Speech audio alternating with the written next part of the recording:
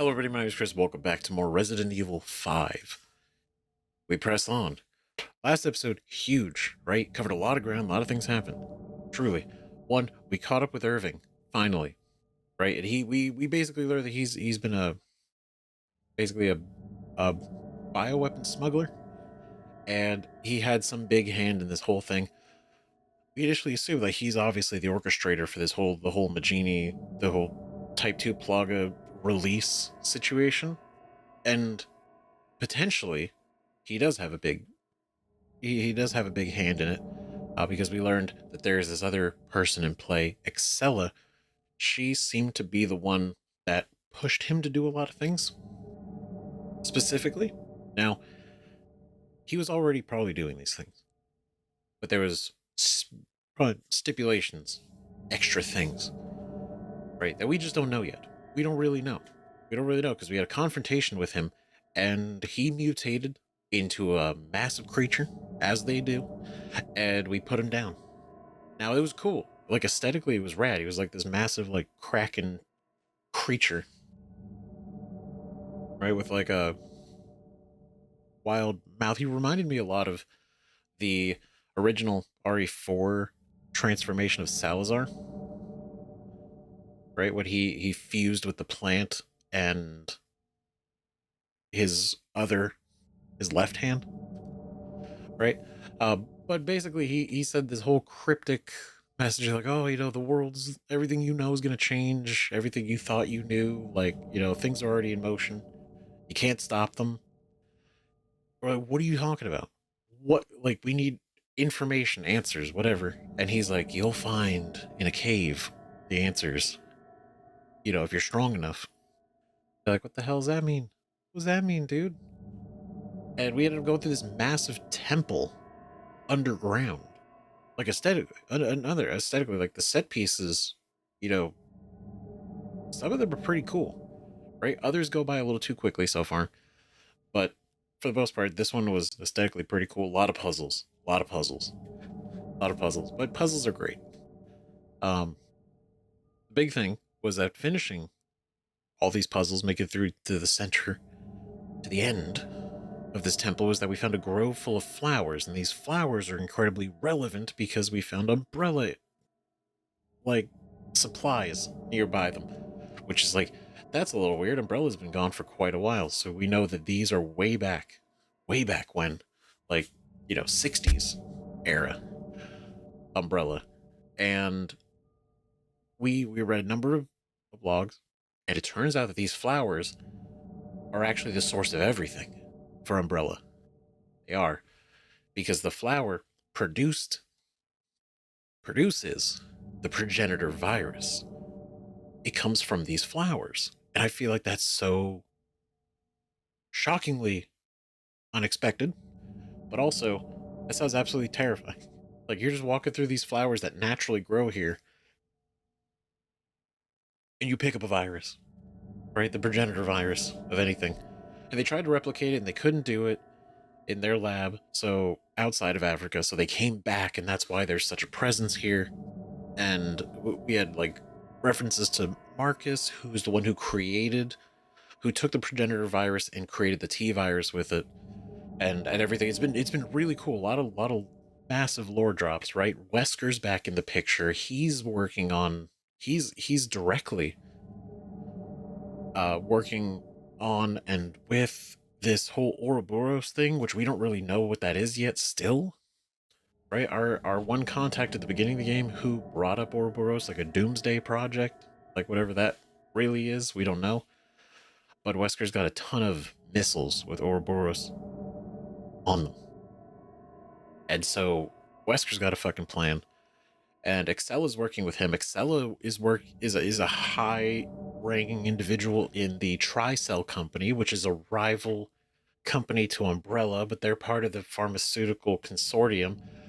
That we've learned so much. I feel like I don't want to go repeat every single bit of lore that we've talked about, but it is a lot, and it's really interesting.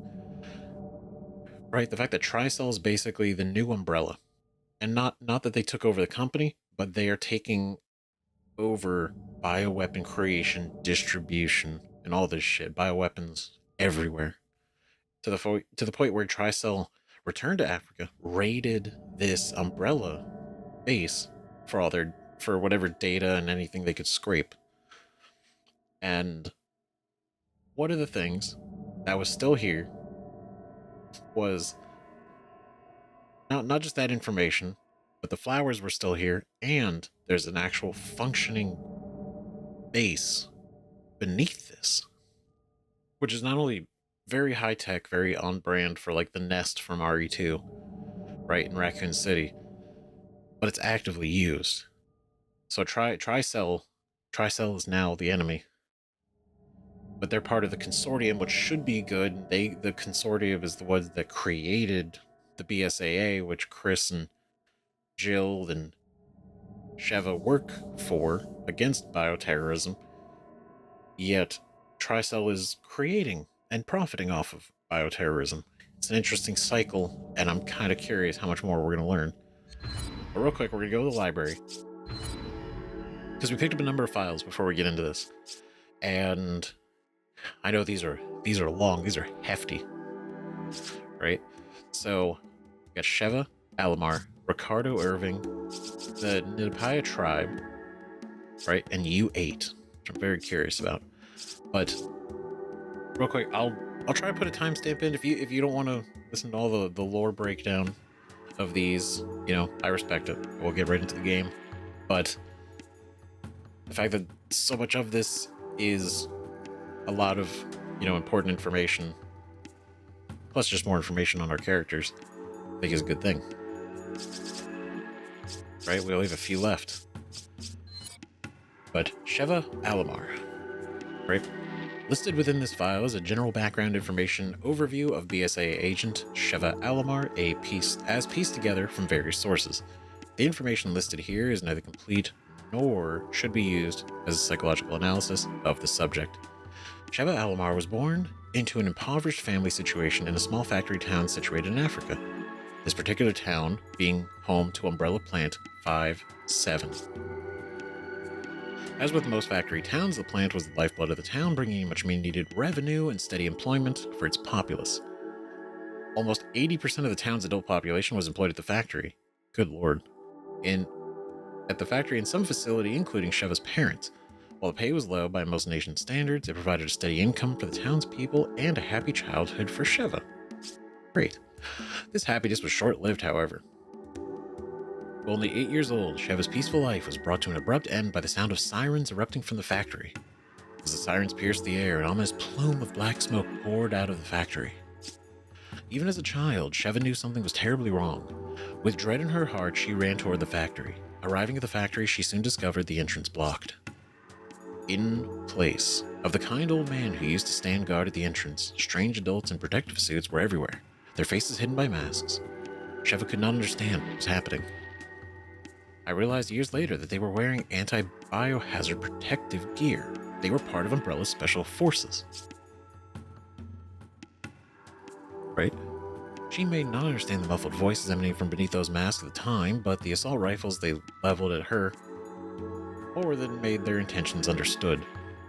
The country was not a very stable place to begin with, and near her town resided members of a large anti-government guerrilla army. Although only a child, Sheva knew all too well the violence that often accompanied those with guns. Damn, so they sent, maybe not directly Hunk, but the Umbrella Special Forces response team. Right, probably the same team that they sent to retrieve the G virus in RE2. The adults in the village that remained were promptly executed by these gunmen. Sheva was spared the same fate thanks to the vigilance of a neighbor who was able to get her back to her parents' home unnoticed. Thus began the longest night of Sheva's life. Crippled by fear, she could only wait and pray for her parents' return. The night passed and a new day dawned. But still, they did not return. As night on another day fell, she sensed a presence outside her home. Unable to contain her relief and joy, she ran to the door to greet her parents. As she swung the door open, crying aloud with joy, she was soon met with disappointment and confusion. For at the door were not her parents rushing to embrace her, but her uncle, with a look of shock and horror painted upon his face. His words crushed any hope she had left. Your parents are dead. There was an accident at the factory. Taking anything of value left in the house, her uncle took Sheva to live with his family, taking her away from the only home she had ever known. Her life with her uncle would be brief. Not only was her uncle's family extremely poor, but he also had 7 children of his own to care for. Even though Sheva was a blood relative, he probably never would have come for her if he hadn't thought he would receive financial compensation from the factory. Damn. That compensation never came. Umbrella never gave out any payments, and soon her aunt and uncle were unable to feed her. Shit. Life was hell for Sheva. Not only was she on the verge of starvation, she yearned to be with her parents again. In her grief, she became fixated on the notion that they were still alive. As the days passed, this belief grew so strong to the point where she could think of nothing else. She knew she had to find them. So one night, as the moon bathed the savannah in silver, she ran away from her uncle's house and headed back to her hometown and the life that was stolen from her. The thought of her parents drove her on. But the expansive savannah is a harsh environment for one so young and small. During her second night, she began to feel the effects of malnutrition. Unable to find food, Sheva soon collapsed. A night in the savannah is not a quiet affair. The sounds of animals plodding along, beasts howling at the moon, insects chirping and buzzing about, and the dry wind soughing through the grass. Sheva considered them all with wonder. She had grown up in a town and was not accustomed to her new surroundings. Through the cacophony of strange noises, Sheva picked up a sound that was quite familiar to her. She heard the low rumbling of an engine and the sound of tires cracking over the dirt. A truck pulled up next to Sheva, and a stranger got out of the passenger side and spoke to her. If she replied to him or not, she couldn't recall. But the man picked her up and placed her in the bed of the truck. The man that found Sheva was an anti-government guerrilla fighter. He provided her with food, shelter, and a place to call home. Unfortunately for Sheva, this good turn was accompanied by bad news. She was told the incident at the Umbrella factory was not an accident, that the factory manufactured bioweapons, and Umbrella was carrying out the final test of one of its newest weapons at the dilapidated factory. The regular employees who worked there were unaware of what Umbrella was actually creating, and they paid for it with their lives, including Sheva's mother and father. After concluding the test, Umbrella took measures to conceal the entire affair. With the assistance of the government's army, they destroyed the factory along with the entire town, effectively wiping the town Sheva called home off the map. Oh shit. So basically she dealt with almost an exact mirrored situation of Raccoon City. Right? Except this was intentionally blown up. Whereas Raccoon City's whole event was kind of an accident, but they still went to cover it up. This was now just the same kind of thing, but all with intention. Jeez. At this news, Sheva was filled with rage. She hated Umbrella and blamed them for her parents' deaths. She hated the government for just rolling over at Umbrella's behest. It was at this moment she decided to join the guerrillas in their fight against the government. Sheva started out by doing laundry, cooking meals, and taking care of other chores. After only a few years with the guerrillas, she was given her first gun. She doesn't like to talk about her time with the guerrillas. Perhaps the memories are too painful, or maybe she's too ashamed of what she did there. One of her main duties with the guerrillas was to go into town, purchase supplies for the group. For 7 long years, Sheva stayed with the guerrillas. By this time, she was a teenager and had spent most of her known life with the guerrillas. Perhaps due to her age, when she went into town, townspeople never suspected her of being a guerrilla fighter. It could be for this very reason that she was the one they sent. It was on one of these occasions, while she was in town, that a man approached her. He looked like a local, but spoke with a strange foreign accent. Handing her a piece of paper and speaking in a hurried voice, he stated, "Read this. If you believe what it says, come to the church in the back alley in 2 hours." After speaking these words, he disappeared into the crowd as quickly as he appeared. Sheva turned the paper over in her hand, and her eyes were drawn to one word: Umbrella. It was the same pharmaceutical company whose selfish aims took her parents from her. If that incident had never happened, perhaps her life would have been different. The message on the paper said the guerrillas were planning on using bioweapons to conduct a large-scale terrorist attack that would overthrow the government. Umbrella was going to make a deal with the guerrillas to provide them with the bioweapons. The man wanted Sheva's help in stopping the deal from going through. At first, Sheva thought it was a government trap, but deep down she knew the notes spoke the truth. When asked how she knew, she had this to say. My country was strongly influenced by France, and many government officials spoke in a French patois. But this man was different. I couldn't place his accent at the time, but somehow I knew I could trust him. Sheva followed her instincts. She went to the church and met the two men there. One of them had given her the note earlier. The other wore a suit with no tie, said that he was from the US government. What the man in the suit wanted seemed straightforward enough. The apprehension of the representative from Umbrella. From what he said, this particular person held the key to causing an irreparable blow to Umbrella, but in order to arrest him, they needed Sheva's help. As long as they got their man, they wouldn't do anything to her or her fellow guerrillas. Even if they did not succeed in arresting the man in question, they promised not to turn her or her companions over to the authorities. The man in the suit's offer seemed credible, but could she betray those who'd been like a family to her?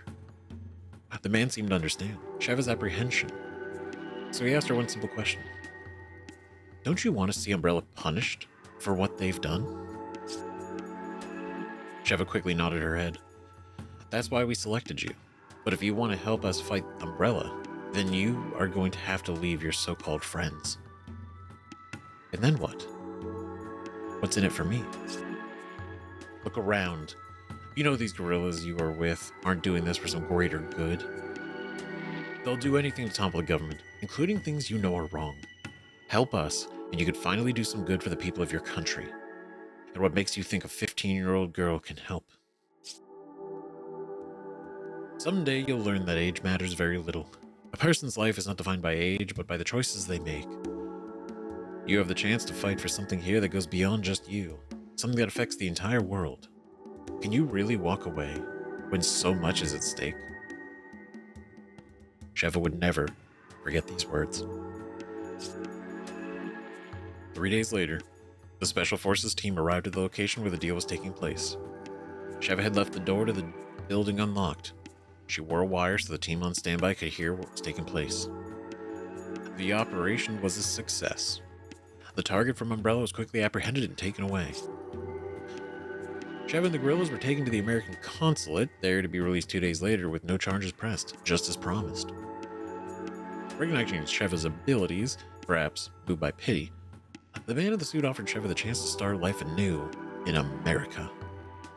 With nothing left in Africa for her, Sheva decided to take him up on his offer.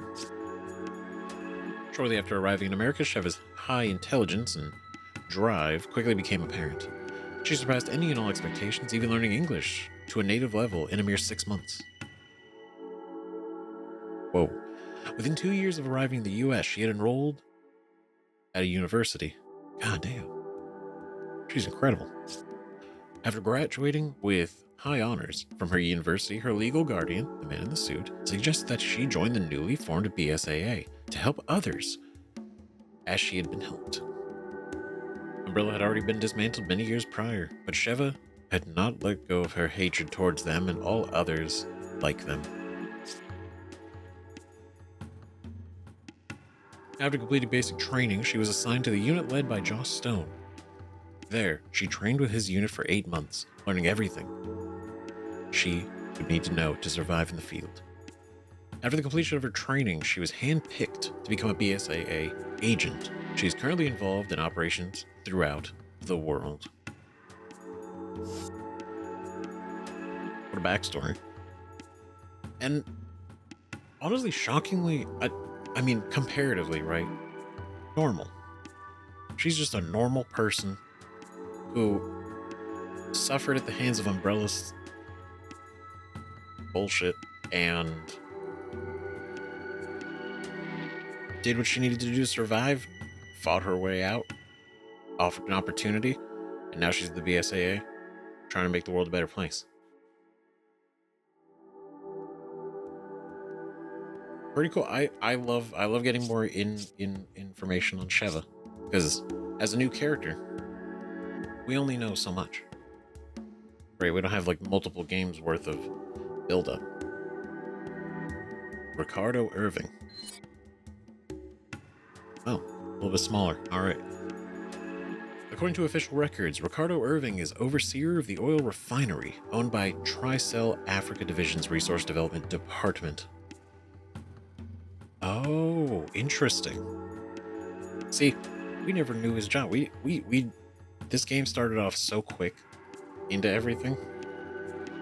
So he's an overseer at the oil refinery for Tricell. Got it.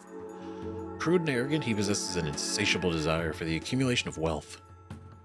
It is these traits, along with his unique resourcefulness, that have most likely made him Tricell's ideal agent dealing with selling BOWs to black market individuals.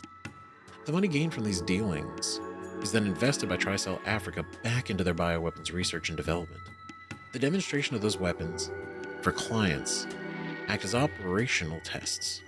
Given the degree of Irving's involvement, it is believed that he is one of only a handful of people that know the full extent of Tricell's bioweapons business. Irving's activities and their connection to Tricell, however, have been carefully kept under wraps.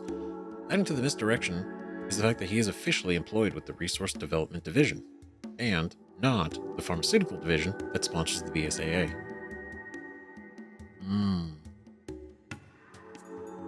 Strategic placement. Tricell is a conglomerate comprised of shipping, natural resources development, and pharmaceuticals.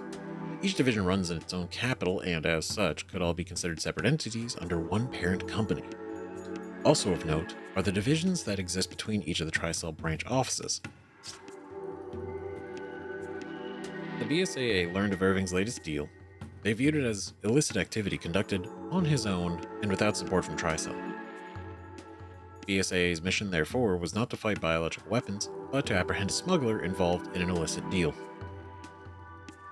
Oh. Irving was able to exploit that misconception to the fullest. God damn. Irving was informed of the BSAA's mission and changed the location of the deal to a mine outside of the Kijuju Autonomous Zone, KAZ. When a BSAA team arrived at what they thought was the deal's location inside the KAZ, they walked into a trap. Before the team even arrived, the improved version of Las Plagas was released upon the populace of the town, transforming most of them into a genie. Yeah, so none of this was... Everything that has gone south was all planned, all prepped. Trapped. This intel was acquired by Alpha Team and later confirmed by the data recovered by the backup team, Chris Redfield and Sheva Alomar, prior to Irving's deal. It appears that a sample of the Uroboros virus... What? It appears a sample of the Uroboros virus was also released upon Alpha Team's arrival and was responsible for the termination of Dan Chance Team. There's an Uroboros virus? Wait a minute. We're just gonna say that? So wait a minute. So is that what the termination of the team? That's what all the black goo. So that creature specifically isn't part of the Plaga, right? It's not like an evolved version of the Type 2, maybe not even Type 3. It's a different virus completely. The tentacle worm guy. I don't really know. It's kind of like a lot of moving parts, but Uroboros virus. Okay. Irving did not take into account that the Uroboros would be engaged and defeated by agents Redfield and Alomar, nor that a hard disk and its data would be seized. The data obtained from the hard disk allowed the two agents to proceed to the actual location of Irving's transaction, the mine. When confronted with the reality of his plan had failed, Irving was forced to take the following actions. First, he contacted his partners in the transaction and requested them to delay the deal, at which point he went to the mine to retrieve any documents and materials relevant to the transaction. It was at this point that Redfield and Alomar found him. However, it was obviously a backup plan for just such a contingency.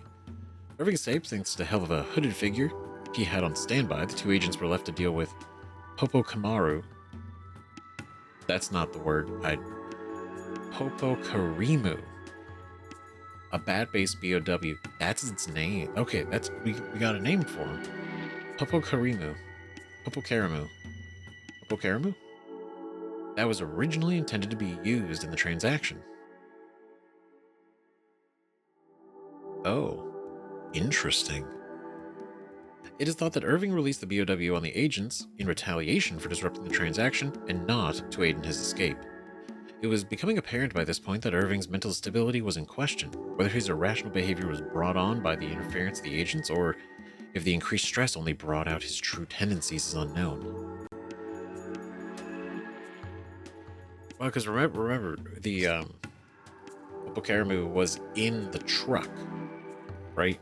And like, it seemed like he sent the guys drive it down. They were probably going to do it. They crashed. It was released. We now know that it was released intentionally and not by accident, right? And so it was going to be used in the transaction, and he said, "Fuck that! Release it to kill these guys." So he kind of screwed up some of the deal too. I like that it acknowledges that, right? His mental stability. Irving's situation, however, would digress even further. After escaping from the mine, he was soon discovered by Captain Josh Stone's Delta team inside the KAZ. In order to escape, Irving unleashed Indesu, confirmed to be based on the El Gigante. It might be pronounced Gigante, but I've said it so far Gigante all the time, so I may be wrong. But the El Gigante BOW used in Europe. So that's... I mean, we fought him, which was cool. It was kind of disappointing that it was only one so far, and it was with a turret and not actually like a fight. But I digress. His name was Indesu. It was all part of the plan. It was all part of the plan to basically either sell those, right? These two BOWs, but so far he's released them against us. So he's like fucking up their plan.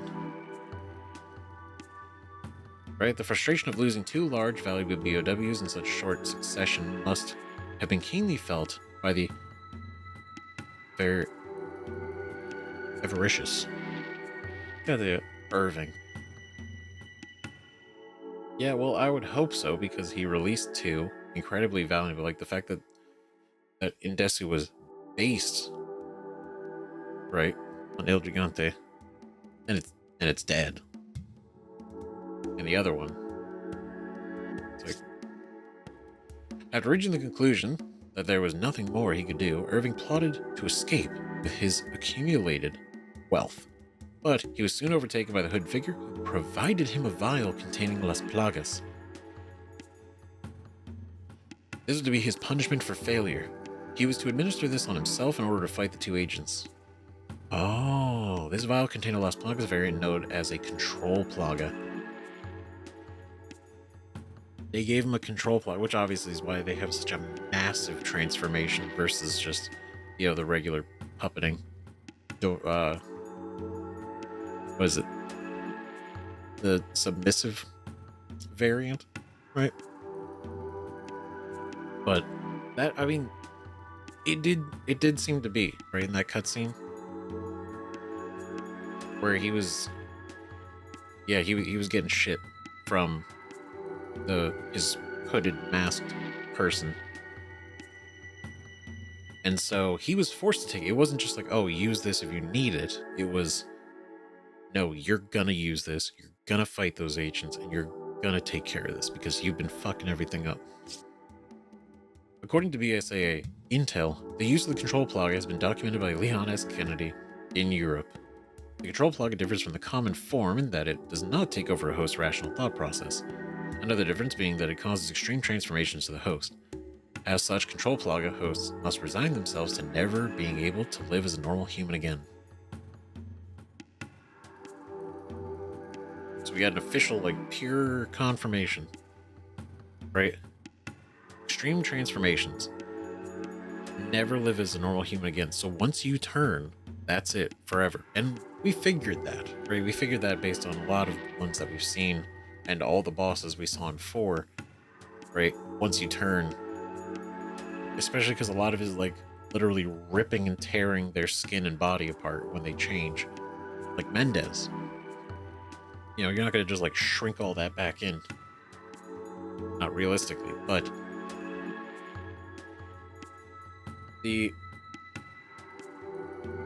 it's interesting that we at least get a confirmation. It's like they're done. Once you turn, transform, that's it. In a last-ditch effort, Irving detonated the oil refinery, but unfortunately for him, the refinery was virtually dry at the time, thus limiting the size of the explosion. Idiot. His hope was that he could destroy all incriminating evidence and kill Agents Redfield and Alomar, so he would not have to resort to using the Control Plaga. Foolish. Irving was left with no choice but to administer the injection to himself, at which point he underwent an immense and rapid transformation. But even the power he gained from that transformation did not avail him, and he met his end at the hands of the 2 agents, with his own boat, by the way. Right? The crazy thing is, if he didn't have such a well-equipped vessel for us to fight him on, he probably easily could have taken us out. But no, we used his own machine gun riddled boat to then riddle his body with bullets. Fascinating. Okay, and then the Nidapaya tribe, right? We've heard this was the whole thing. This was the tribe that Spencer, Marcus, like their whole research team, when they discovered the progenitor virus in the flower, the progenitor flower, as it's named, is they were fighting off attacks from these guys. And I've been wondering what exactly who is the Nidapaya. So the Nidapaya reside in unique wooden structures in the wetlands. Their advanced architectural techniques are used throughout the world to repair and maintain many damaged ancient ruins. This is how the world at large knows of the Nidapaya. Alright, cool. Nice. The Nidapayas possess a secret that they do not wish to share with the rest of the world. That the ancient ruins of the Nidapaya kingdom reside beneath their land. In ancient times, the surrounding lands were all under the control of the sovereign Nidapaya kingdom, and the city of ruins was the seat of that monarch.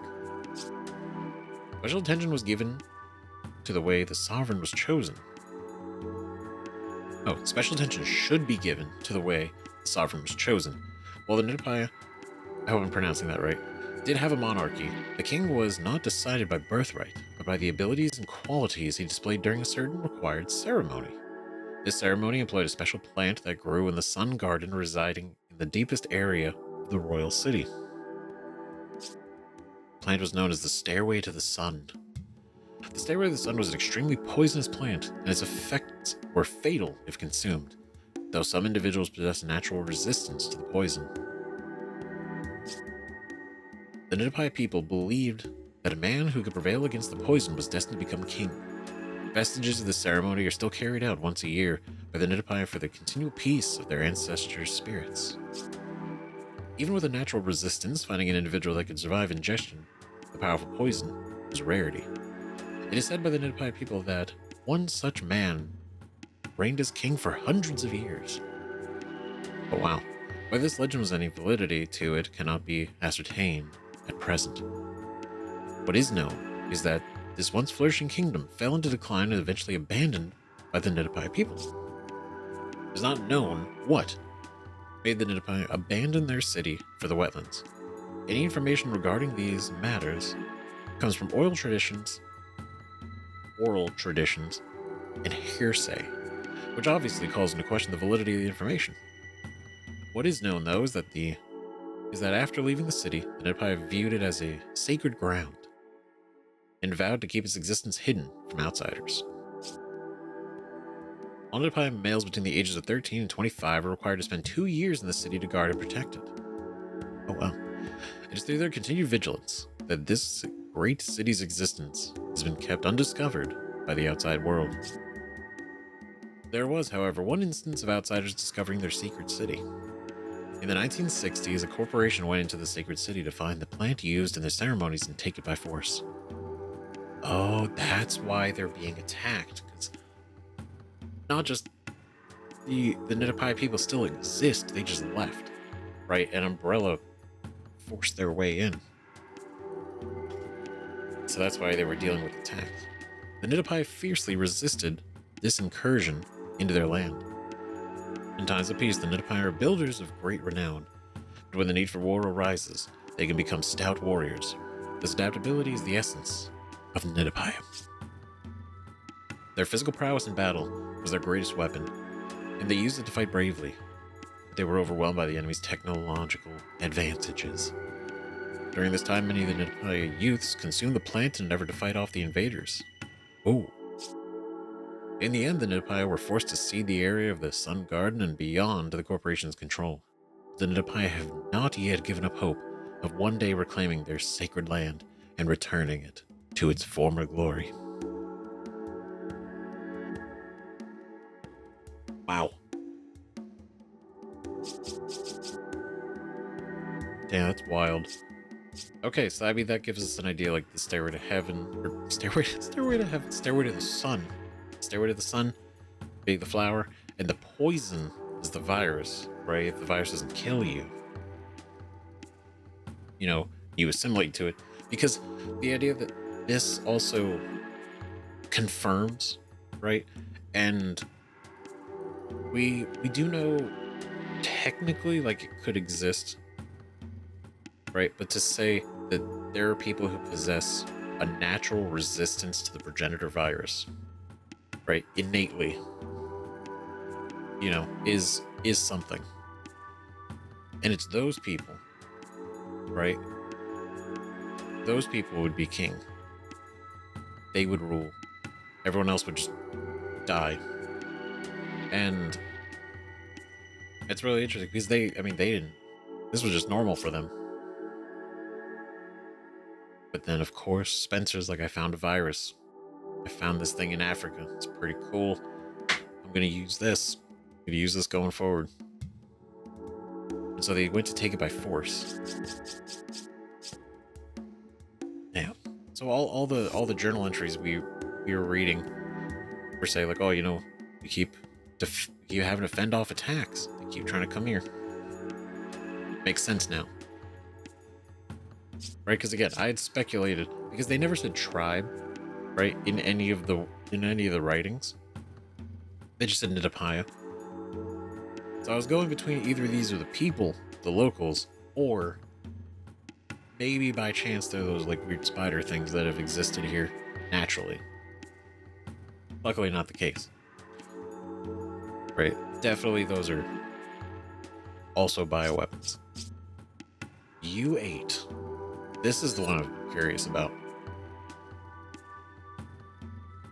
U8 is the name of the bioweapon born from a weapons development project involving Las Plagas. The creature is comprised of the refined DNA of multiple organisms, specifically the DNA of shelled organisms. The alterations to this aspect of the creature is reflected in its dark coloring. Fascinating. So it's multiple shelled organisms they basically just like smash together DNA-wise with Las Plagas. The carapace has an unparalleled durability and was shown to be resistant to a direct hit from RPGs and tests. So that's why we were able to damage it at all, except for the little exposed parts. This gigantic creature has another special feature in its design. U8 is some tens of meters tall, and its pincer legs are over 3 meters in length, which it uses as a weapon in close combat. These pincer attacks are not especially quick, but they are powerful enough to pierce the armor of a tank. Oh shh. flying BOWs resided in the part of U-8's abdomen, originally intended for the maturation of eggs in an unaltered specimen. These flying BOWs are not larval U-8s, but completely different creatures entirely. Yeah, they didn't resemble anything like them, so that makes sense. In a close quarters one-on-one fight, U-8 is an overwhelmingly powerful adversary, but when it has to combat more than one opponent, its large size becomes somewhat of a liability. Its considerable bulk also makes it vulnerable to long-range attacks. To compensate for this weakness, it uses the flying BOWs in much the same way an aircraft carrier uses jet fighters. Some would consider U-8 an impeccable fighter machine, but it does have its flaws. U-8 size can be a detriment because it requires massive amounts of sustenance to maintain functionality. As such, U-8 is not suitable for long-term assignments. According to Tricell's business information, U-8 is most effective as security for a facility or when used in attacks for a limited time. Before it can be used in an offensive attack, consideration must be given to the means of transporting U-8 to the destination. He's massive, he is an organic creature, he needs to eat. He needs to be fed. You know, so you don't go... You just like drop him off in a city and be like, you know, let him go. There you go, buddy. Also, U-8 is designed to reach a large size very rapidly, and this breeds imperfections in its carapace. These imperfections are limited to a certain area of the carapace, but a direct attack of this area will severely damage U-8. Even with these flaws, U-8's functionality, combat effectiveness, and relative ease to control have made it popular in the bioweapons market. I mean, he does look cool. Records indicate that Ricardo Irving has sold a multitude of both the original U-8 and the upgraded version, U-8 Prime, which has a multi-layered carapace for extra defense, along with shell covering formerly exposed areas. What the fuck? Sold a multitude of both. So these are out there in the world already. Like we know BOWs, you know, have been popping up and everything, but when we get this specific example of U-8 and how massive it is, right? It's huge, it's dangerous, you know, and to be like, yeah, he sold a bunch of them. God. There were plans at one point to design a lighter, faster U-8, U-8 Lite, that could maintain functionality for longer periods of time, but this would result in a significant downgrade in its defensive capabilities. This plan appears to have been scrapped. Chris Redfield and Sheva Alomar reported imperfections in the carapace of the U-8 they faced, so it is suspected that it was one of the original models. Note that the U in U-8 does not stand for Uroboros, but for Ultimate. Good to know. Ultimate 8, right? So I'm assuming 8, maybe 8 shell-based organisms, right? Because it makes sense. Because I was initially like, okay, he's like a spider. It looks like a spider, but it definitely lines up more like a crab, right? Crab, shellfish, lobster, other various shell-based creatures. It's very interesting, right? The fact that we had to throw grenades in his mouth, and that's what blew his head open, so we could actually kill him. Because outside of doing that, there was nothing really we were doing to damage him. He was too solid. But here we go. Chapter 5-2, Experimental Facility. Alright, we're back in. Now, aesthetically, absolutely cool. Always cool to see the lab areas, right? It's all very shiny, new, and upgraded. But the fact that that they've both the roller coaster for Jill, right? Finding out of nowhere that out of the game, somewhere else, like in a cutscene, right? We see that Jill's killed, dead. And it's like, oh yeah, Jill's dead, by the way. Major character in all of Resident Evil, killed off screen. Absolutely crazy to do that. And then to be like, oh, she might be alive, maybe. Oh, that's like, oh, this is her picture. Oh shit, really? And he's like, it looks like her, but I don't know if it's actually her. It's like, okay, so like it maybe these. Oh, I heard a rumor that she could be alive. It's like, oh my god, is it? And then we come here and we open up the pod and it's empty and it's like, fuck. So she was here at one point, and I mean maybe she's dead, but then it's like, well, Excel is not being very clear, so she didn't say no. Because why would she wouldn't want to lie to us and be a liar? That wouldn't be very good. So it's been quite the roller coaster with this whole Jill thing, and yeah, the fact that Jill's a blonde now due to basically being here, locked in storage, essentially. Nice. Okay. You grab it. Okay. You can have that. I'll take the money.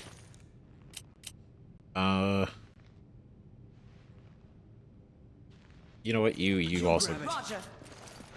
go for it. Right, I feel like that's important. Because I have the grenade launcher. Which I feel like counts as basically like 2 guns. Ooh. Alright. Not looking great.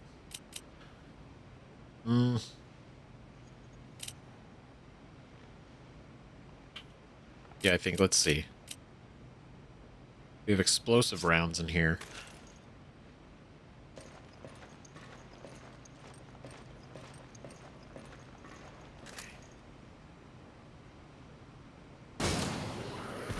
Oh, wow, this was straightforward. If we stay here, we're just asking for them to attack. We should hide. Okay, I thought that it would lob it, you know, like a grenade launcher would. That's just like it's like a straight ass shot. So definitely similar to the Take it. Okay. old school one.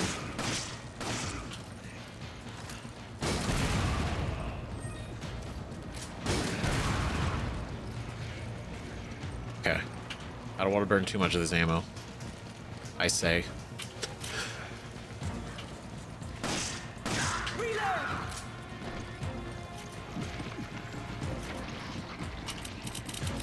Okay, let's see. I want this. I will trade you for a grenade. Okay, thanks. Great. Sick. Alright, there's ammo over here. You grab it. Roger. I'm not really relying on the handgun right now.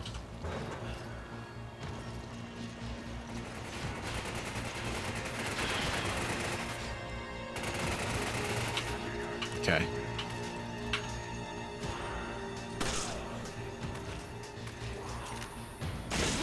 There we go. Where's the rest of you? Alright, I see you. Oh, come on. Come out.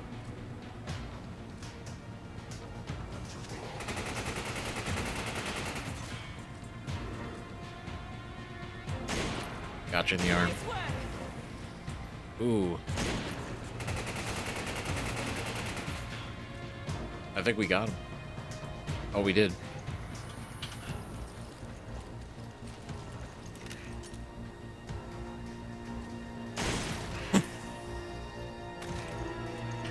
Hello. Excellent work.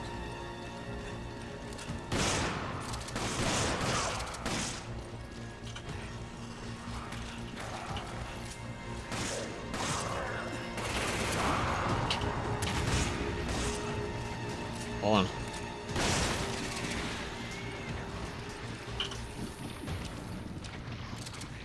Great. Okay, we'll pick this up. Not bad. Not too bad. Still a lot of them. Take it. Roger. Yeah, you're using that so much. You grab it. Roger. Just go ahead and keep it all. Do You this. grab Okay. You pick that up. Okay, herb-wise, let's go and...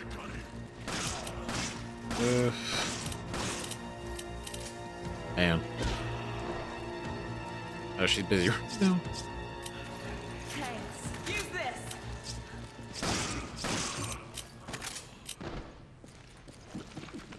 You grab it. Okay. Okay, cool, yeah, hold on to that one. I was like, shit, how do we do this? I like that she hands me stuff, right? Saves me time. Saves us time. Come on. Okay.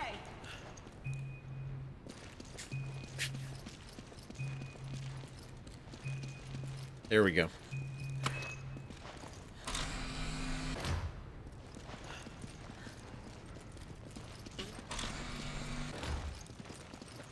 Right, I know we're not done with this yet, but I'm very curious, and don't tell me if it is. We'll find out. You grab it. Okay. If they continue this whole partner thing in RE6. Oh.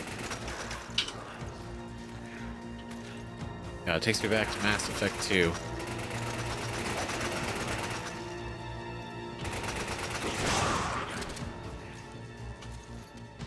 Bit of a reload. Bro. Oh, my eyes and ears.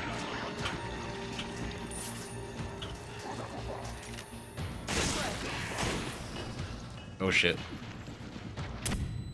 Oh god, not again. Okay, just don't move. Got him.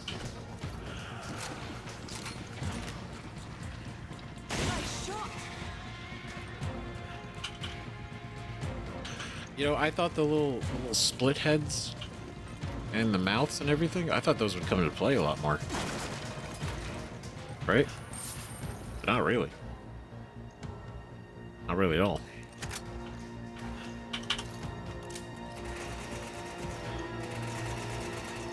Oh, there he is.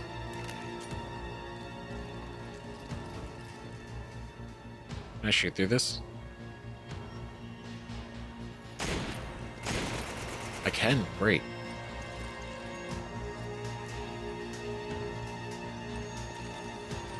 Alright, just trying to be smart. Every now and then. You grab it. Okay. Alright, cool. Nice work. Hell yeah. Very cool. Easy. Easy peasy. And now it's quiet. Nice and quiet. Oh, a lot of these.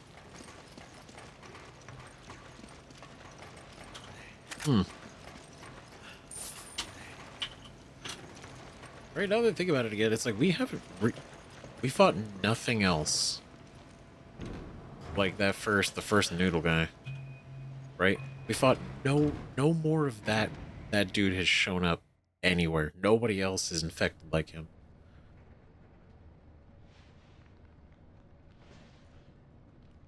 Uroboros has been murdered. Make sure to take care of it before we leave. Don't worry. The research supply is almost ready. You know that voice. It's Excella. Not being handled, Albert. I'm looking forward to it. Albert. What? How are you holding up, okay, Albert?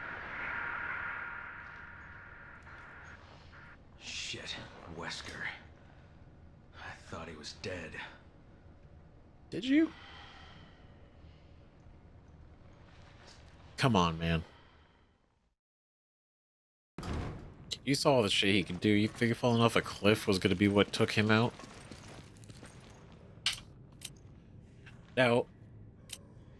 okay, so we already have that. There's... yeah, we are full.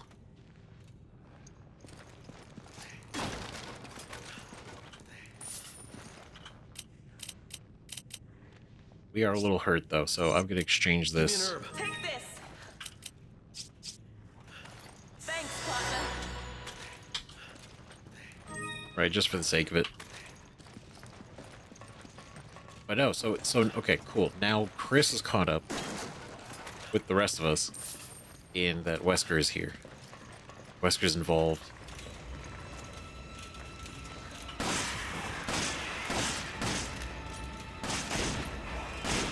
Right?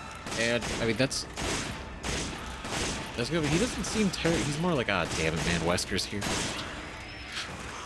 Like, he's not actually, like, oh, shit, Wesker's here. Oh, no. That makes this so much worse.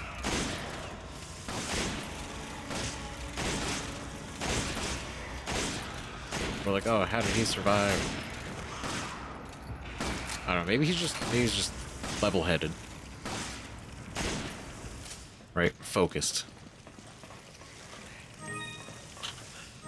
He's like, why worry about that right now? Take the information, roll with it.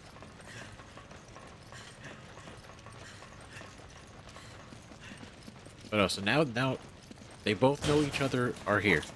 I think that's great.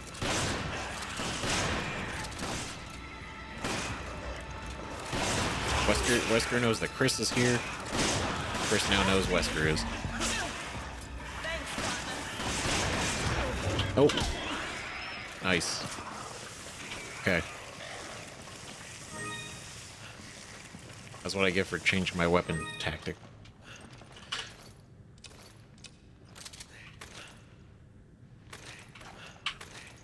Okay. Ew. I feel like eating that's a bad idea. But I wonder if we can throw it. Oh.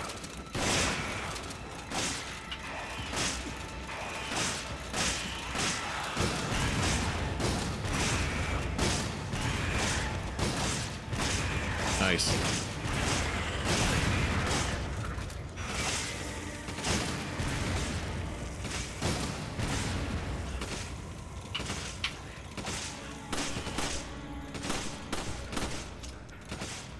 Shit.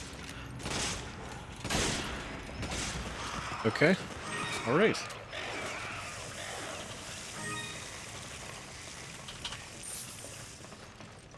Not too bad. Not too bad. That was, I mean, that was a lot of grenades. That was a lot of grenades, but...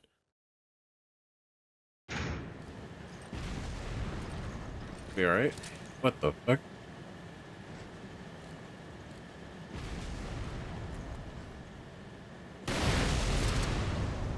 Are these just being conveyed into a furnace to explode?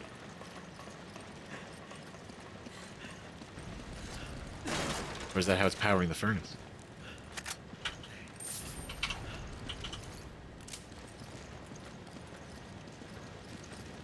Oh, okay. Got it. We're gonna have to play. We have to be a little careful.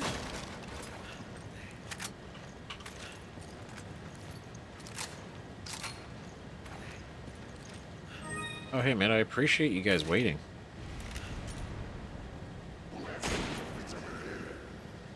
Come here.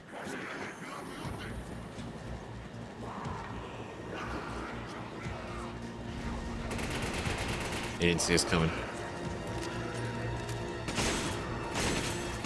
Ooh. Armored helmets now.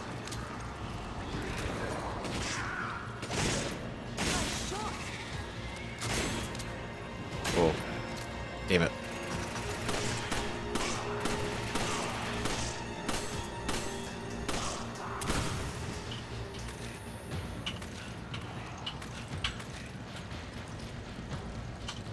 Right, You grab it. Okay. okay, here's what we're gonna do. Oh my god. Okay.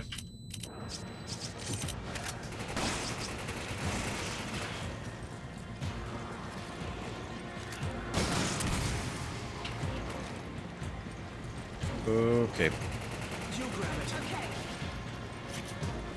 Alright, we gotta go, we gotta move a little bit more.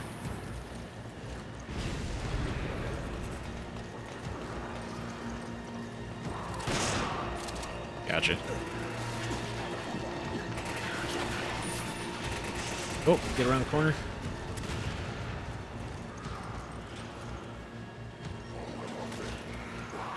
Okay, I'm a little bit low on ammo.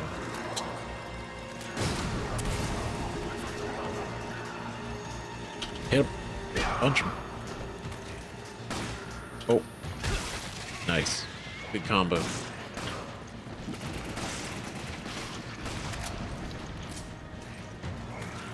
Okay, reload. Oh, 10 is great.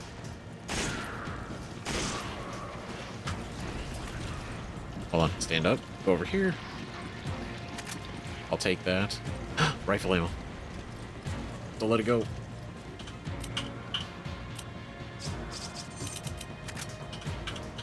Oh, okay. I like panic switch. Oh, watch out.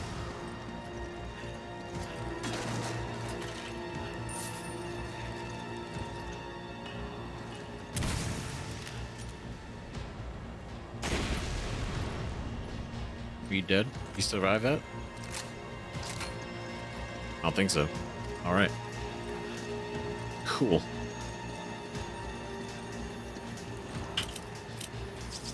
Hold on. Fine.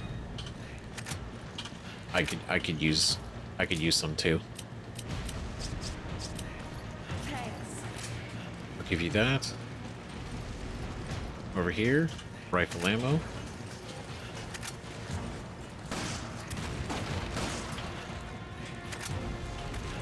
Okay, reload.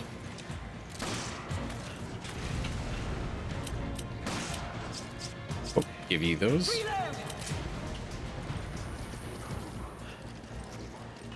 All right, pretty good. Pretty good. We've recovered some of our ammo. That's nice. The hell are you guys? We're done? Okay.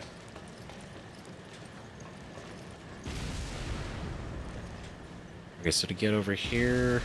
Okay, so we got to start walking on the belts. That's what this is now. Okay. Dangerous. Looks like we have to go this way. True.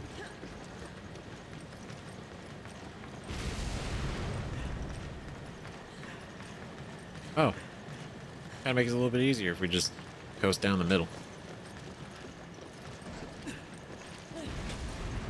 Not bad. What's this do?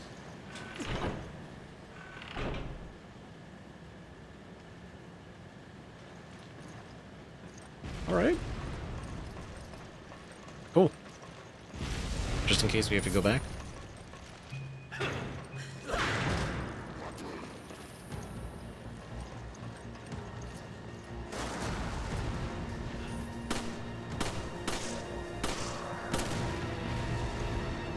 Alright. Cool. Okay, let's see. Roger. You grab that. I'll grab the herb.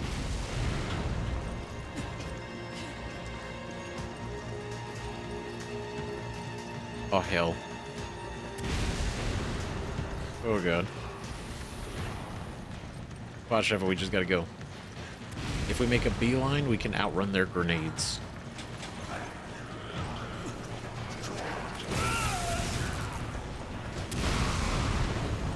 Oh. Idiots. Got your own guys. Okay.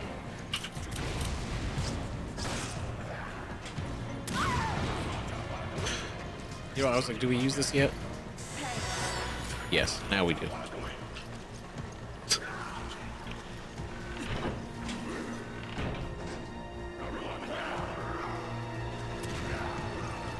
Alright, let's go, go, go. Right, they're just causing trouble. They're just gonna take our ammo for no reason. Can't even reach them for stuff. Take it. Roger. Okay, what do you have that I would like? I need ammo. Take this. Okay, then... Let's see, I'll give that back. Thanks. Alright. Cool. Anything else over here? Another case. Pick up the grenade. Ooh. AR. Machine gun. SIG 556. Yeah, we are all full. Give me a grenade. Use this! Okay, hold on. Thanks. Give me a grenade. Use this! Take it. Roger. There you go. You have that. Enjoy it. She's got 2, though. So hopefully she makes choices. Here we go. Regarding the mutant organism found in the facilities. May 6th. A fire broke out during the test for unloading Uroboros virus onto the missiles. Okay, so we basically do learn Uroboros is the name of a virus. It's a special type of virus. Right? This required a temporary level 4 BL4 quarantine for the immediate area. It's been 5 days since the area was put under quarantine. There have been reports of an animal undergoing a strange and rapid mutation. Eyewitness accounts indicate the creature possesses a very hard epidermis. No viral cysts related to Uroboros have been reported, however. I speculated that we were dealing with something that has been influenced by the Uroboros virus, a rare occurrence to be sure. Perhaps tomorrow I will put together an investigation team to procure a sample of the specimen. May 12th, the next day. I sent a lightly armored team to investigate the sightings of this strange creature. Unfortunately, another team had to be deployed to retrieve the corpses of the first team, which had been dismembered by something extremely sharp. There were also multiple stab wounds that appeared to be made by a giant spear. Oh. Interesting. Trace amounts of a particular chemical substance were detected on the eyes of some of the corpses. What kind of mutant organism we are dealing with is still unknown at this time. According to the initial investigation, we could be dealing with a new type of BOW. Based on the creature's style of attack, I have codenamed it Reaper for the time being. Great. Fuck. Of course, more data on this creature is still required before a thorough analysis can be submitted.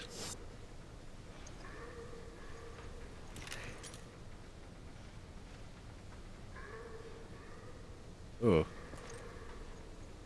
Oh god, yeah, I just realized. This is what they're doing. So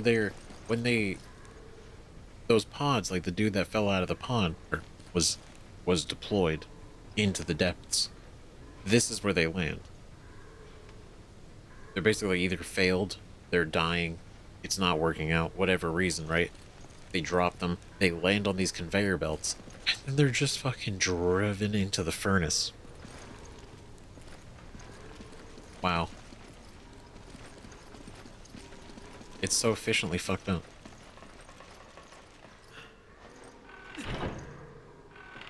Power's out, there must be a way to restore it. Great. Oh, that explains why that conveyor belt isn't moving. Okay. What the fuck? Alright. Okay. What the hell?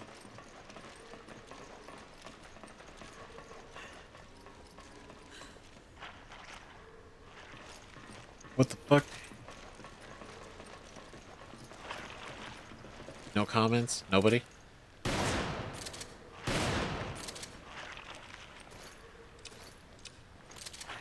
Alright. Disgusting. Concerning. Take it. Roger. Is this like the, whatever, I guess Reaper? We'll call it Reaper until we get another name. Oh, shit. These are the missiles. Some of them. 2 of them. Missiles? Why would they need these, do you think? Maybe they're planning to start a war. Jeez. So these are just full of Uroboros virus. Try so. It's wild to put your company name. It's wild to put your company name on the virus missile. You know? Really kind of affects the plausible deniability. Crazy. But yeah, I guess that's another thing. And I know I said it last episode. It feels kind of weird how we can read the files and they directly tell us certain things, and then like, loading the virus onto the missiles, and then immediately as we walk around, it's like, missiles? What are they using these for? It just feels like they're weirdly disconnected a little bit. But I mean, it's not like a huge deal. Just a little strange. Feels weird.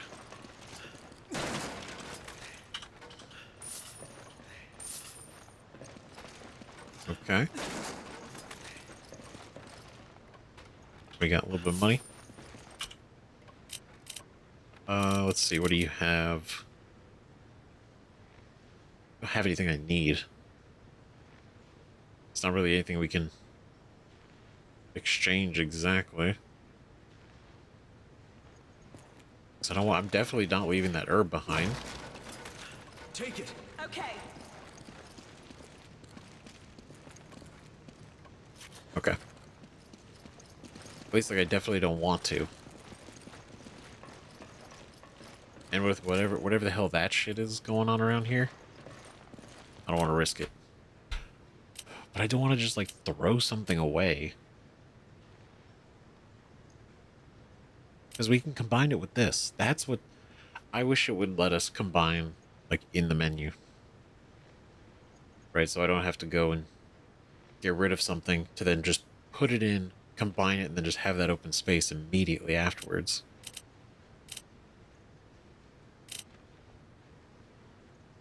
Okay, here's what we do. Give me a grenade. Use this. Right, I don't like it because I like these.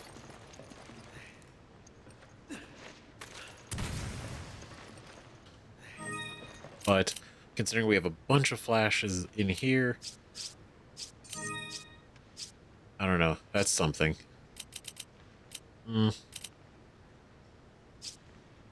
Give me a grenade. Take this. Okay, I owe you one. give that to you. No, we'll keep that there. Okay. All right. Okay. Now we can turn the power on.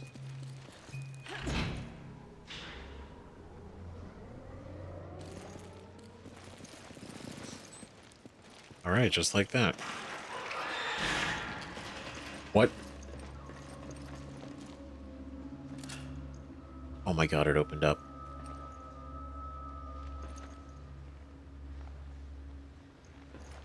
The fuck?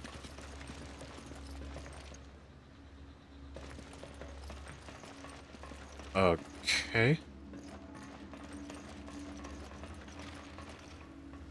I hate that. It's like an upside down alien's egg. Oh, come on, like it... The dripping...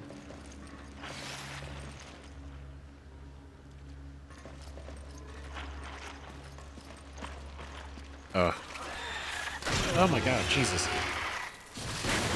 Whoa. What manner of beast is that? Is this it?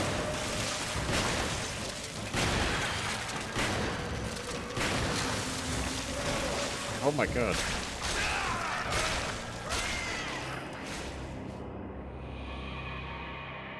Okay. That was insanely fast. I didn't think it would be as sturdy as it was. But I guess understanding that this thing is this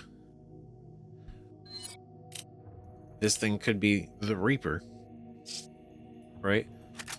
Then that totally makes sense. Because they did talk about its incredibly strong carapace.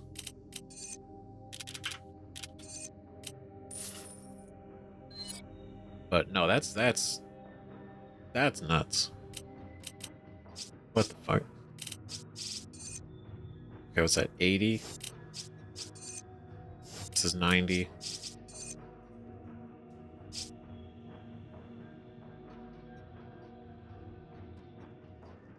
This is probably.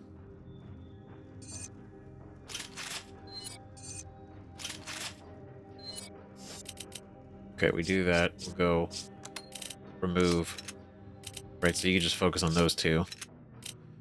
Then first I'll remove these.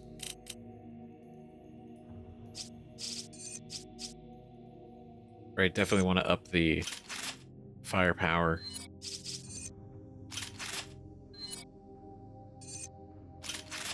Okay.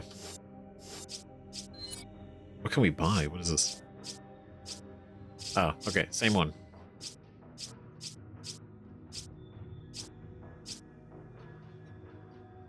Oh, I wonder if acid rounds would work on them a lot better. Interesting. But no, so now we know there's 3 of them potentially that we're going to deal with. They are super sturdy. Right? Don't engage directly. I was expecting to be like the Novistadors. Kind of like a little sturdy, but you know, a couple shots take them down. This is not that. This is way.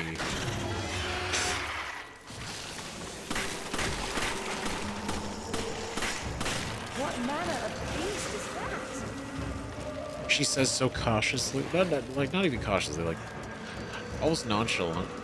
What manner of beast is that?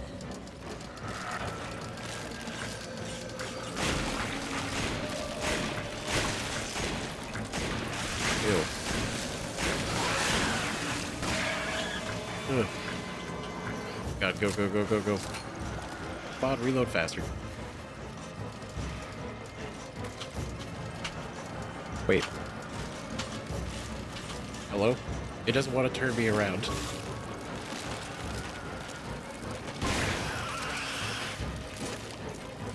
Oh, there it is.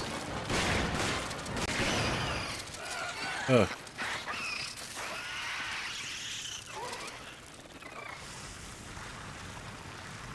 Like, it's kind of a shame it doesn't stick around so I can, like, stare at it. Observe it, but... It seems to be that's the case, that they were just, like, bugs in the facility that just ended up being, like, casually affected by Uroboros. And now they're, like, massive, juiced up, and... That. Great. Of course. Yeah, because they're obviously never against, you know, experimenting on animals, critters, crustaceans, right? Things with carapace. Always have, always have. But when it's accidentally made, that shit usually turns out to be a special type of fucking crazy. Okay.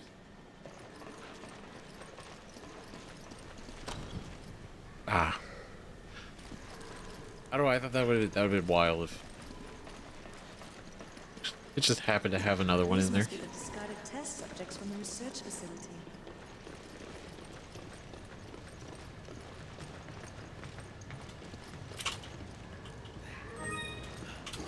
Nope. Sheva, don't go in there. Don't do it. So we're gonna had a necklace. Oh my god. I don't blame you. However, oh, I would request that you stop. Don't do it.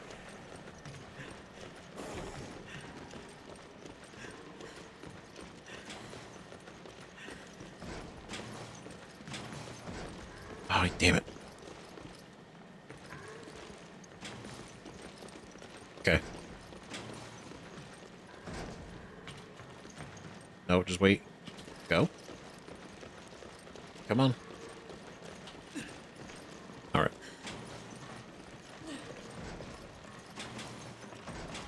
Jeez. Rifle ammo for me. Okay. Handgun for you.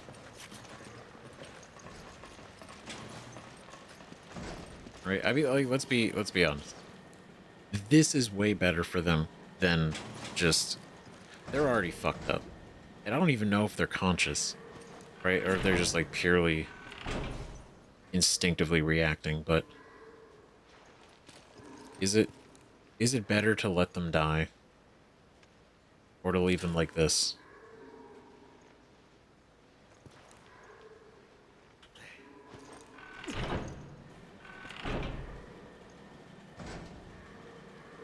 Right, because if we don't do this, I feel like they'll just be trapped, stuck. Hmm. But then it is burning their evidence.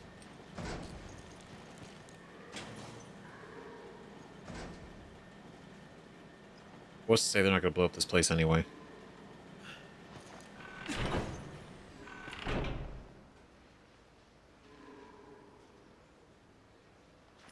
You know what? Yeah, just in case.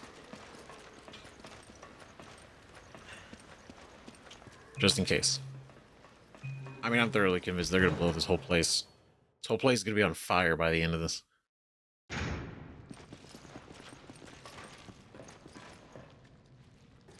Oh shit. Black goo. God. Startled. She startled me. Okay, so this is the same black goo that we saw at the beginning that took out the team. Ooh, flame rounds. Take it. Okay, Love to see flame rounds. You grab it. Roger.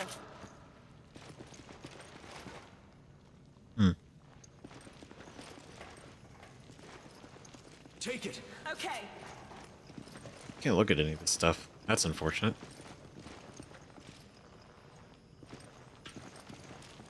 Okay, well, this seems like a big deal.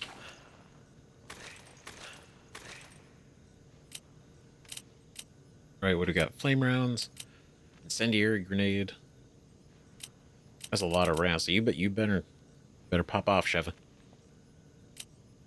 I don't think.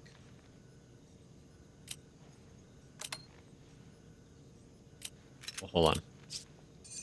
Give me a grenade. Take this. I'll exchange for the grenade.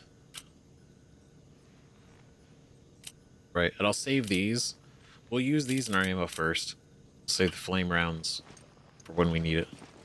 Come on. Roger. Oh, there we go.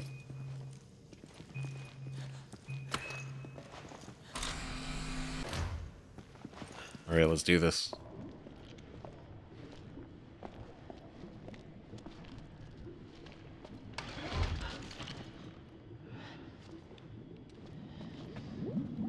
Ooh, they are like little worms.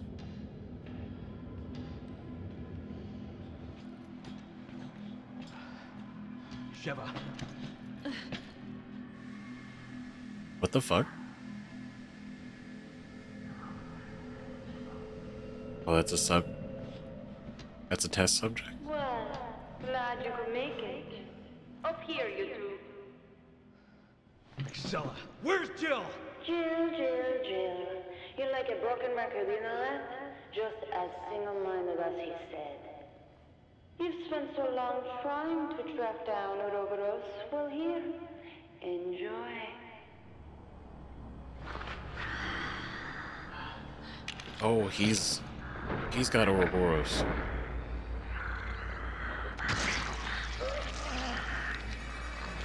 What the fuck? Like, obviously noodling. The Uroboros is a new DOW, and you're planning on selling it to terrorists. Good guess, but no. While it does resemble the BOWs based on the progenitor virus, I have no intention of selling it to terrorists. Then what are you using it for?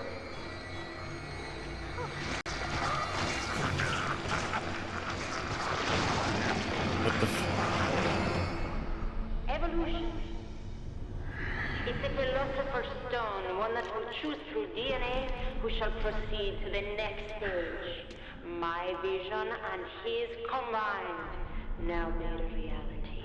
Evolution? What are you talking about? Oh, you'll find out soon enough. Everyone will. Evolution. Too bad. Looks like he wasn't worthy. Only the chosen ones are fit for the coming new world. Oh.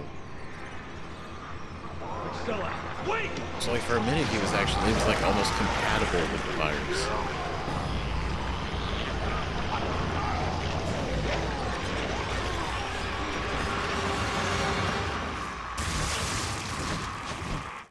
Oh god. Whoa, he's huge. This is... What the fuck?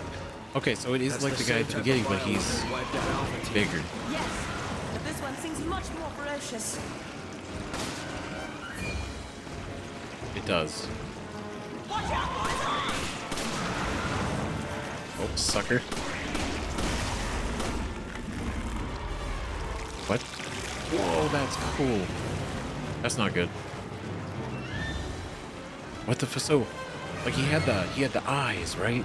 He had like the Witcher eyes. Just fucking.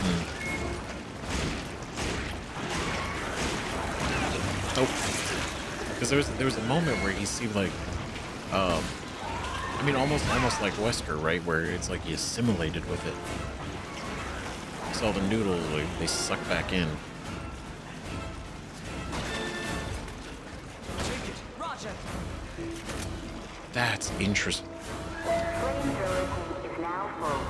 Alright. Alright. Okay. Here we go. Come on, Roger. Cool. Flamethrower. Love that. Okay, tinny grenade, first aid. Okay, noted. That's good that these are here. Oh, he's quite the ways away. Okay, so what if I do... If we do this first. Come here. That's it! That's the sweet spot! Ew, it's a little fucking...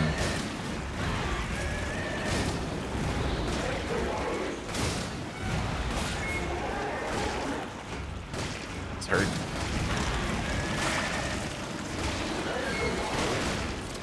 Oh. Get him.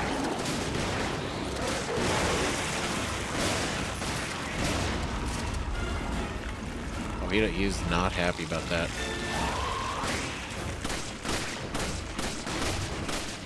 Yeah, I was trying to shoot past him. Can I pick this up? I can. Let's go. It's up to you! Burn that son of a bitch! Hell yeah. Refill fuel? Okay, not gonna lie, this is actually pretty sick. Come here.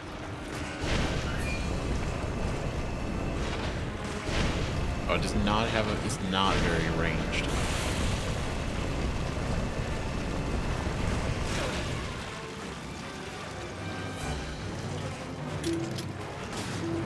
Okay. You know what, that's fine. Take a second. Nope.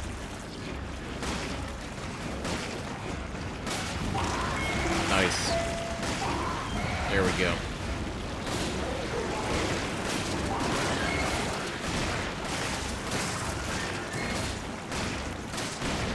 It's okay, so we gotta talk about what the hell. She was spouting off that whole time.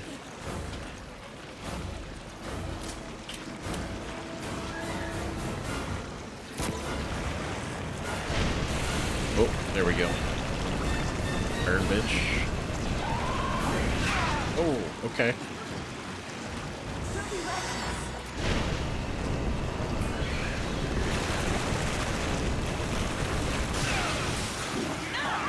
That makes sense now. Definitely makes a lot of sense why they gave us those incendiary rounds in the room before. That's wild, though.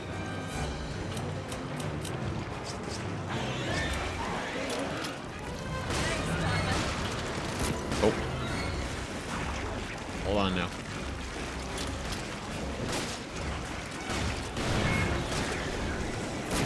Oop. There we go. There we go. Cooking him. He doesn't like it. Okay, we're gonna have to refill this bad boy again.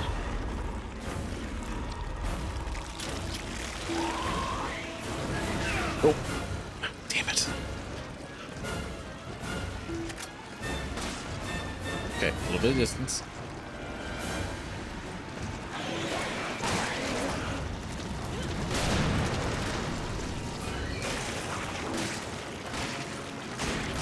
Oh, there we go.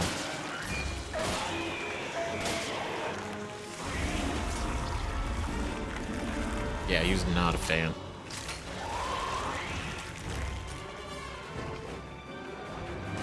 Guy's so gross.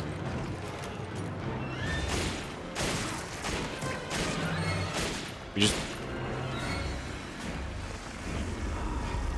Okay, I literally thought that part like fell off of him and it was like now a separate creature.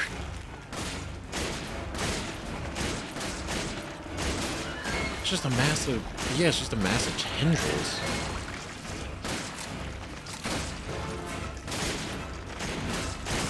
Oh, got his face though.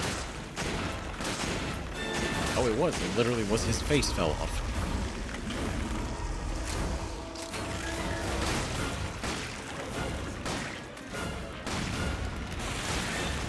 Oh.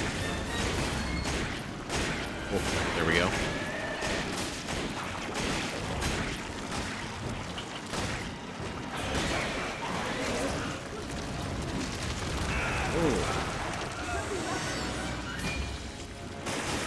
Nice, good clutch heal.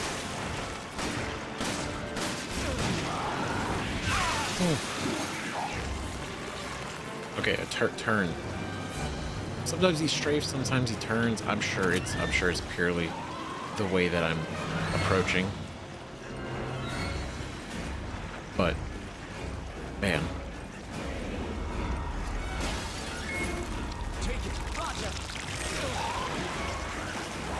Oh god. You know what? If you want to use it.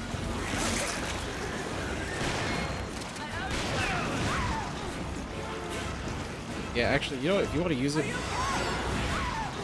Oh my god.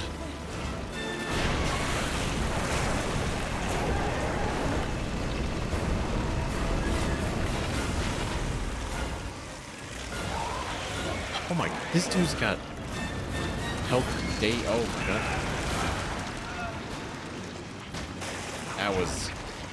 That was unexpected.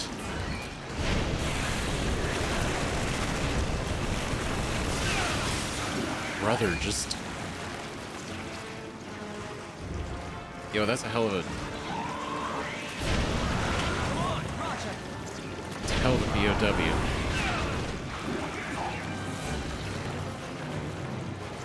And the fact that they're not selling it...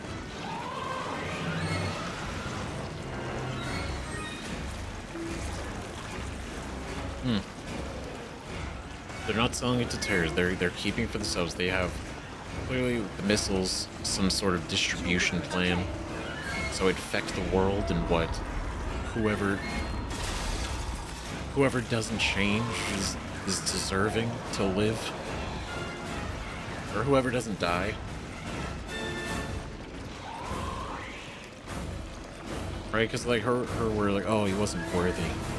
Oops.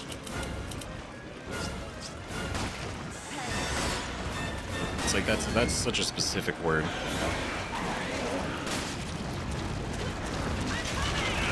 Ah. Help. You need to be careful. Thanks about that. Yeah, you right?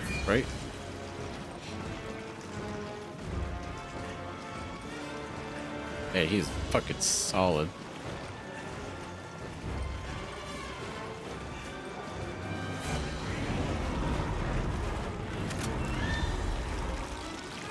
Okay.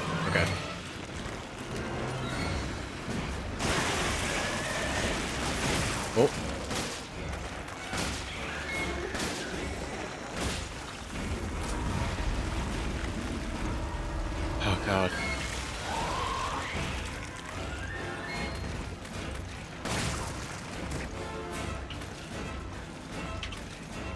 There's a fucking head. I'm so scared. I'm gonna. We're so close health-wise.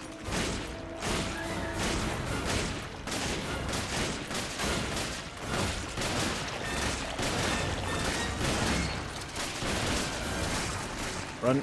Ugh.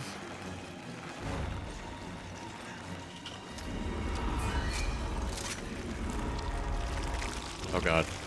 Okay.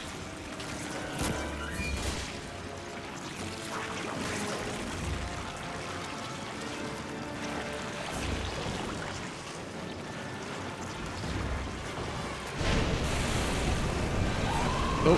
Ah. Shit. Don't be reckless. Okay, thank you.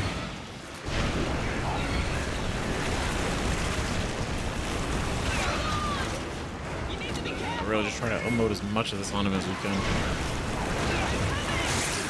Fuck. Are you okay? Quick reflexes.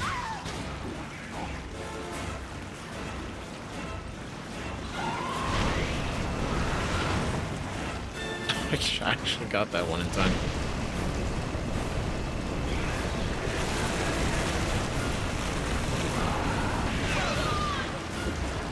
Are you okay? Oh my god. Ugh. Holy shit.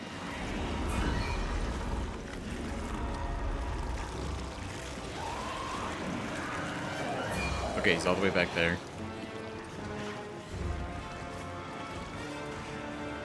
Wait for it. Okay, now. He's not gonna come down the middle. So we drop this off.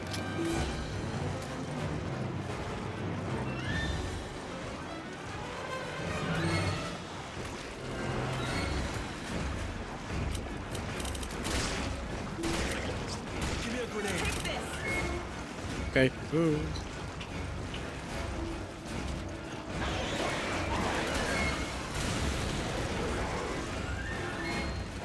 I'm so stressed. This is. Oh man, we're cutting it real close.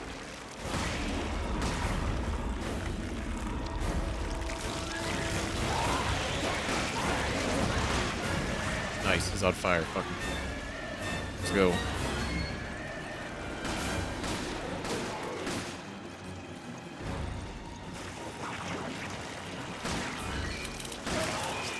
Give me a grenade. Take this. Oh god. Ooh. No, I'm just getting out of the way.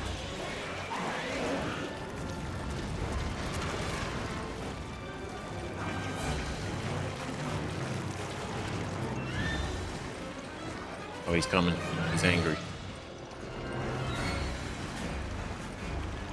I gotta get the flamethrower.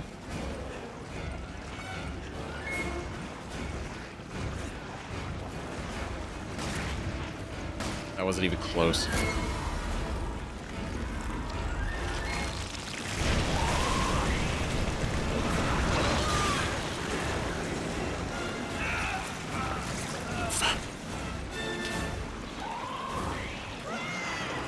God damn. Holy shit. That was... Dude took a lot of damage. Oh my god. Next is the pure gold with the large medallion hanging from it. Great.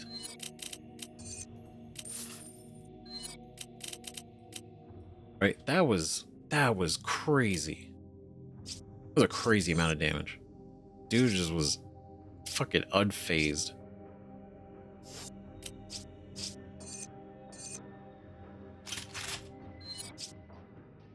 Right, I think...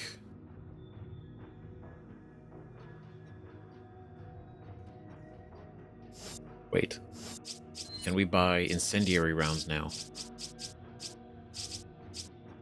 Yes, we can. Alright.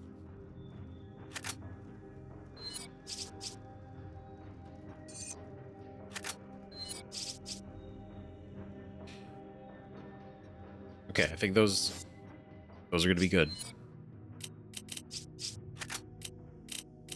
We got 12. Oh, we have 17 more.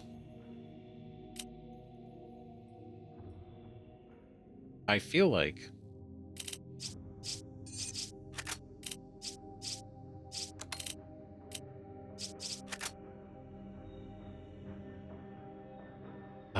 I want to have more than that. Right, that's 24 rounds, which is still a lot, and dude is just an absolute absorption machine for damage.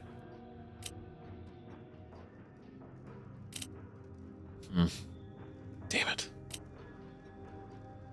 Because I want to keep these.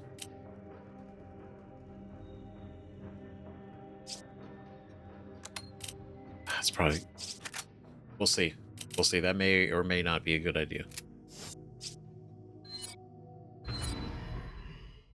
Alright, here we go again.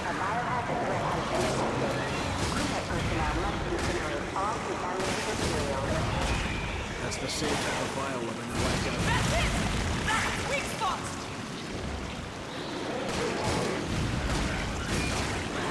Yeah. Watch out!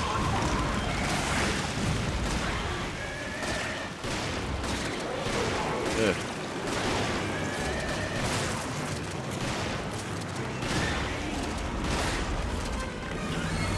Alright, you know what? Not a bad opening.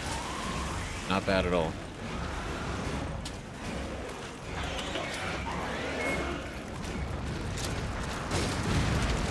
Get that shit out of here.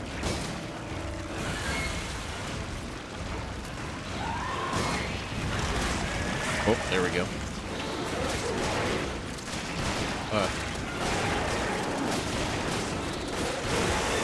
Nice.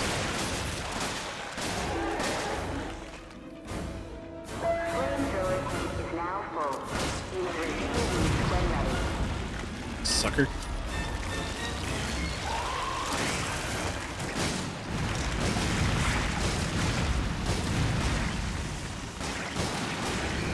Oh.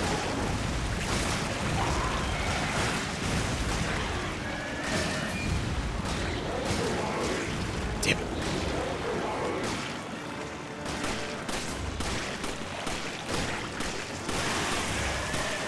Oh.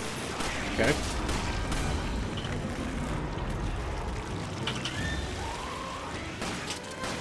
Oh god. Nice.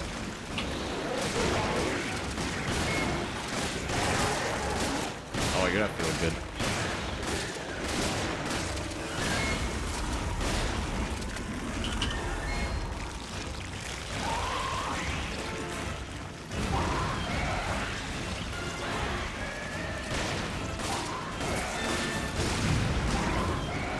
Nope. Distance, distance, distance, distance. Come on!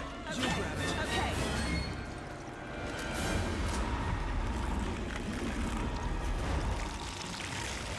Alright, here we go.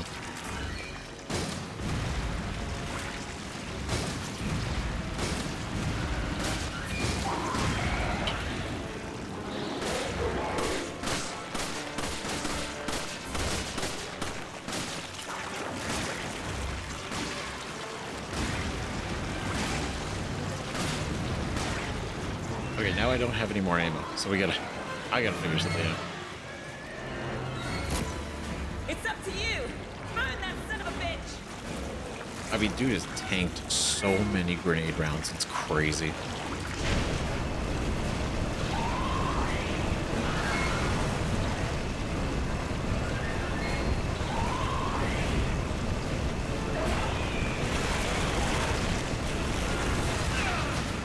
Ah, I can't get past that arm of his!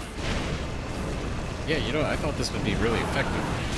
I don't feel like it's very effective. At least it's definitely not as effective as just using the straight grenades.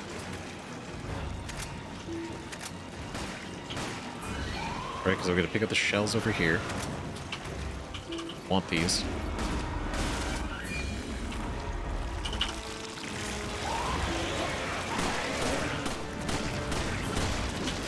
Nope. Thanks.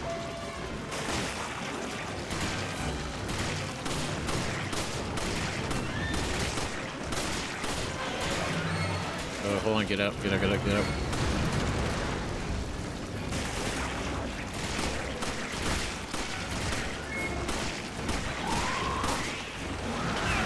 Damn it. Oh, this, ooh. God. Okay. I'll take that.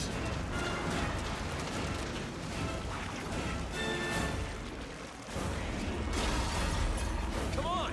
Come on! Come on! Take it. Oh. Oh.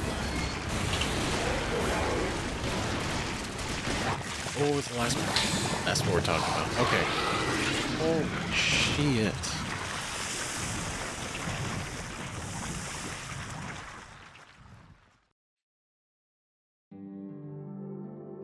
Okay, so what I'm understanding is, or at least of Asui, right? So when he's so like, because all their other eyes are like red, right? Because there's the plaga. He had like the cat eyes, right? And it seemed for a minute, obviously, like it worked. Like Uroboros assimilated with him, and it was going to make basically. I assume this plays into like the super soldier concept, maybe, right? This could be a different plan, but the idea, until told otherwise, it seems like it's if you can assimilate with it, powers, pretty big deal, right? Because that also plays into what we read about the tribe consuming the flower, and those who weren't killed by it would gain abilities and they would become a king. So I think that's the same concept, but they maybe refined it, made it a lot more powerful, right? But yeah, it seems if you don't, it definitely reminds me of like the G virus in sort of like the absolute out of hand transformation.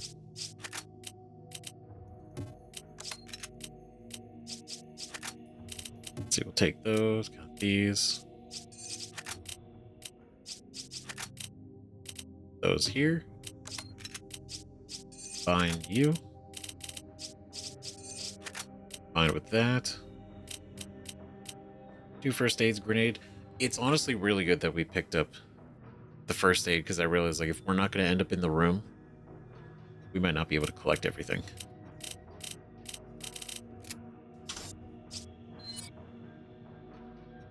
No, we're good. We're good.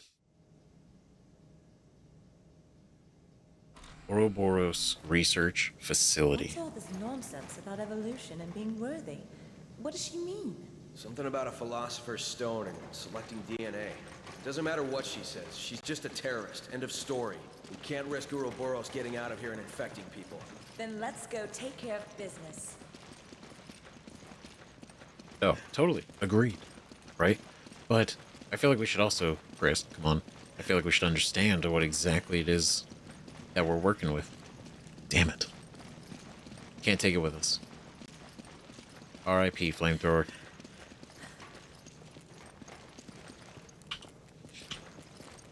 Well, damn, man.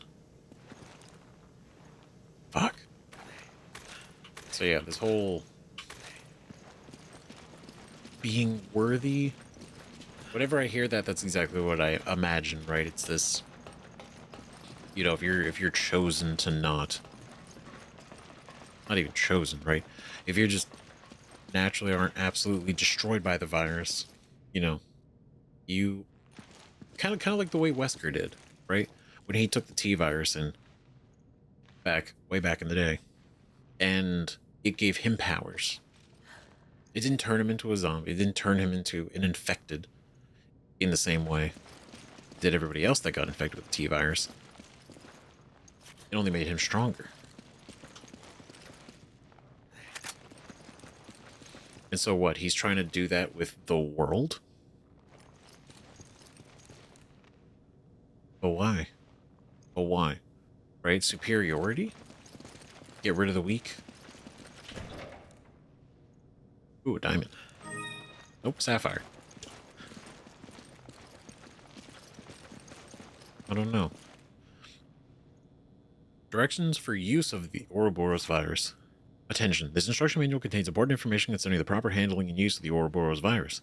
Using the virus for anything outside of the uses listed in this manual could result in the expiration of the handler. Using the virus for anything outside of the uses listed in the manual could result in the expiration of those within the handler's vicinity. Administration of the virus to a test subject usually results in dissolution, so be careful. So carefully select your test subject. When using this virus, please follow the instructions in this manual carefully. Wow. They were responsible enough to make a manual. So you're not just out there, willy-nilly with the virus. Follow the rules first. Virus dosage is proportionate to the test subject's weight. Please use the following chart. 60 kilograms above, 1 bottle, 2/3 bottle, half bottle, 1/3 bottle. Okay, how big is a bottle? Regardless.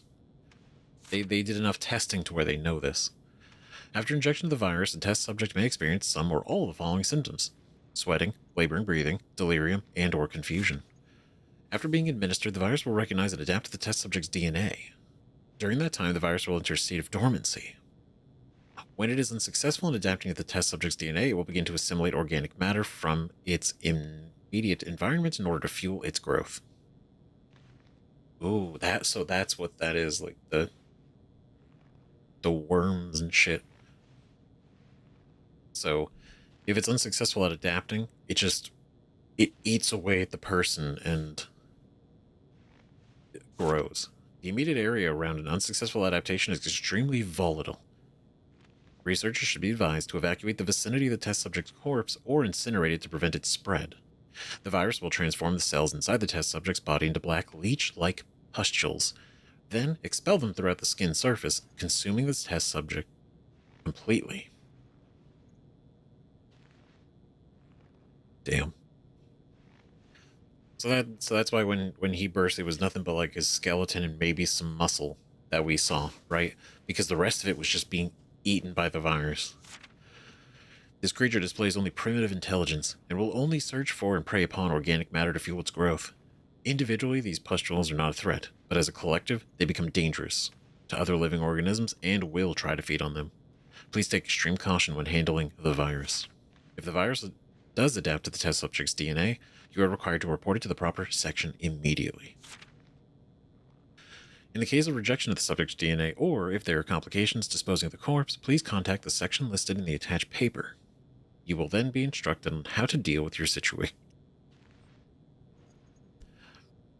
It's like, hey, look, if you're having trouble getting rid of the body, or if they've transformed and they're trying to kill you, go ahead, please send us an email, call the number on the back of the bag, then we'll let you know what's going to happen.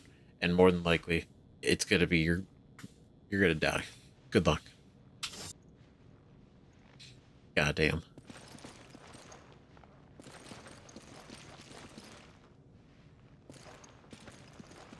Fuck, man. So Uroboros is a new virus. We get that triply confirmed now. We're not worried about progenitor. We're not worried about T virus. We're not worried about G virus. I mean, I guess we should still be worried because they do exist in Tricell's hands. So it's not off the table completely. Okay.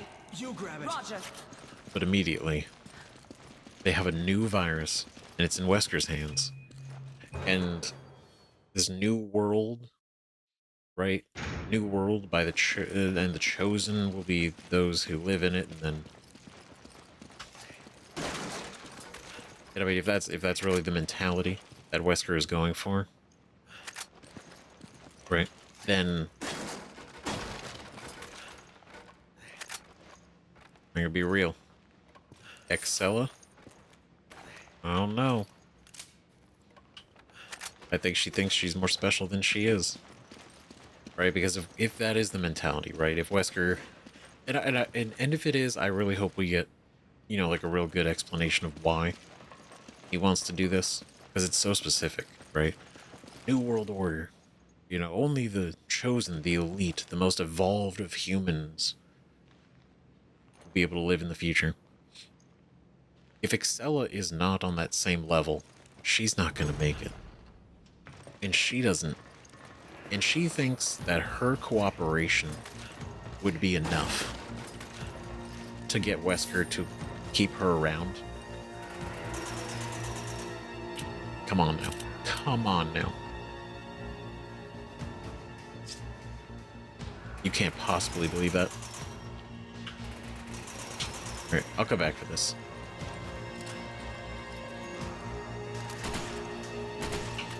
Oh, there you are. Nice shot. Good work. There we go.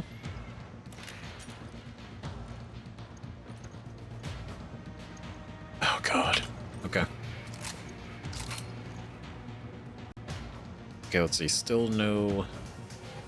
Not really room for anything. Give me a grenade. I'll exchange you for the grenade, though.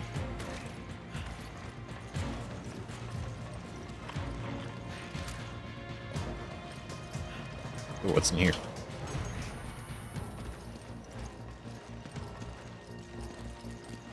Oops, supplies. Electric rounds. Now that's cool. Now we're talking. Now we're talking different, unique. Come on! Roger. Yeah, we're having a hard time. I think... You got too much ammo.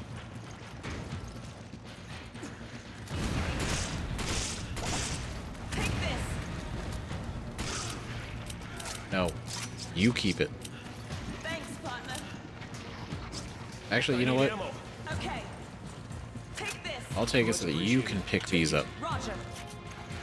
Take it. Roger. You grab it. Roger. Okay.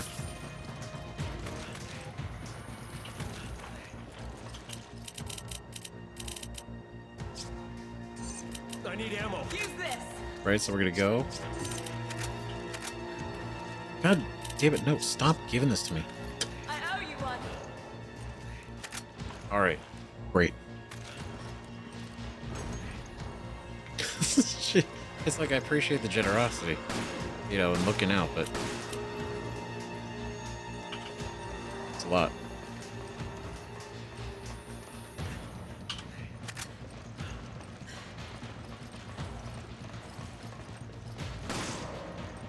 Oh, come on, dude. Oh, never mind. Alright, sort it out.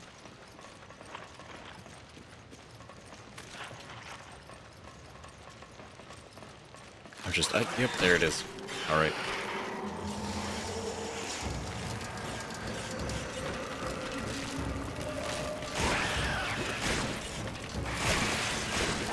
Nice. Ooh.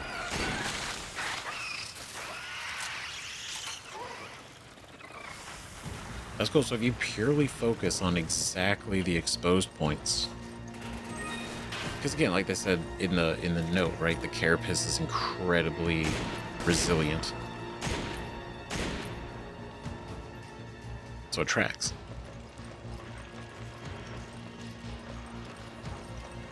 It's a cool detail.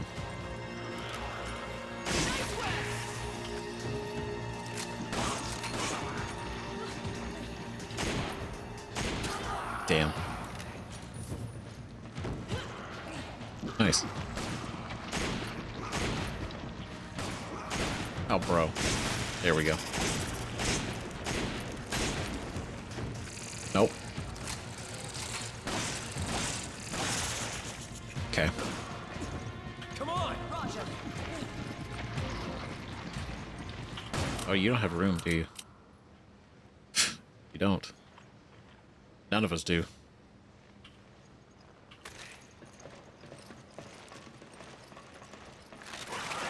Oh, well, we might.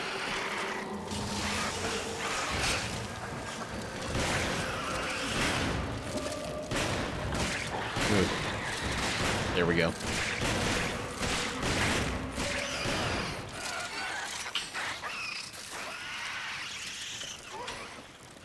All right, cool. Cool, cool, cool, cool, cool.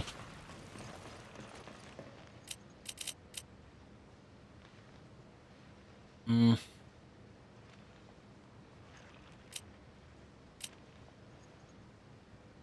Damn it. I thought I was going to use these. If I take... I need ammo. Use this. Okay. I need ammo. Take this.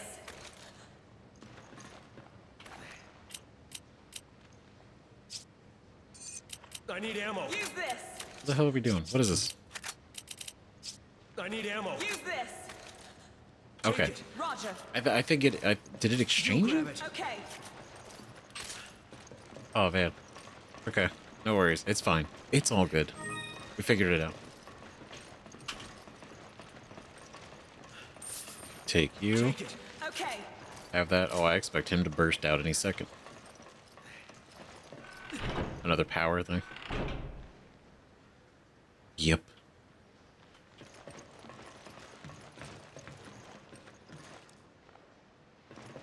Okay. Gotta turn the power on. Nice. Works. Ah, room of supplies. You grab it. Roger. Take it. Okay. Come on. Okay. Okay, Oh, wait. Okay, shotgun shells, rifle ammo.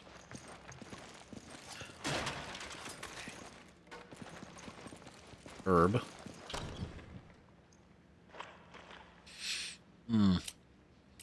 Of course. Of fucking course. And I can't leave that behind.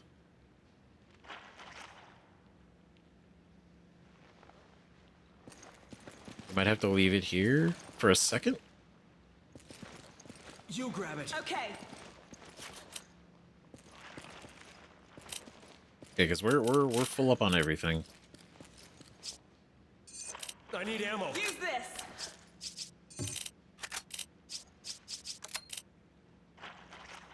Give me a can of first Take aid this. spray. Hey.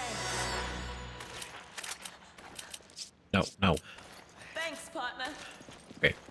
Stop giving me stuff.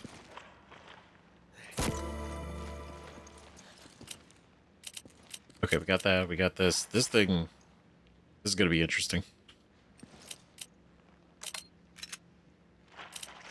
We'll give it a try. And...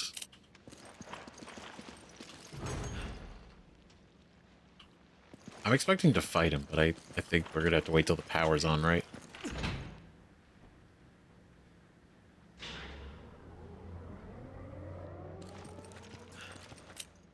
I'm willing to expend more.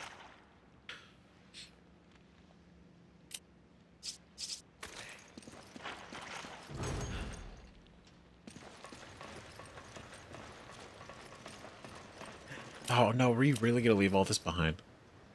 Damn it. I don't want to leave the red herb. There's nothing... Oh, okay, hold on. Hold on.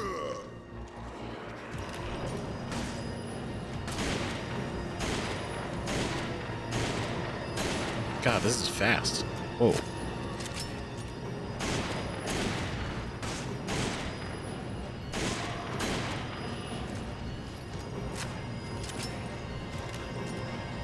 Quick. Oh, he had a big gun over there. Okay.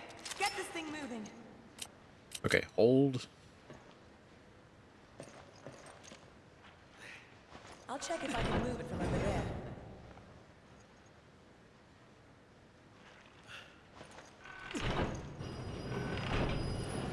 Oh, okay.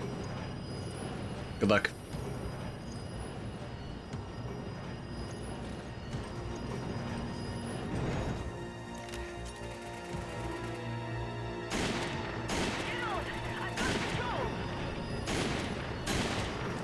God damn it.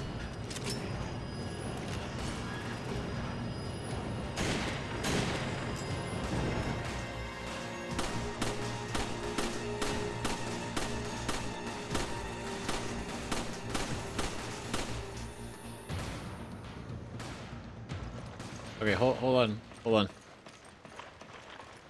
I'll be right there. 1 second.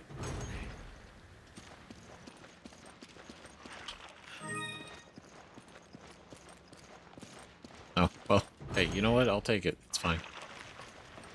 Just the herb.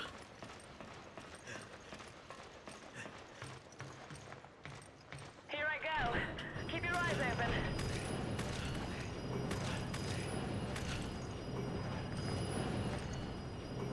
All right.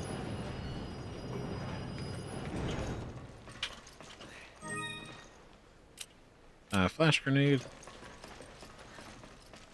Oh, the rifle ammo, though. Give me an egg. Use this! I'm scared to eat it. There's probably a genuine use for it, but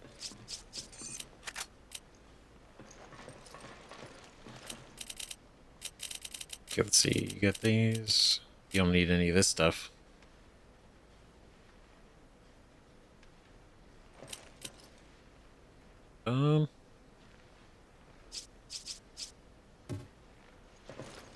Damn. Okay. Well, I guess we don't really need it anyway, right? Because we have so many in the grenade launcher. Oh, hell. That's a lot of RPGs. Where's that coming from? Oh, there it is. Holy Lord.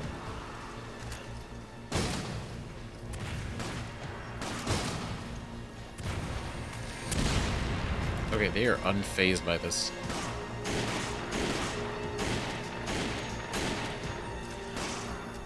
Oh, they got armor everywhere.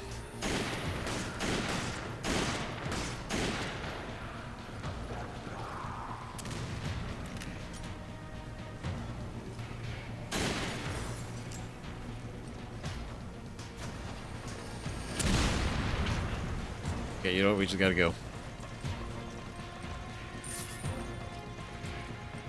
Okay, go, go, go.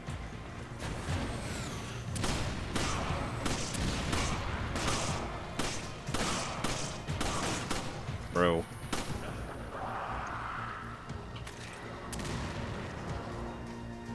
That's unfortunate.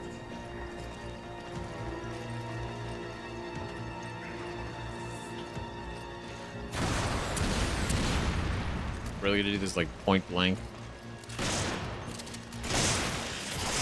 Oh, yeah. I guess they were.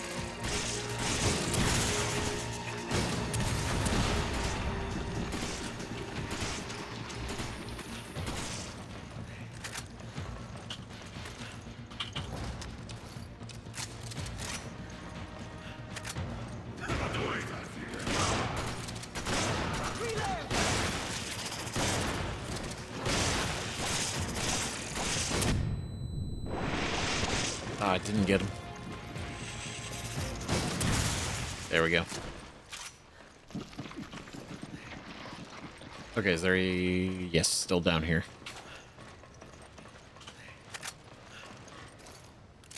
Alright. The point blank range with the RPGs was certainly a choice. Certainly.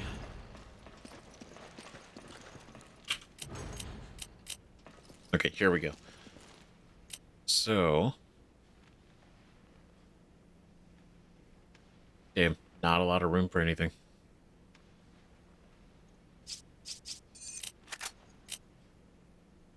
Damn, of course. One. Ooh. This is... That's fancy. Royal necklace.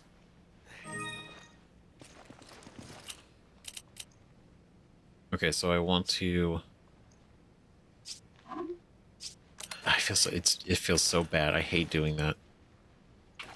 And I probably don't need to.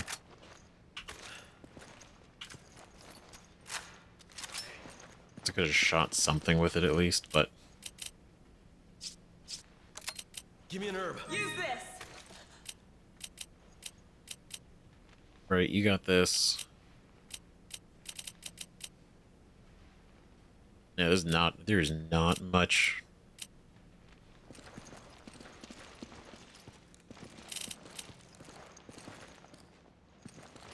Damn. Okay. Hold on. We'll figure it out. Report of implementation of preventing information leaks. The following report details the execution of your orders. 8:53 a.m. All research personnel boarded a bus.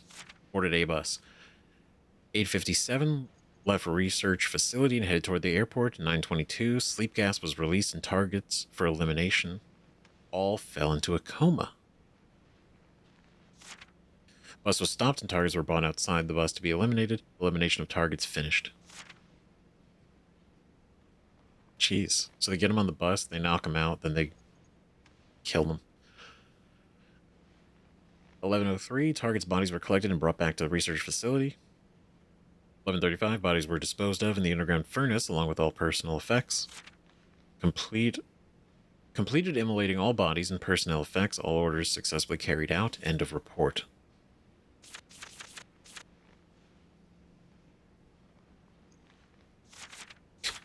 The implementation of preventing information leaks. What is that? Oh, you just kill everybody that knows anything. It's great. Really efficient.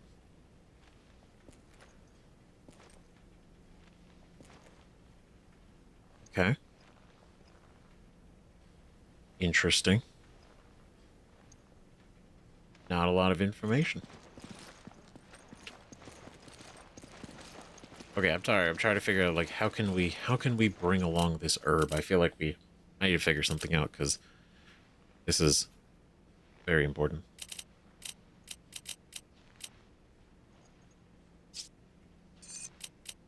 Right, if I exchange for this. Take this.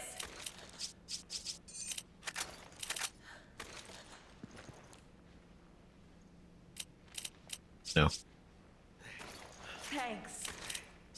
Give me an herb. Take this. And then I owe you one. I owe you one. okay. All right. No, this is good. This is good. I need ammo. Use this. I need ammo. Take this. I need ammo. Take this. God damn it. I need ammo. Take this. All right. Okay. All right. Took a second, but we're good. We're good. We got it. Definitely a big part of this game I didn't expect. It was a lot of the inventory management. It's not too bad, but You grab it. Roger. good. We need those. Didn't even let me find your red. He was like, nah, I'll take it now. Okay. Oh boy. You grab it. Roger. Right, so is this... Take it. Okay. Take it. Is this in the Roger. same room? Just a different spot, or is this like a separate...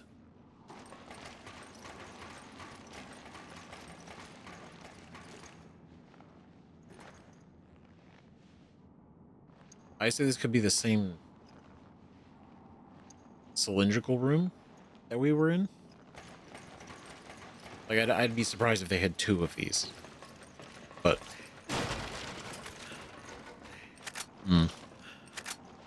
It's a lot of rifle ammo. What fresh hell is this? Oh god, are we gonna do Revenge Spider? Is he gonna come back? Is he gonna be mad? Right, electric rounds. Is there any way we want to... I think we're... Okay, I think we're good. If this becomes the thing... We're right back. I can take my dog out. Alright, cool. So, let's do this.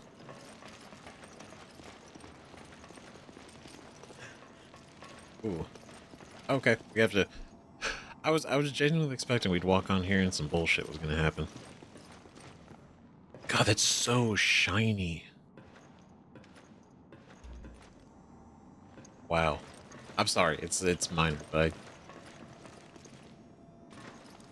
I feel like a keyboard like that would drive me crazy. Like all chrome.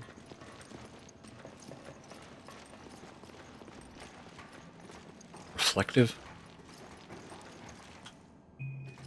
Oh, 2 levers. Oh. What are you shooting at? Oh god, they're already here. Okay.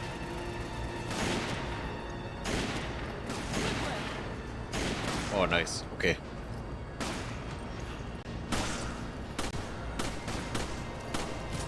Oh god, the spinning. I was gonna say, honestly, the 2 lever system for so many places actually makes a lot of sense. Like, security-wise, like, you know, having 2 key cards to do something. You know, both people have to do it. It tracks, it's not... It blends. I like it. It stopped! No, something's stopping it. Yeah, I'm working on it. Like, the spinning is certainly something.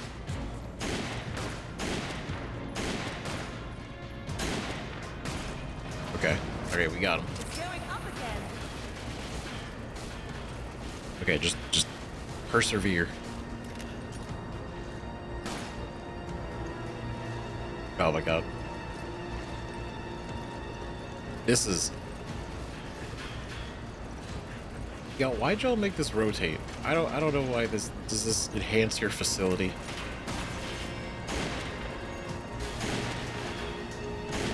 God damn it. Bitch. This is why they give us so much rifle ammo. This is why. God damn it.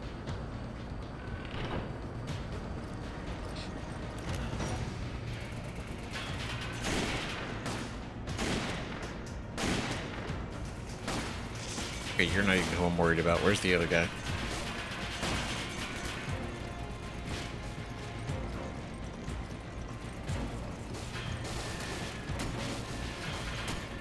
Are you above?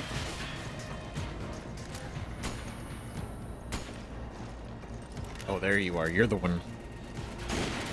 There we go. Got him! Okay. All right, we're almost there. God, spinny elevator.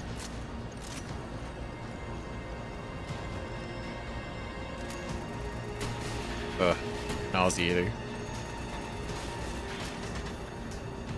We're not even gonna waste the ammo on. We're almost to the top.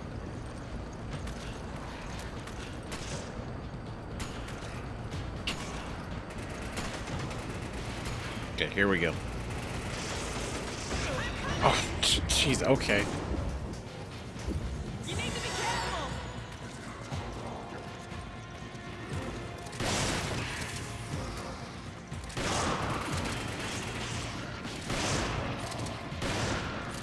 We're trying to interrupt them. No, it's not viable from this distance. Bitches. Good lord. Thanks for the help. Take it. Roger. I just didn't want to deal with trying to aim at them with the sniper this close.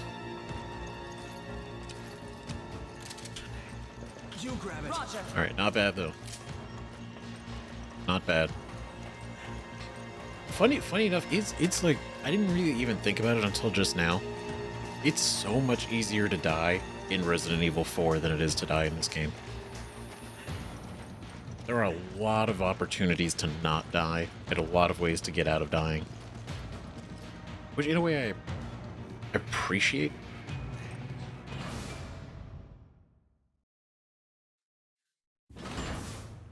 But it's like the lack of death so often. You know, it doesn't slow us down. Right? Not a lot of setbacks. I do remember a lot of... You think Excella is here? If we want to find out, we're gonna have to lower that bridge. Then we need to locate the controls. Maybe they're in that building. Great observations. That's why. So now that we know, right? This is an entire kingdom underground. Right? These aren't just random, You grab it. Roger. like, ruins. You Close grab to a it. whole spanning kingdom. Okay, so that's not breakable. Oh, You grab it. Roger. already picked that up. Okay, so this is the bridge. This is where we're trying to get into. Okay, understood. Great.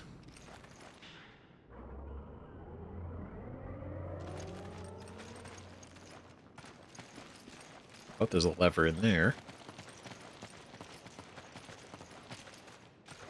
There's a lever over here.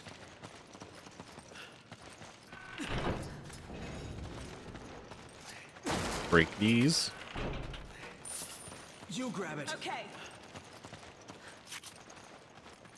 Okay, so that's down. Okay, so now I feel safe about going into the room. elevator for me.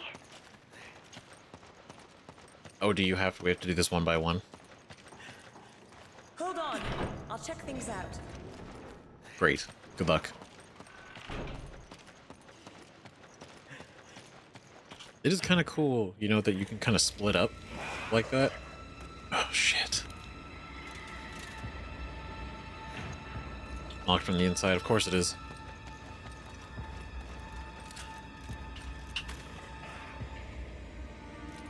Oh, hell. Chris, I'm going to need your help with those things. Yeah, working on it.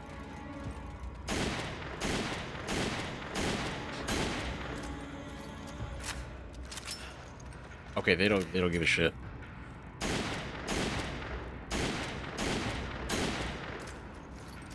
Oh my god. Sheva. Sheva, I would be so for real with you right now. It's not looking good.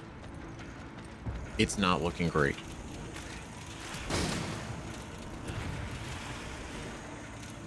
I know they can't see, but I was hoping the sound would fuck them up.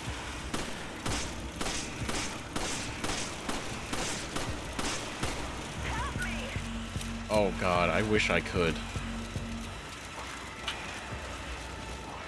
Okay, you know what? In retrospect, I didn't know that this was gonna get so bad.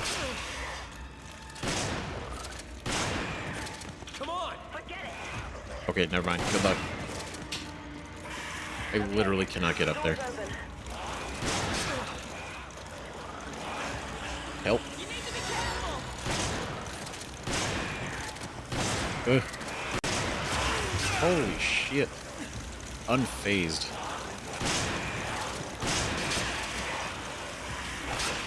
Oh god. Ugh. Oh my god. Okay, this is a lot. This took a turn. What the hell?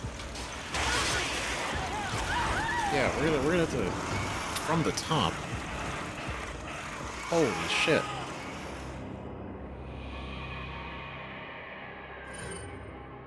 Like, obviously I could probably shoot them off the wall and they plummet, but there's so many of them. And they just absorb bullets. Right? Good lord. Rather expensive necklace encrusted with jewels. It truly is a piece for royalty. Not anymore.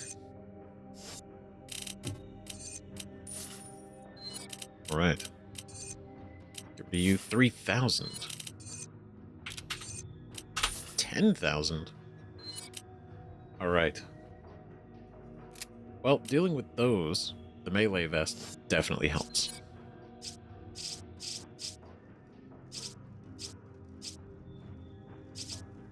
I think we are at a point. Probably be a good idea to get some explosive rounds. Right, but how many is one purchase of explosive rounds? 12. That's actually really good. Right, so let's go. Put these on there. Maybe we don't take this anymore. I mean, I do like the fact that it's got 10. So maybe let's see if we can upgrade the capacity. Okay, I can't change that. I don't want to change the scope.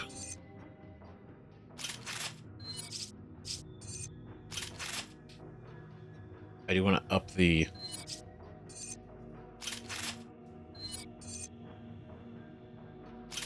Yeah. 4,000? Okay, so that's got 9. This is 10. I feel like that's pretty close. All right, we got plenty of shotgun, machine gun. Seems to be barely using it, honestly. I almost want to take this away so she uses other weapons. But we have juiced this thing up, so it's a great gun. So we'll remove this. I'll take these. 5 of you. Remove these. Okay, I feel like that's all right. She can't hold anything else. We upgrade you. Firepower capacity. It's only 500 for capacity.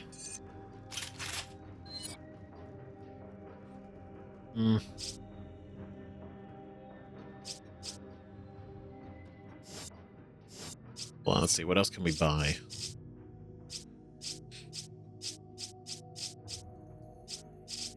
Right, definitely thinking we should maybe buy... Flame rounds are really good.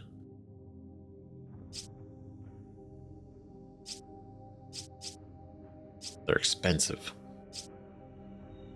Maybe acid?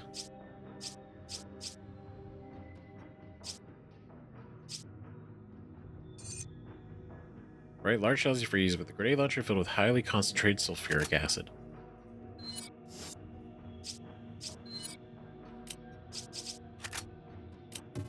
Okay. Right, and we got the electric rounds, which is what I probably would have been really good for those guys.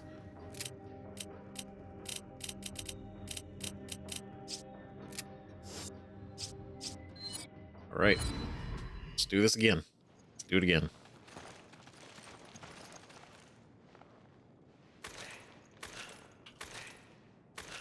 It'd be a good idea. Why don't you do this, actually? Sheva. Roger. Right, because if they're all going to go up there, they're all going to chase whoever's up there, then it is functionally I'll activate better the elevator for you. for me to utilize, who will utilize all of our weapons to actually do this.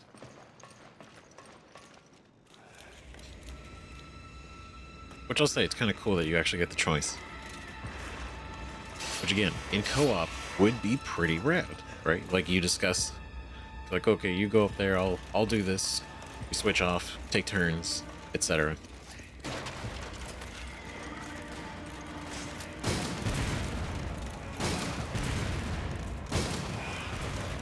Oh. It's nice the acid rounds are right here.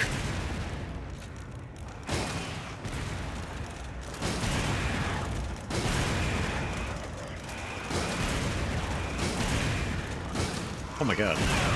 Oh god.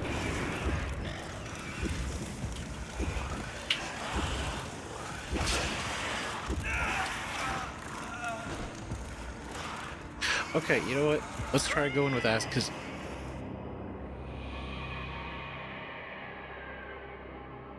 Like, what the fuck? They seem to be completely unfazed.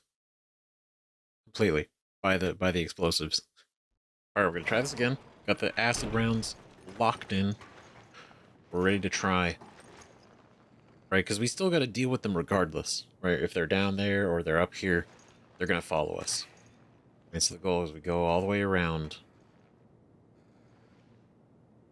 Right, it seems like that's got to be pushed. So that's going to be a whole thing. And then we jump down, drop in, open the door. Oh, man. Okay. Okay, we just got to be... Maybe we should make a beeline, right? Maybe that's better.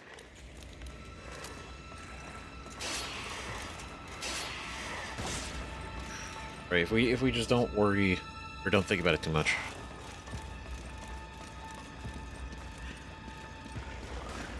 Okay, go, go, go, go, go.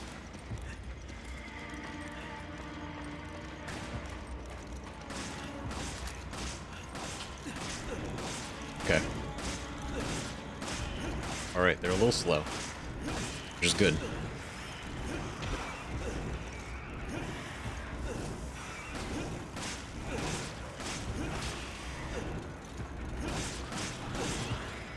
How far do we have? Is that the drop down we need? I don't think it is. Oh.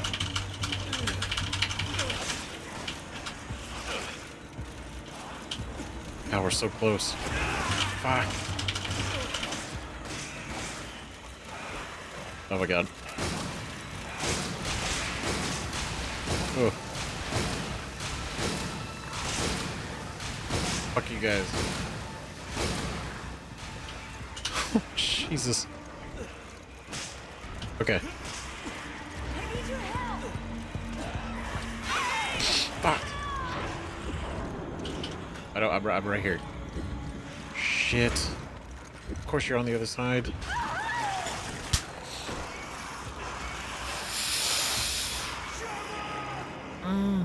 Okay, and she's just standing still. There's not much I can do. God, that push is so long. That's crazy.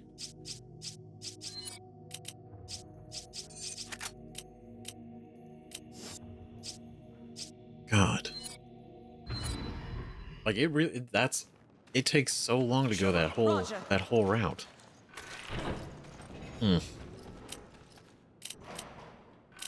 Shit, maybe we should try electric rounds? I'll activate the elevator for you.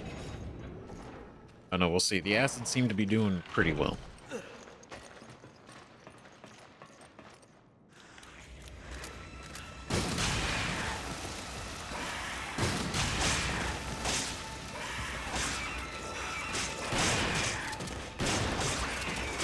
Good.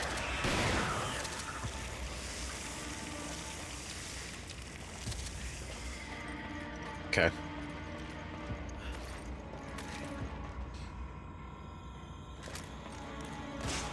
Oh.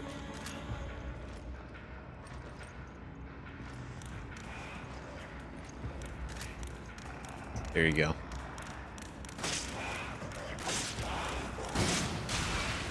Gotcha. Right, maybe that's the key, right? It's about being smart. Right? Just kind of taking it slow, take your time, figure it out. Don't get surrounded. You know? Or you'll take your time too much. But I think there's a line.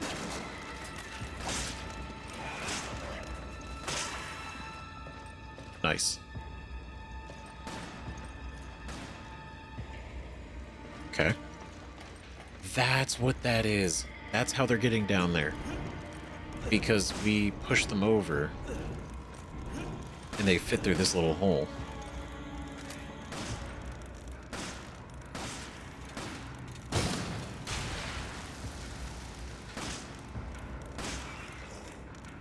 Right? Come on.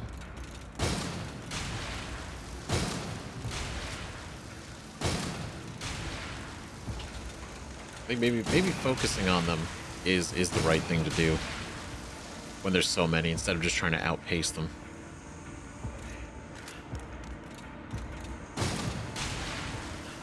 So I don't know how we're gonna outpace them anyway. They're quick.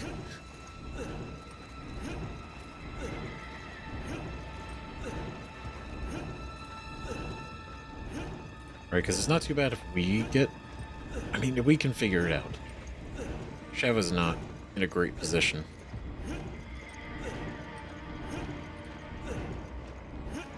Now, if she had a sniper rifle for this area, that would be great. That would be exceptional. Which again is probably a good reason. Maybe not a good reason, but a second playthrough. You know, you learn a lot.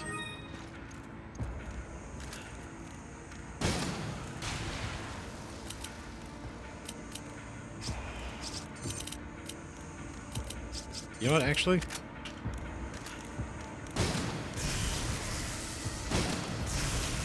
Ooh. This is like a lot of damage. But maybe it's like an AoE thing.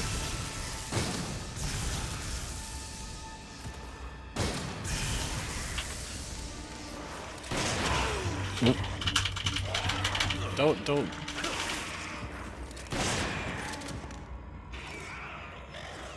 How embarrassing that would be. Pretty embarrassing. To go and actually die on the last fucking dude who's just hanging out. Wasn't even bothering us. And I just decided to turn around and fuck with him. That would be bad. Okay, so...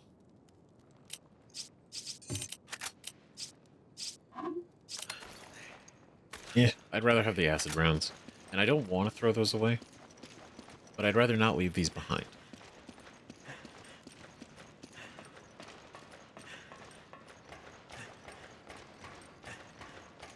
He's so quiet. Like, this was way easier this way. I just, like, manifested... I created a way harder environment for no reason.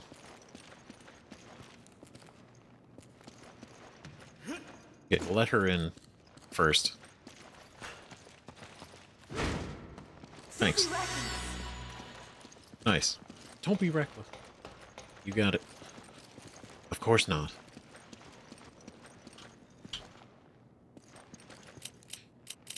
Right, let's see. Come on! Okay. Yeah, come up here. I'm gonna give you these. I owe you one. Okay, I'm gonna pick up this. I would like to I request... need ammo. Okay. I would request some shells, please. Thank you. Okay, we're good with these. You're good with those. Great.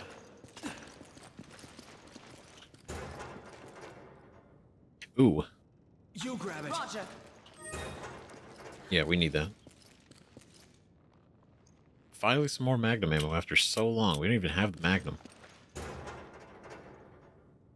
Right, I stopped carrying that thing around because we didn't have ammo. Now, we could refresh it, right, using that little exploit. Or feature. When you increase the capacity, it refills it. So, probably could have done that a lot more. Oh. They added a door. They added a door with their little symbol on it. How fun. Okay, so... you know, these, we're full on everything. We don't have the Magnum anyway, so it's not really a point in fighting to take it with us. It's fine.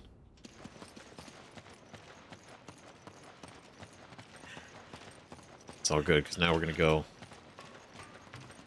do this. So they took over the temple. Right, because obviously the flowers were here. But then it also seems like they would do it symbolically. Right, sort of like... I don't think this is the...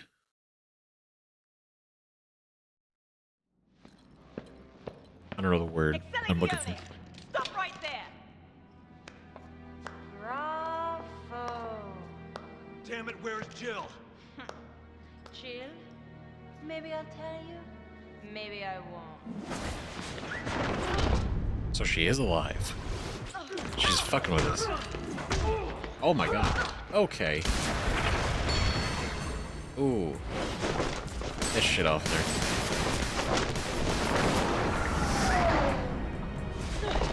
Oh god, is she like Wesker? Stop playing around. We Enhanced? want answers. You haven't changed. Damn. Wesker, you are alive. This is Wesker. We last met at the Spencer estate, wasn't it? Well, isn't this one big family reunion? I would expect you to be happier to see us. Us. So slow to catch on. No shit. Wait, what? Wait. Jill. Jill, it's me, Chris. What? Are you sure that's her? The one and only. Oh, so she brainwashed? Okay. Oh my, okay, so she is, yeah, she's enhanced. Okay. Oh my god.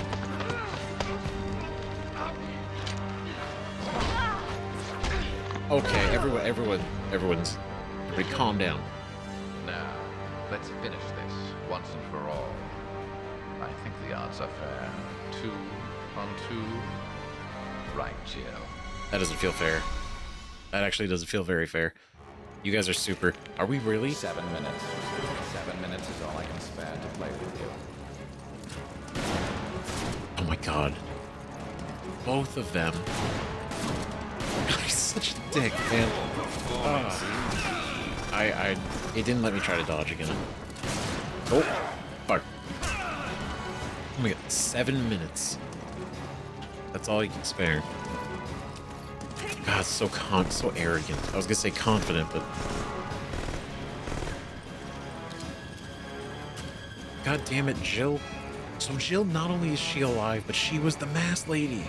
What the fuck? She has no idea.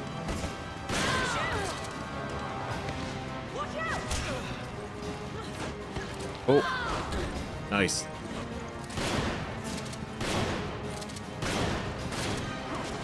How can you dodge from your kneecaps? Oh god, he's so cool. I hate it. Use this. He's so fucking rad. Oh, you're okay. You're just down. Okay, this is fucking cool. This is so cool. Oh my god. Not only is Jill alive, but she's now fucking mind controlled by Wesker, which makes me think she's got some kind of. Oh god. Like, she's not plaga infected, right? Her eyes are normal. Right, her eyes are normal, so I doubt she's been Uroboros or plaga. So what, did he just like indoctrinate her? Keeping her captive for so long? God, you're such a dick. Flipping around like that. My god.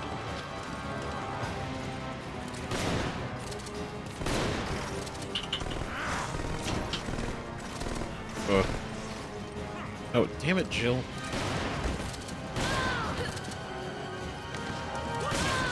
What are you doing? I figured this was gonna help. Oh. Because she first off is not in her own mind. But now, oh my god. Fuck. Dude, are we for real? Is this gonna be, do I actually have to survive 7 minutes? Because he doesn't give a shit about what I'm doing to him.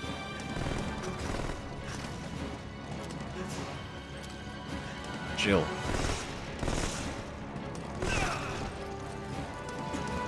Nothing. No memory. No reaction, nothing. There's a really cool suit. Crazy ability, literally Wesker level, almost Wesker level abilities.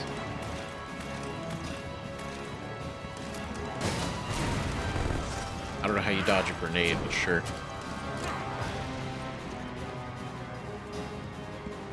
God. Future hinges upon this fight. Oh my god. Okay.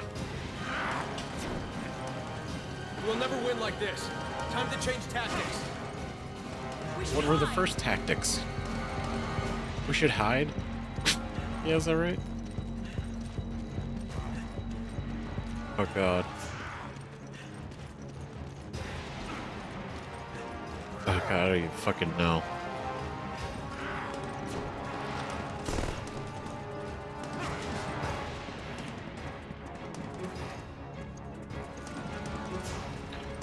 What are you just like hiding? Hope he forgets. Hope he forgets where he's fighting us. Oh no, he's up here now. Oh god.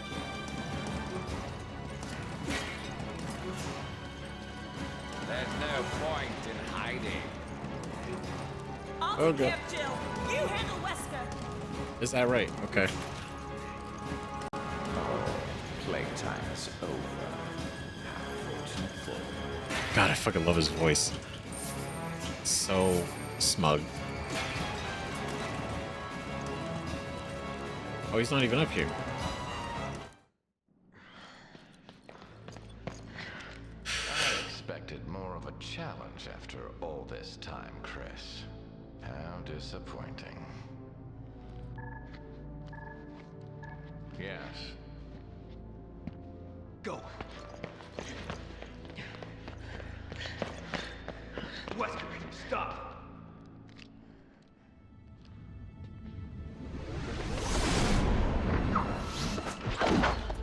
Ooh.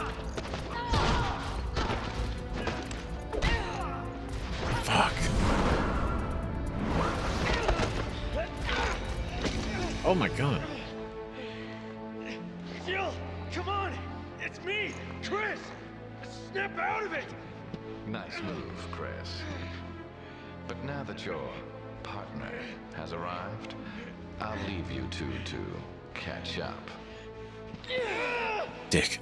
Come on, Jill. Get yourself together. Wake up. Jill Valentine.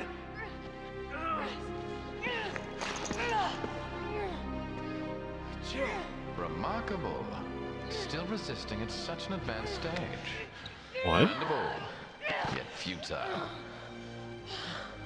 No more time for games, Chris. I've got work to do. Have fun watching Jill suffer. Wait, what did you do to her? Advanced stage. Whoa. What? What's that on her chest? We have to get it off her.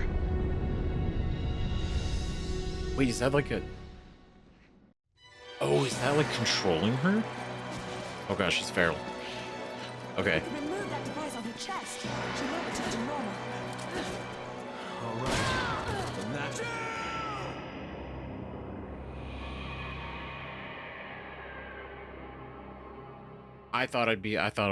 You know what? I was aiming for the device. Oh my god. Oh, embarrassing. Oh, shit. So, no, we're just gonna go straight back in.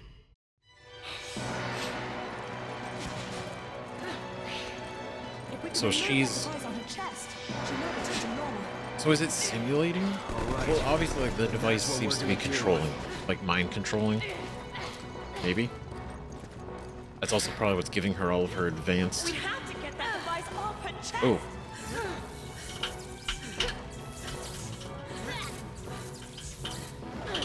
Oh, okay. I understand how this is gonna go. Got it. Okay. Get her, Sheva.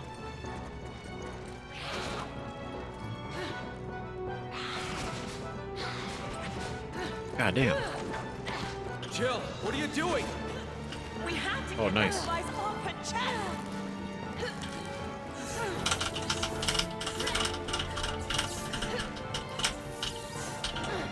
Damn it. I can't believe I'm actually stunned that she's actually here. I was fully expecting it to be like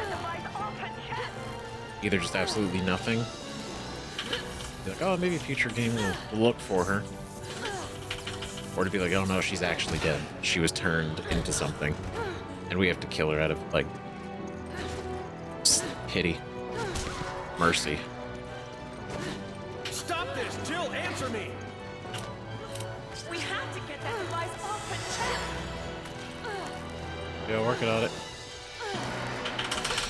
Come Oh, I mean, that's got to be really on there. God, it's so... Fuck.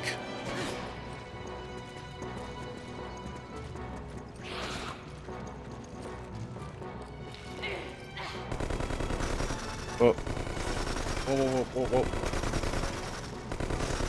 Okay, we need some...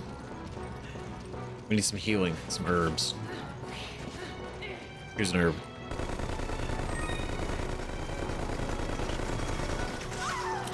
Shit. Nope, I need this. Okay, fine, here. Come on! Use. Okay, cool. Now we can focus. Oh god. Shove it, grab her. Grab her. Get her. Oh, come on, damn it. God, Jill. Honestly, what a reunion.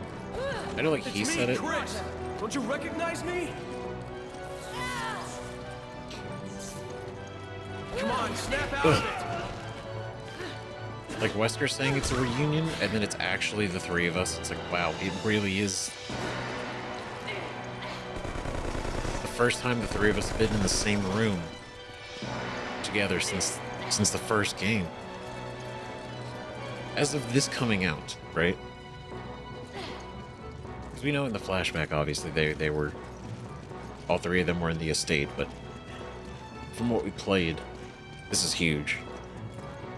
This is fucking cool. Don't do this, Jill! God damn it, Jill. Sheva, get her. Go! It's Jill! What are you doing? What do you mean? Come on! Roger. Yeah, I know it's Jill. Okay. We gotta... God damn it. I didn't shoot her, you're not shooting her, nobody's shooting anybody.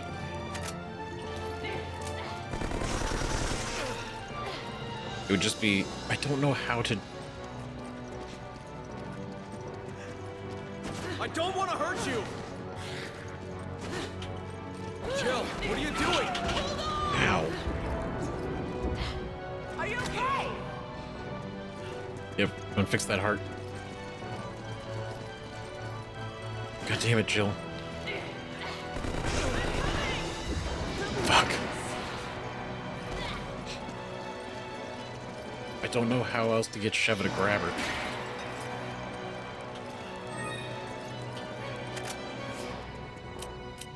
I guess that makes sense.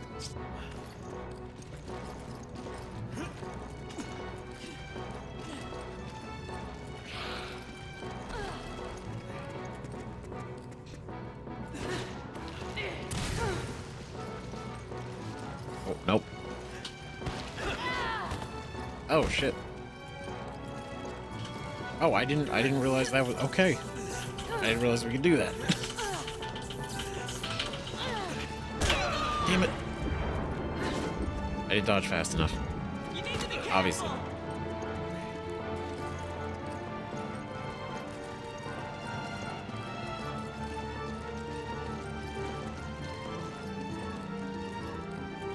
God, okay. She's up there. She's kind of roaming around. I only have explosive rounds. I do not have. Give me a grenade. Use this.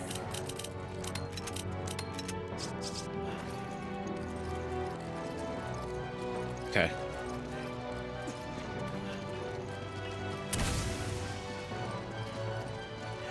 Stop this! Jill, answer me! It's me, Chris! Don't you recognize me? Oh, there we go. Got her. Let's go.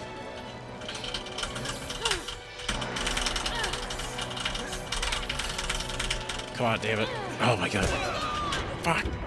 Shit. Are you okay? Hit caps lock. Come on, snap out of it! Don't do this, Jill! We have to get that device off her chest. Nice, here we go.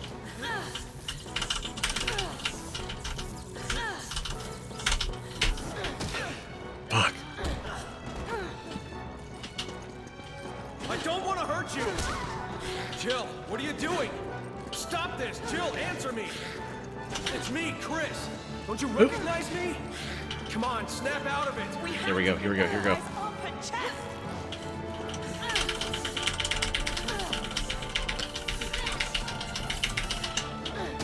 Fuck. Don't do this, Jill! I don't want to hurt you! Oh my god. Put her fucking down.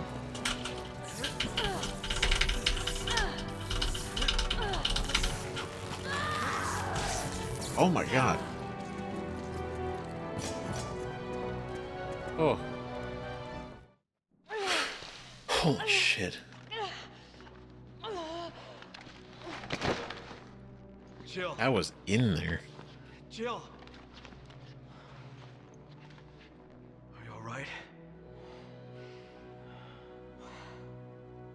Chris. I'm so sorry. No shit. Alright. You're Sheva, right? Yes. I couldn't control my actions. Oh, but God, I was still aware. Oh, forgive me. Oh, that's crazy. It's all right. Thank you. Fuck. She's just watching herself be I'm gonna be alright. controlled. You do need to stop him. We can't just leave you here. You have to. This is your only chance. If Wesker succeeds, Uroboros will be spread across the globe. Millions will die. Oh, yeah, but... I'm all right. You need to stop him. Chris, you're the only one who can. Before it's too late. Don't you trust your partner?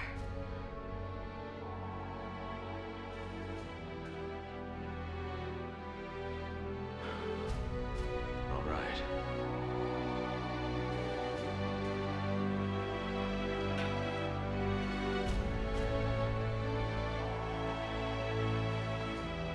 Take care of him.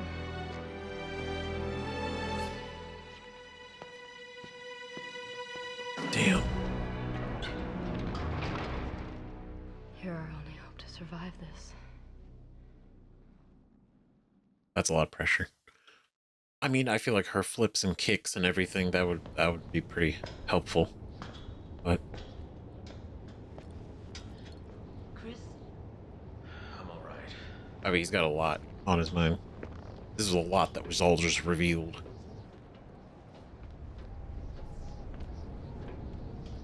Damn.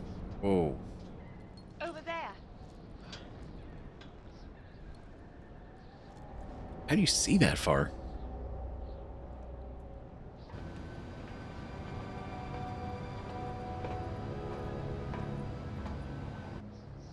It's time to put an end to this. Let's go. Oh shit. That's a massive ship. That's huge. Damn. Holy shit. That's Jill is not only confirmed alive, we've seen her. She was under control this whole fucking time. Jill Valentine file. Okay, we'll read that later. But she was literally under control. So the whole time, the masked person, this was her. This was her doing everything. She was her threatening, Irving, her being the person that forced, right? The type 2 or not even the type 2, the Uroboros transformation at the beginning, at that opening cutscene. The guy that, like, his eyes bled and then turned into worms. So that was her. That's been her this whole time. That's horrifying. The fact that she's been aware. So not only obviously Wesker lived, the fact that she lived, Wesker then takes her, brings her to this facility, and they mind control her and then use her to help further their goals. That's so fucked. God. right? Because it's not it's doubly, right? Because not only is Jill like directly an adversary of Wesker with Chris, right? But she's a BSAA agent, you know, anti-bioterrorism and everything. And so to use her in like a sadistic, kind of twisted way of, you know, having her distribute and help further the bioterrorism. God. Absolutely. Ugh. A chalice made of pure gold used during celebrations of the summer solstice. Great.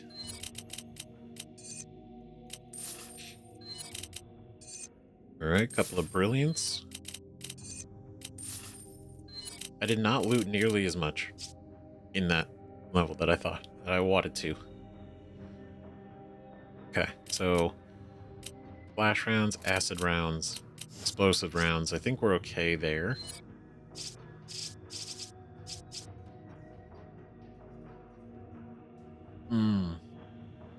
We got the Magnum 2, the second type of Magnum. That's pretty good. So wait. Is that implying that we could have found this in the level? And we just didn't? Or do we just get the... Because so far, every time we've found a weapon in the level, we've been able to purchase a second copy of it.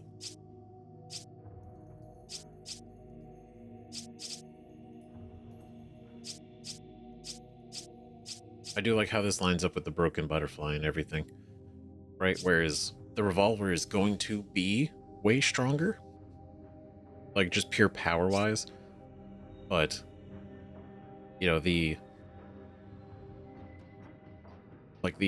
non-revolver magnums are always more, what is it? Faster reload, more not more damage, but faster reload. And it's weird that this has more capacity. Right, so you're basically getting this for majority reload speed. Because this is very slow. Maybe electric rounds. Oof. First aid spray.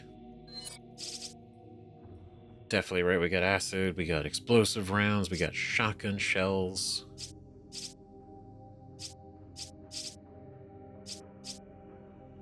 It's tempting, but... not particularly. Maybe some more...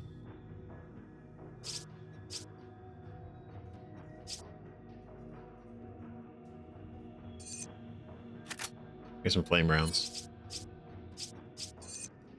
Right, potent chemical, the reaction upon impact creates a conflagration, right, which is great for groups. Okay, so here's what we're gonna go. We're gonna take these. And then this is gonna go to Sheva.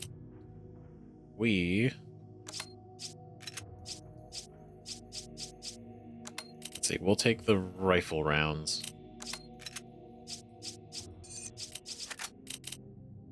Alright, so those are there, these are here. Let's do some... Do we upgrade this anymore? Just reload speed and capacity.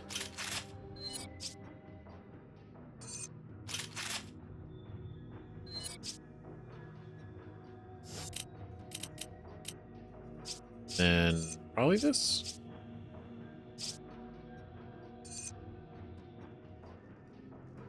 Because I'm not worried about the scope so much.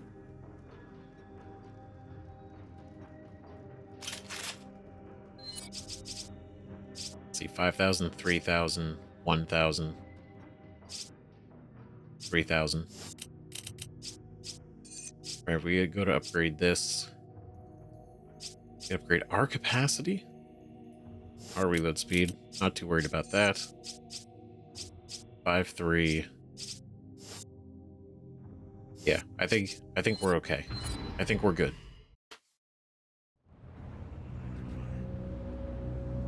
Chapter 6. Oh, ship deck.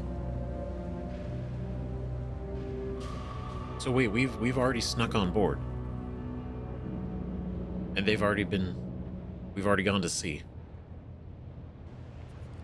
Oh shit, okay. This ship is huge. Do you think they're planning to use it to spread Uroboros? No. Using a ship like this would give away their position too soon. They must have another plan. Right, because I also doubt a cargo vessel would have the ability to, you know, would have a vertical missile launcher, right? I would be very surprised that this would have that. So, this is definitely... I mean, who knows? Maybe the missiles are all inside these containers, but I also doubt that. Right, because I feel like that would be pretty dangerous. Tri-cell. Okay. Okay, let's see. Before we go, I'm just gonna give her those for the sake of her, or for the sake of us, right? Both having an open spot. How far can we get without triggering everything? That's also what I want to see.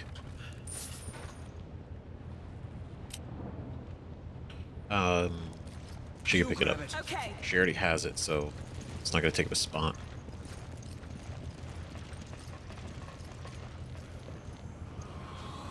Oh, no. Never mind, that was quick. Alright.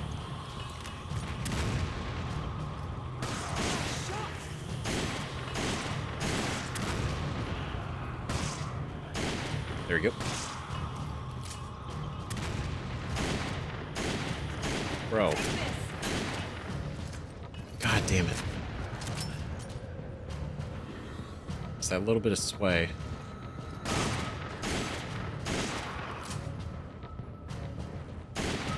There we go.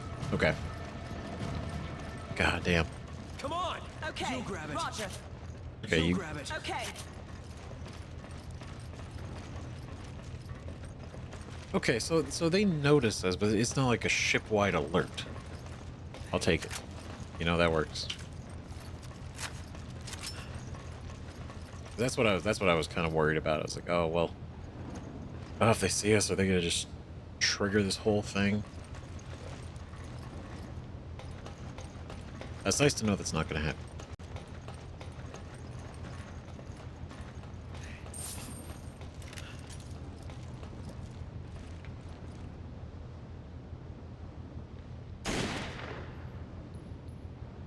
Oh, what a loser. Nice. Sucker.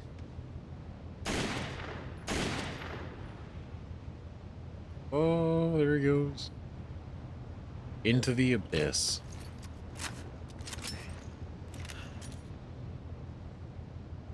Nice work. Thanks. Love the encouragement.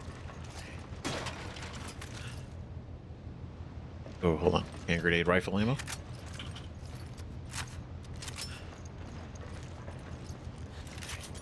Okay.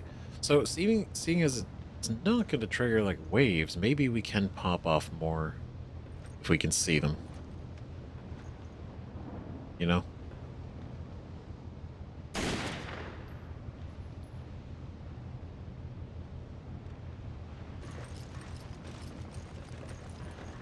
Oh, he's dead. That's it. All right, cool. One shot, one kill.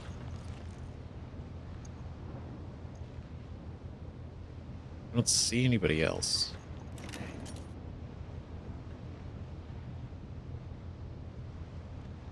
I think we're okay. There's probably gonna be some dude in some like weird corner somewhere. Ooh, safe.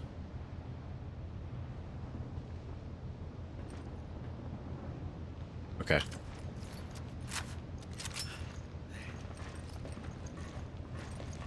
Okay, cool. Let's go back down.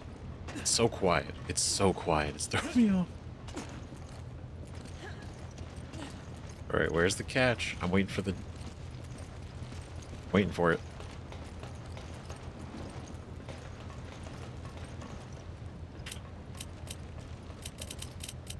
So you got these. Here. I owe you one. Come on! Okay. I'm gonna pick these up. You grab it. Roger. Okay, you hold the extra rifle ammo. If I need it, you hand it over. The hell are we going? What is this? Take it. Okay. You grab it. Okay. Alright, cool, just like that, I guess. Alright. Oh my god. Okay. Alright, there it is. I found the catch. Oh.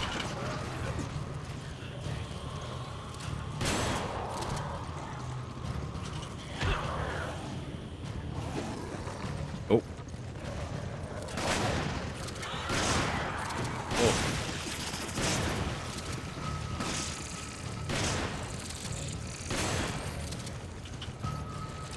Not too bad. Not too bad. God, the dog is jumping at. Okay, so now, I don't feel like I can trust any of this. You grab it. Okay.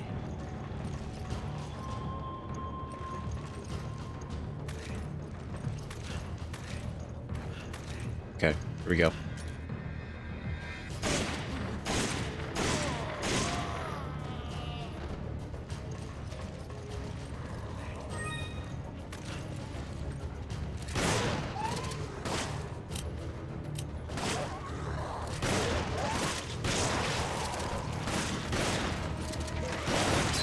Ugh.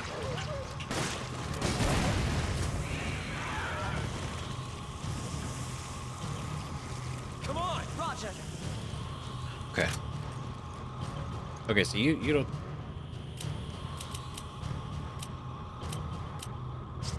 Do you not even want to use the other weapons that I give you? Is this until you're out of handgun ammo? Shit.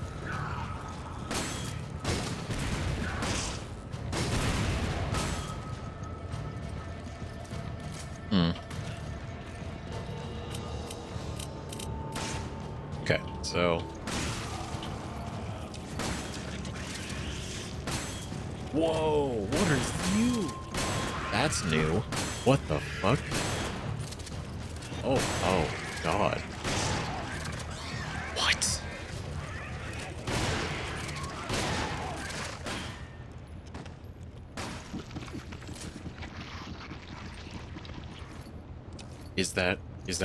That's not Uroboros, is that type 3? Is that type 3? Plaga? I don't like that. I need ammo. Use this. Right? Thanks. Give you that. Please don't waste it. Okay. Cool. New enemy type already, right here. That's cool. Right? Absolutely impenetrable from the front.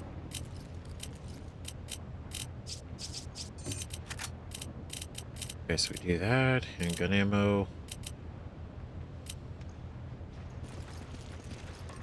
Come back for the shells. I'm sure we're gonna shoot something else.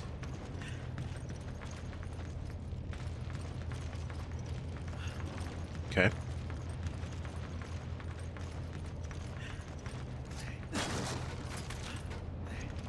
Alright, a lot of ammo. Damn. We have to... Is this gonna be like a... No. Okay. What's going on? I feel like all that ammo's gonna be gone now. This lock needs a key card to open. Of course it does. Take it. Okay. Okay, come on. Like, for real? Are we gonna do this? I don't want to lose out on This is a lot of shotgun shells. A lot of shotgun ammo.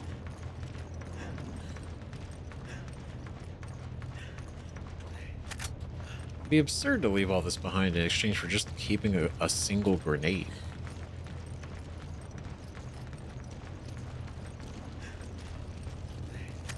But look at that. 30 shells. I didn't want to get too far away because I don't trust when they disappear.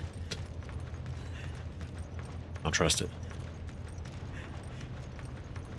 Okay, so now we gotta look. Somebody's got a key card. We might have a key card.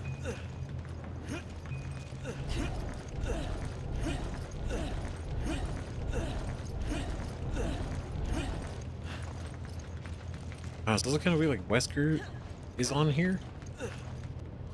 He's not really worried about us. Of course. God damn it. You fucking rat.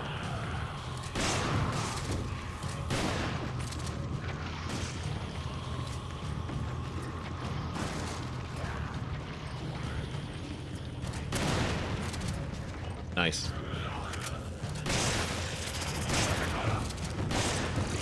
Oh. Nice. Shoot it, shoot it, shoot it.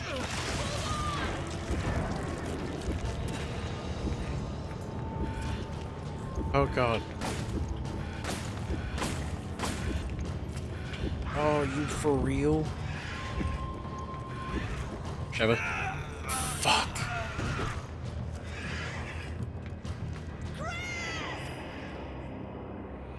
God damn it. Ah. I was like, shoot him in the back. She couldn't hear me, but... Oh, I have to go collect all this again. Okay. You know what? I'm just gonna remove that. Okay. Don't tell me it's gone.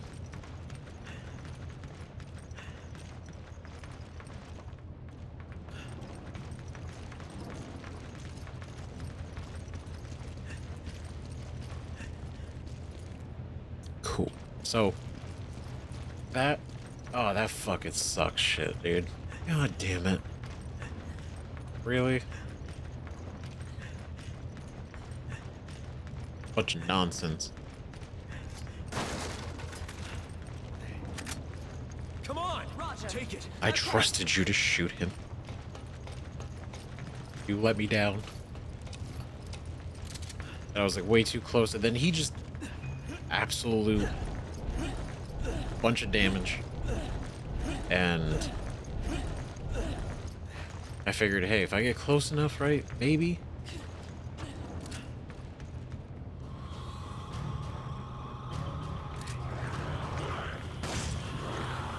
Oh, I can't even get over there.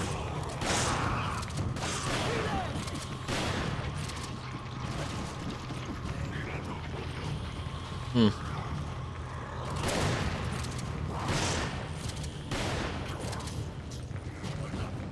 Okay. Alright, this fucking guy.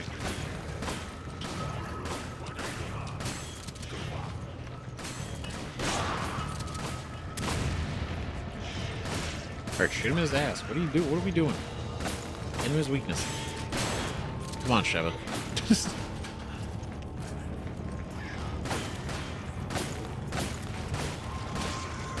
Oh, she does not know how to aim for weak points.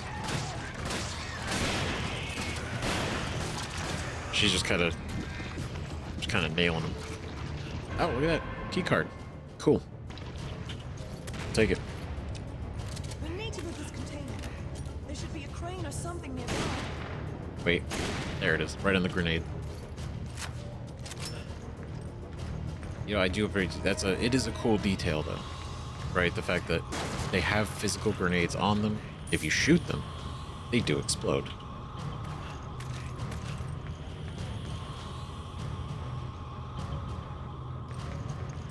Yep.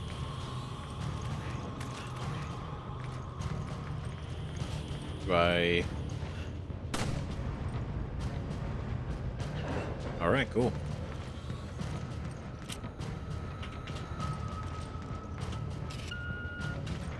Let's do this.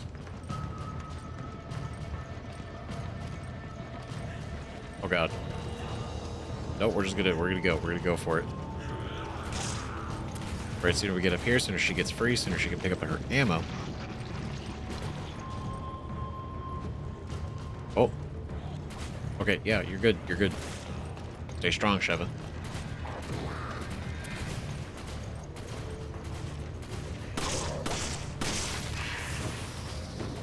Here we go. You're free.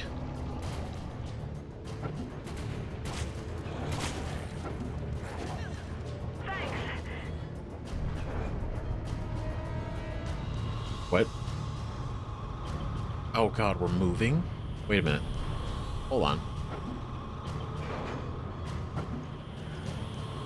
Okay, well that was... I didn't expect it to slide over. Okay, so now we're actually not right next to where we were.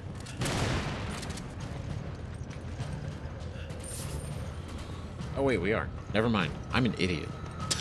God damn it. Oh, I thought... I'm not going on without you. Come on. I thought everything moved a little bit differently.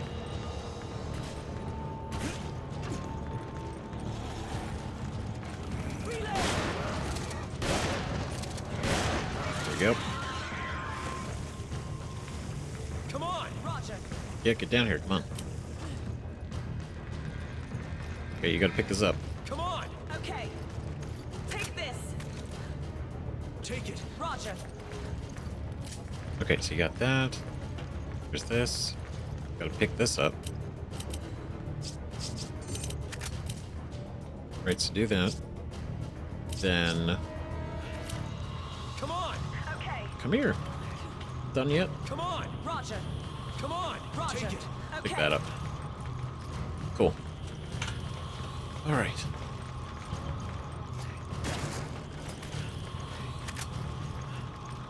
Going good? Going great? Oop.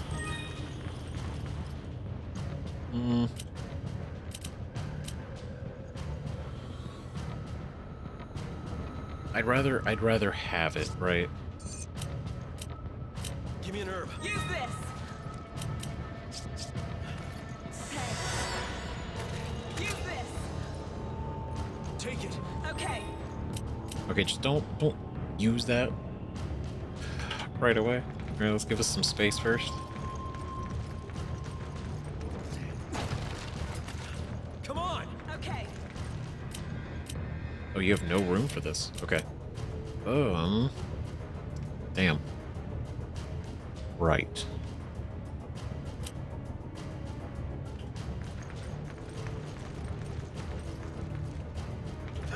Let's see what we can do. Ooh, money. 3,000.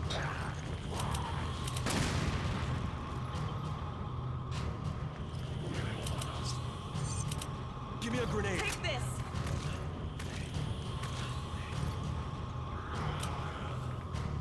No. Actually? I just want the one grenade.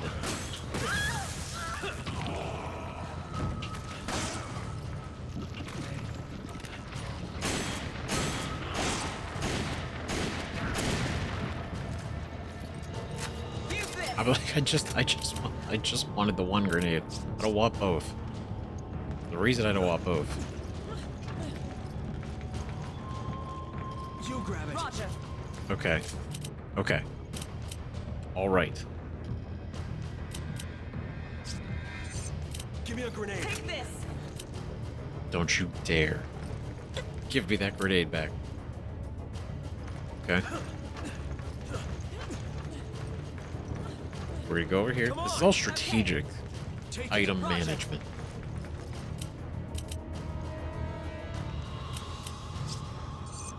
I need ammo. Take this.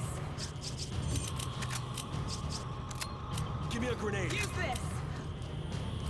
Honestly, you should probably use the herb at this point, because you're taking a lot of damage. You know what? It's fine. It's fine. I'm not gonna dilly-dally. This fumbling over ammunition. We're gonna be fine. We're gonna be fine. What's the worst that's gonna happen? Come on! Roger.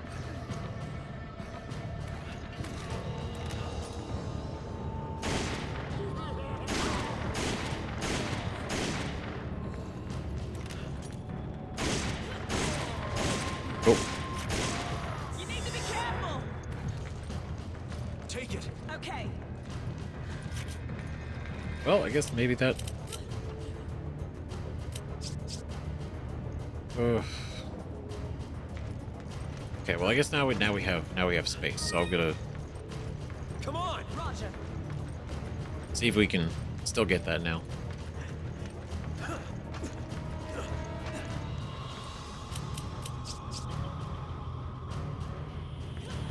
Okay, come on.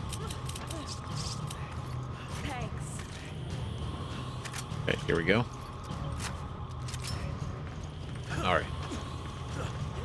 Like it's one thing to go item flipping around, choosing like what do we sacrifice, what do we keep, like all that stuff, and then it's a little different. If we end up being able to take it, go back for sure. I just worry. I worry maybe the game has to spend maybe too much time in item managing. Maybe that's just me. Maybe.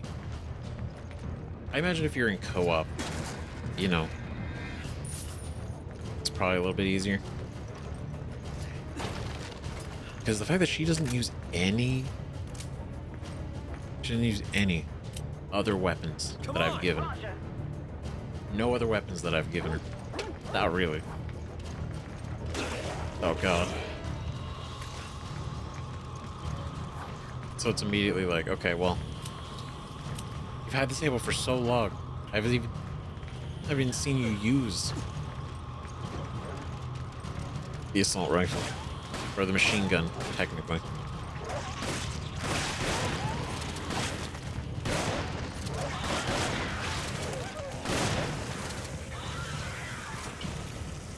Well, I can see the tendrils on those guys. These got to be Uroboros dogs, but then maybe they've always been Uroboros dogs. Come on! Okay. Take it! Okay. Okay. I owe you one. Okay, gonna give you that. I'm gonna pick up these. Alright, let's go.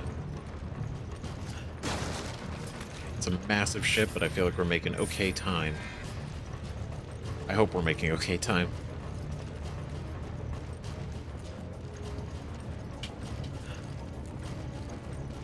Alright. Couple of containers we missed, but that's okay. No sense fumbling around. We're trying to get 100% of every little bit of ammo we can. Is that us? Our destination?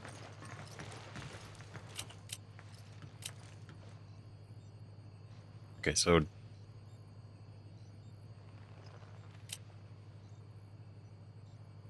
no, I think we're gonna just have to leave it. Otherwise we're gonna have to throw away stuff. And I don't like throwing away perfectly good stuff. It doesn't feel right. Grab it. Roger. Oh. Come on! Okay. Oh, you're tapped. Oh, because you don't even... She doesn't even use it. She doesn't even use the machine gun. I feel like I do. I feel like you gotta take away her weapons to get her to use other weapons. So big. It won't be easy finding Wesker. That won't be a problem. Once he knows we're here, he'll find us. And how do you know that? Let's just say we have a history together, and he's not the type to let grudges go. You must have done something to really piss him off. It goes a bit beyond just pissing him off. So, are you going to tell me what happened? Maybe. But not until after we put an end to all this. Deal? Okay, but I'm holding you to that. All right, what a bargain. Can you tell me why he hates you and why he's willing to do all this? Later. It's like, all right. Sure. I mean, I'm sure explaining the whole thing is going to take some time. Maybe it probably wouldn't take that long, but, you know, it's like, hey, he's building a bioweapon, Raccoon City. We kind of fucked that up for him. The Jailbreaker? I love that name. Ah. Damn it, of course. Of course, now. Now's when you give this to me. Man. Give me a grenade. Use this!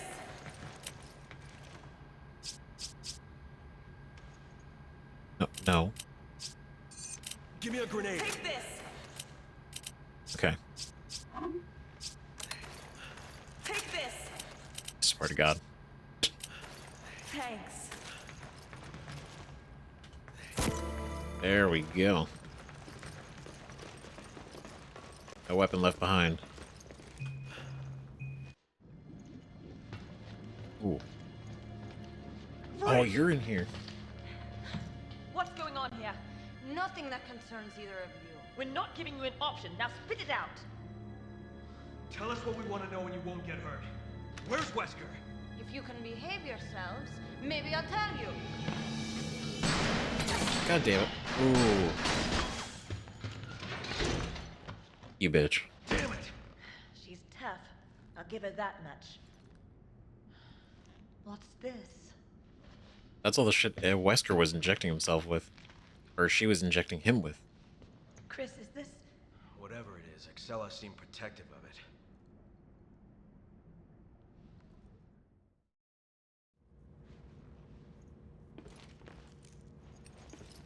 Weird. I didn't know they were going to talk about anything. No, because in the scene where we see the official introduction of Wesker, she's injecting this into him. It's like the liquid, but it's got like the black smoke look in there. So, like, is he injecting himself with Uroboros? That would be interesting. If he is, then that means he is a perfect candidate, right, to assimilate with it. So he is. You grab it. Okay. So he's one of them. He's one of the people who will transcend into the new era, right? But then that means he's probably even more powerful than he was last time. Shit.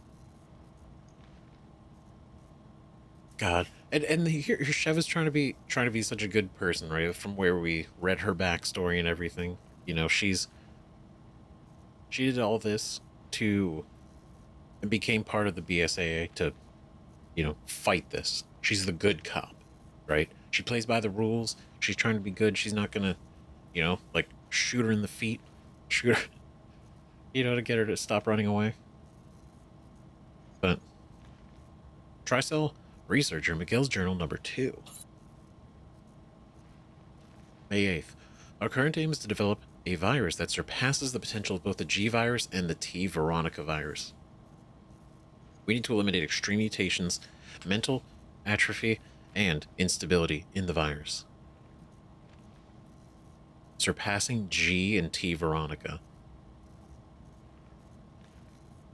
I mean, that's pretty big, right? Because G virus was more powerful than the T virus, right? As a fact. But it's too unpredictable. It has the mental degeneration and everything, and the mutations are horribly uncontrollable. It's all bad. Raw power, it's great, but everything else, not good, right? And the T Veronica virus was incredible to witness. We were told not to be concerned with retention and rejection rates, but even still, overcoming these 3 problems is going to be a challenge. Of course, all that is really only a problem for regular researchers. I'm already on the cusp of overcoming 2 of the problems. The third is proving to be a bit trickier, so I may have to resort to some alternative methods. Sometimes I frighten myself with my own ingenuity. Tricell is fortunate to have someone of my intelligence on their payroll. Ah, Miguel. Fucking arrogant.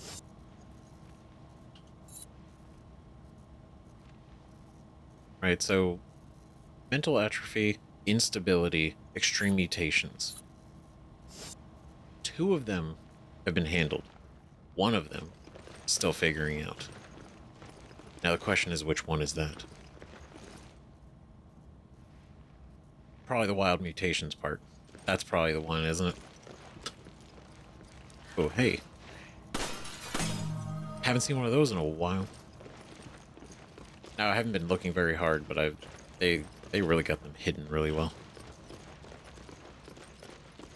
Okay, is there anything else in this room? No, because I did notice on the map, it shows the little file icons. So we do know if there's things we should be reading or not. Or that are available to read. But... Huh? We not go this way? It's locked. There's no way to open it. Damn. Alright. Well, this is the way we go. Then...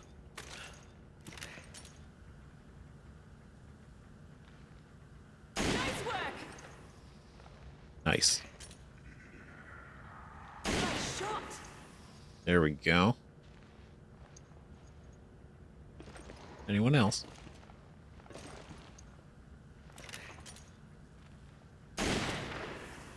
Got him. Okay, nobody's down that way. Alright, now here's the alarm.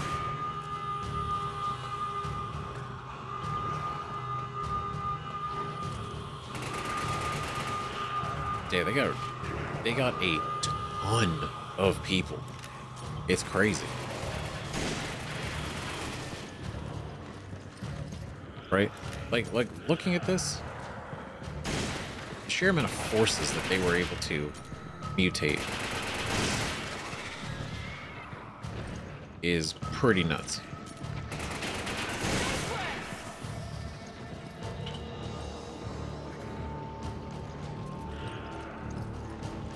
Ugh, okay. Let's go. Switch shotgun.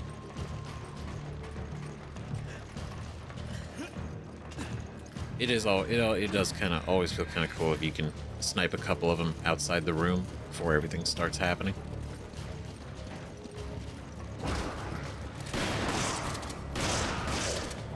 That was an embarrassing miss.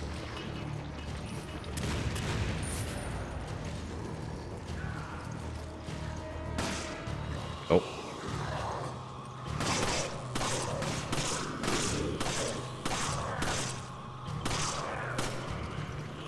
Bitch. They have uppercutted him into a cutscene.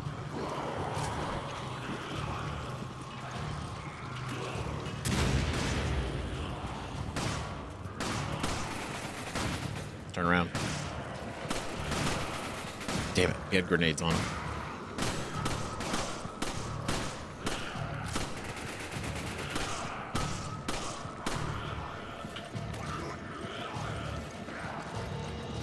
Oh, here we go. There you go, bud.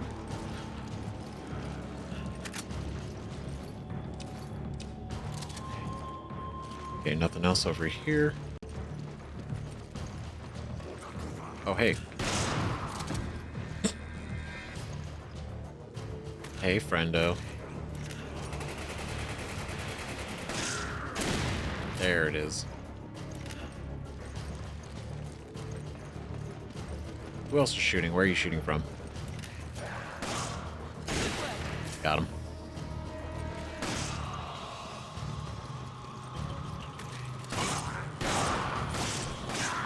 Just gonna keep coming out, huh? No, guess not.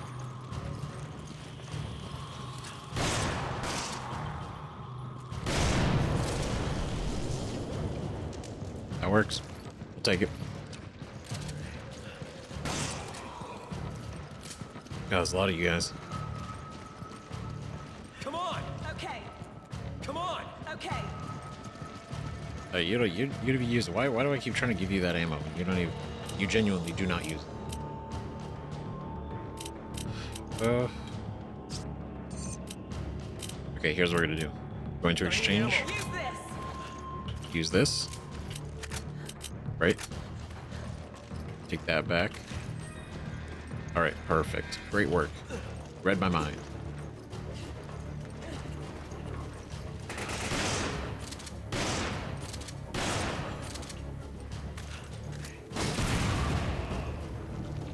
All right.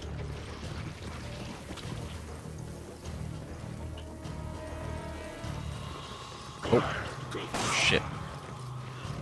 I was ill prepared. And then I was like, okay, don't shoot him with the grenade. Don't shoot him with the grenade in the hallway.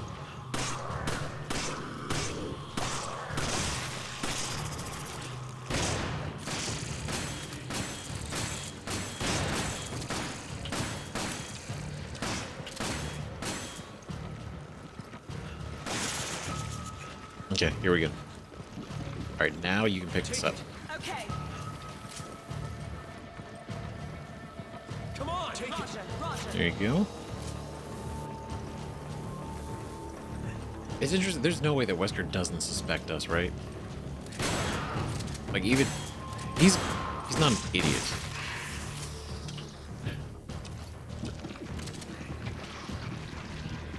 Right? Even in, like, the best case scenario, he's like... I forced him to kill his partner, his old partner. Take it! Okay. Take it! Okay. Okay, incendiaries. These would be nice. I need ammo. Take this.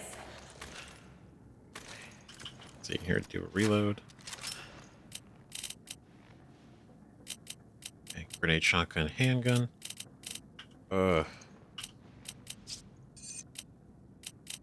I need ammo. Take this. Okay, reload this.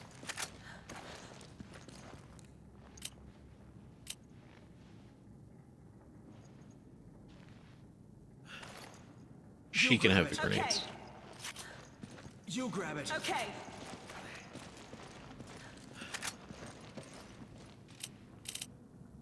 And of course there's a red herb. Damn it. Okay. What the fuck? Okay, come on, man. What is that? What is that? That's insane. Why is it? Your weapons keep getting bigger. Take cover.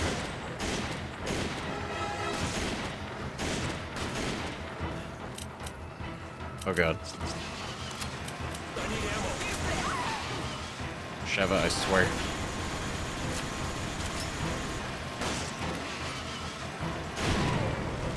Oh. Oh, he's even got a cigar. He's cool.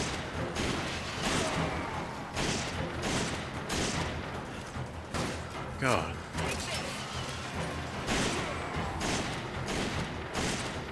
Oh.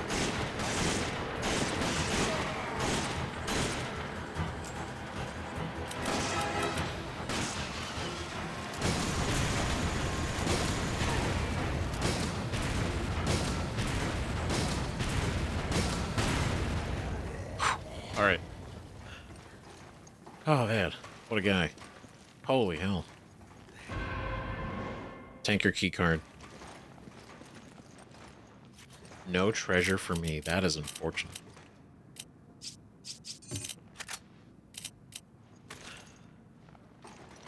Okay, so then I will go get the card. Go pick up this one. Then there's the green herb over here. Right, but I need to exchange with Give me an these. herb. Take this. We go combine. Right, give to you. Thanks. Pick this up. All right. Come on! Roger. Oh, you don't have room for that either. Okay, is there anything we can fill out? Not really. Give me a grenade. Use this. I hate it. Use this.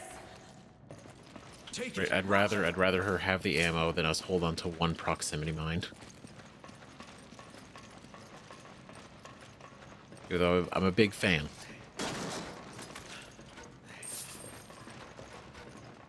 Big fan of the mine. What's up here? Another herb.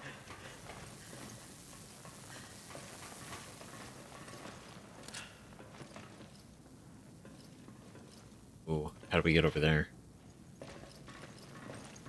Oh, we go up the other way. Okay. Let's see. Can I... Give me a grenade. Use this. Okay. Do this, discard. Okay, stop. I owe you one. Right, we're going to do this. We're going to combine with you. Then I'm going to I need request. ammo. Take this. Right, then I'm going to give you this. Thanks, partner. Okay, great. Perfect. Alright, now let's go the other way. Let's get that little safe.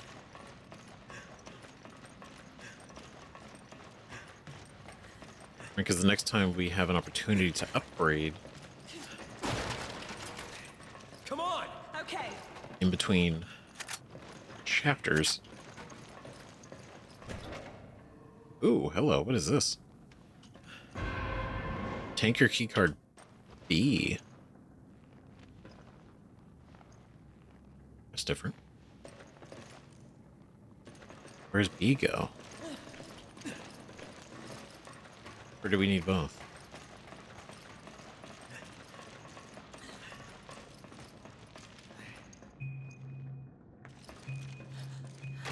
Oh, we do need both. Okay. Alright. I was like, was this gonna be like a secret item? Rocket launcher.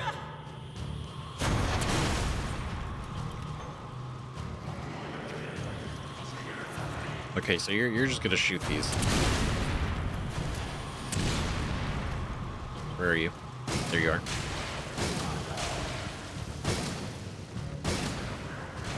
Bro, come on. God damn it. Are you okay?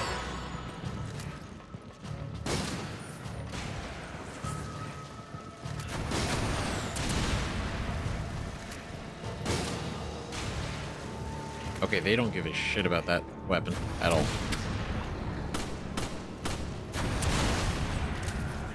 Acid does nothing for them. Okay, here, reload. Oh my god.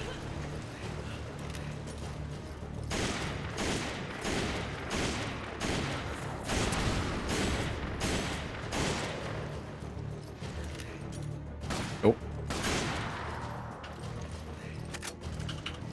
Okay, reload, reload, hurry. Okay, where are you? Gotcha. Right in the shoulder. Wait, do I need handgun? I do not. You have so much machine gun ammo. It's crazy. Why? What? Why are you just not using it? Oh my god, it drives me nuts.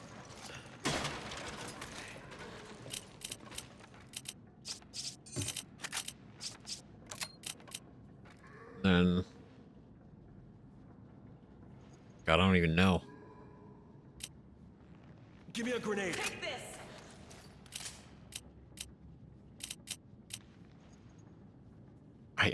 There's just no...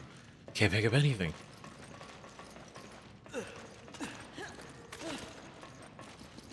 Alright, we just carry on, I guess. You grab it. Okay. Take that. Take you. Alright, a lot of necklaces.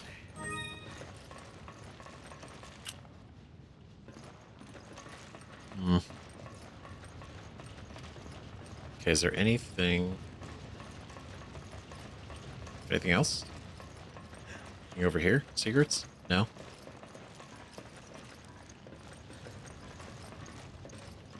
Medallions in the ceiling?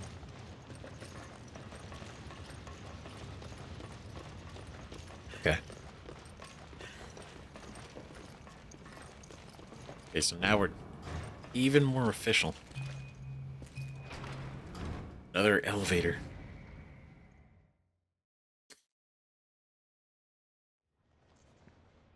Ooh, okay. So, you've made it this far. Too bad you won't make it much further. Oh, his eyes. A new superior breed of humans, given birth by the progenitor virus.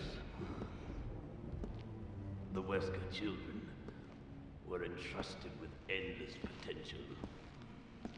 Of them, only one survived. You. Are you saying I was manufactured? I was to become a god. Creating a new world with an advanced race of human beings. However, all was lost with Raccoon City. Despite that setback, your creation still holds great significance. Now my candle burns dimly. Ironic, isn't it? For one who has the right to be a god.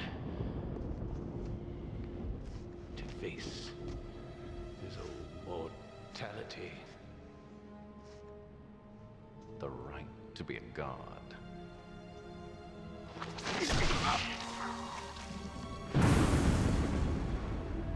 That right is now mine.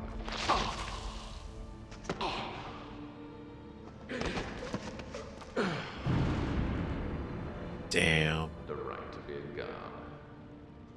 You. Arrogant even until the end. Only one truly capable of being a god deserves that right.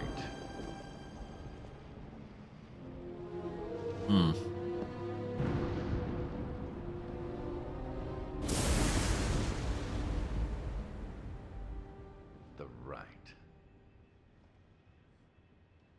With Uroboros, I have that right. Oh, he's so cool. He's so fucking cool. God damn it. Okay, that was, oh my god. That's huge. That's crazy. Okay, first off, we finally actually hear from Spencer and not just like notes or like things other people said. This dude, from the very fucking beginning, the whole plan was for him to ascend to godhood with an advanced race of human beings. So when he found the virus, the whole point was to eventually develop it to the point where he could then take it. He could inject himself with the virus and he would then transcend, right? But, which is also like fucking crazy, goddamn arrogant as shit, right? Like he said, but can we actually, Wesker was manufactured. He was made. The Wesker children.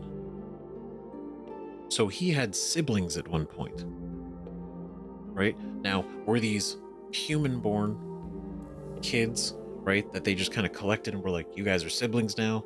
This is your new name? Right? Or were they literally lab-grown? Like the situation in Code Veronica, you know? Like a clone.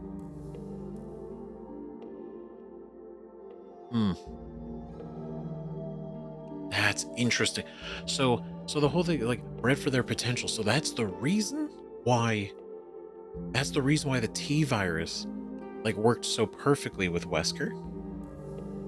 When he injected it, and it basically evolved him for, you know, no, can't think of a better word than that. right? So when he injected the T-virus, it was because, or it worked because he was genetically made to be, you know, basically one of the first, like, the perfect evolved humans. And I mean, that's huge. Like, even Wesker didn't know he was manufactured. That's, I mean, like, why would he, right? Especially if he was a kid or born here and just assumed, right? To find that out, you know, I feel like that alone would have justified Spencer being killed. And honestly, you're not gonna get any sympathy from me. Like, Spencer's an absolute piece of shit. He totally had it fucking coming. But man, be like the right to become a god. And so that's what this is. That's what this is. Literally, Wesker is taking over the Vision. Killed him. Uroboros. He's made it all to this point. All of this. And that's the goal. Spread the Uroboros around the world so that it'll kill anybody who's not worthy, not good enough to transcend. And everybody who's left will be them, and then he will be the god among them. That's fucking wild. Jesus. Okay. My god, dude. Shit, and his eyes. Fucking cool. Right? Now, he had red eyes in Code Veronica the first time we saw him. Right? When it was the acknowledgement of, like, oh, his evolution. Right, but then Ouroboros gives, like, the cat eyes specifically to everybody, but then he has the cat eyes. So I'm assuming that he is then taking Ouroboros, and the cat eyes aren't just a new generation hardware, you know, newer high-res model version of his red eyes. Right? So it's like a real, it's like a thing. Right, so if that's the case, I mean, he looks great either way. He looks so fucking cool. You know what? If anyone was gonna try, I'm glad it's Wesker. He is absolutely one of my favorite villains out of any game. And it is, oh man. This is cool. This is great.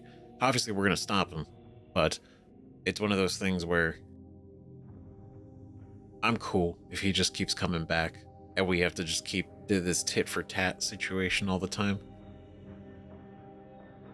But I mean, I don't know how you go past this now, because this is kind of massive.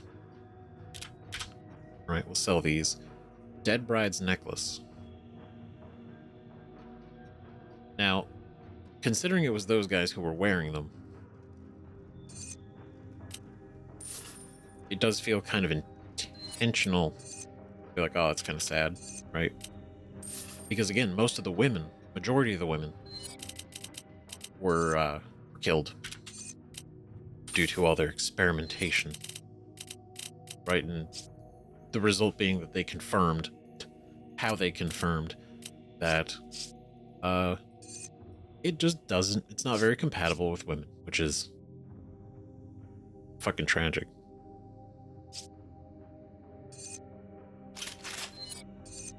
I do kind of want to use this one.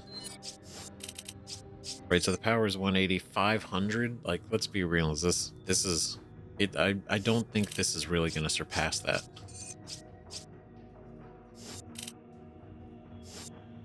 I don't. We can tell if we go in here, right?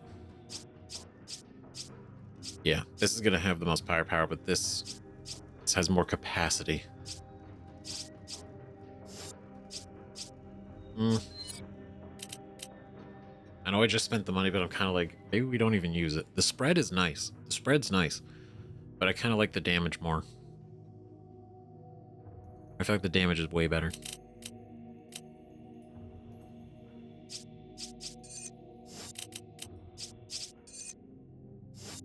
Right, should I even give you these? Is there even a reason? You're not even using them.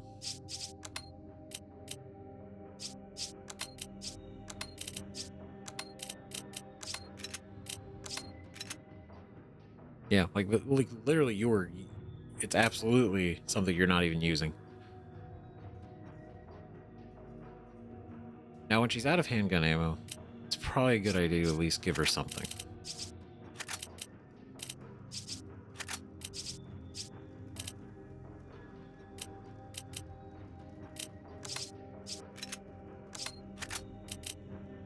Right, so there's that. At least.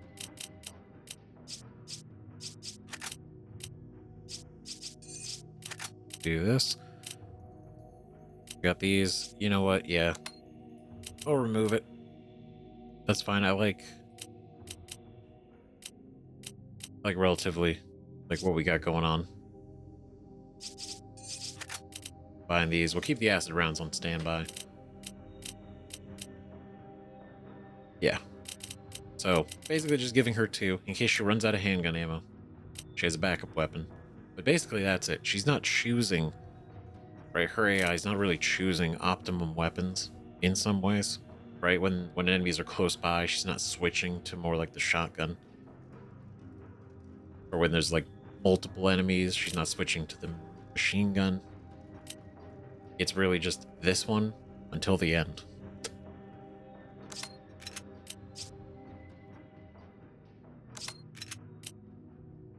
But yeah. I gotta buy some more rounds though. Just in case.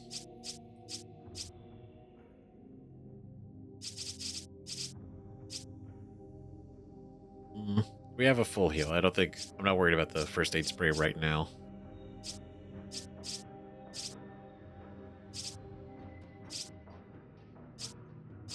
Explosive acid?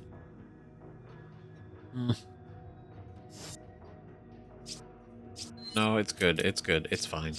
It's fine. Let's just spend our money on upgrades.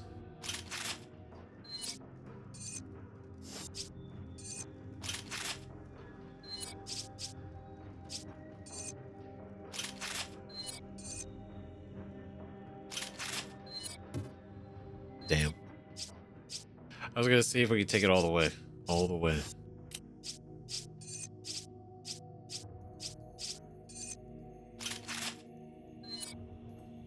Damn, one more.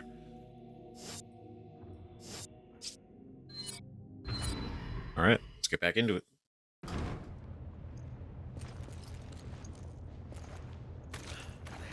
God, he's so cool, though. I will never stop saying that, though. Oh my god. Jesus.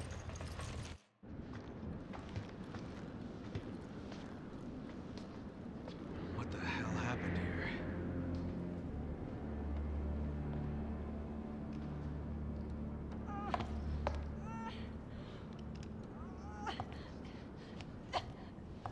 Oh god. Stella, what's going on? Why? When I've done so much. All for you. I fucking... See, I tried to tell you. Nice of you to join us. Wesker. Don't worry. Your mission is at its end. Uroboros is on the eve of its appearance. 6 billion cries of agony will burn a new balance. Sorry, Wesker, but not on my watch. Albert! You said we change this world together! Oh, why? I thought they were puns. Wesker doesn't give a damn about anybody but himself. Soon, even you will understand, Chris. One glimpse of my new world, and it will all make perfect sense. Show yourself! Unfortunately, it's too late for you. You will not live to see the dawn. Sorry, Excella, but it appears Uroboros has rejected you. Though you See? have Fucking been Paul, an excellent like... asset, I have one last task for you. Albert! What the hell? Farewell, old friend. No, it's taking all the bodies. Because it absorbs the organic... Oh, shit. So this was all part of his... He set this up. All the bodies. Okay. Absolutely massive. What the fuck? It's just a giant...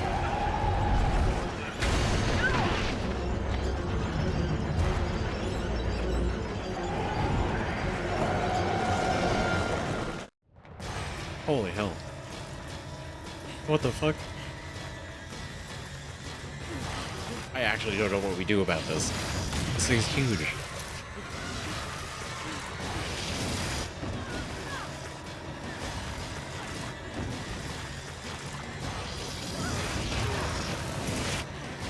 My god. Yep, gotta go. Ah, Excella, you fool. She really thought. Oh my god.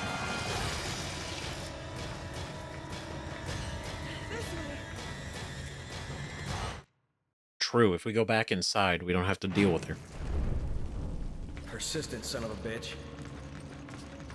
So now what? Do you think our weapons can hurt that thing? I don't know. We gotta get the hell out of here before it destroys this place. I mean, would he really have done it on the ship that he needs to not be destroyed? I thought that was a little foolish. I'm sure he's prepared to put her down if he needs to. Oh. Oh, we gotta go. Is there anything... Locker? No? There we go. Ooh, money. Alright, let's go. I don't see any pamphlets, anything to read, so...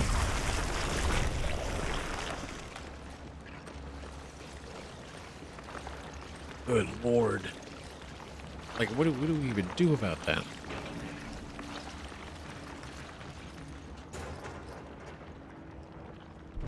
We just turned her into a massive... fucking... Okay. Like just a massive version of the Uroboros guys.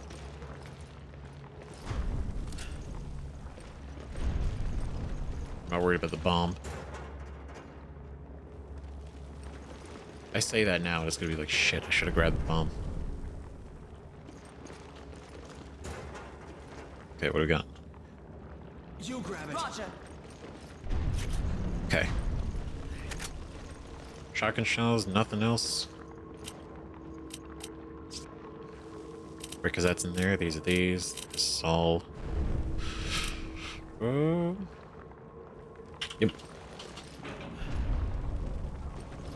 My God. Look how big it's become. I've heard that. So, yeah, it's she's growing rapidly. Oof. We go this way. Unsuspecting. It kind of feels a little weird, like it's so quiet now. Like it got so much energy, and now it's kind of like, oh well, let's make sure we go around and loot everything. So obviously we want to. It's a good thing.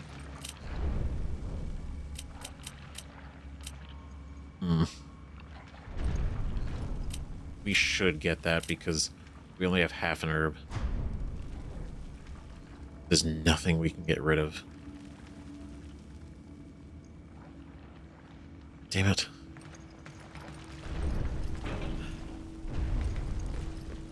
Guess not.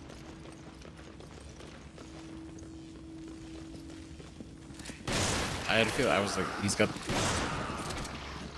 the stick still on. Oh, bitch, stop. No fucking way.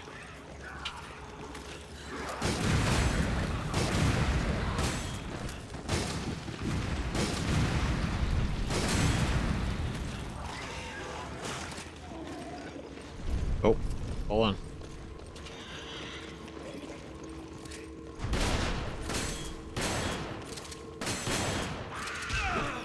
Damn it. God, I just cannot.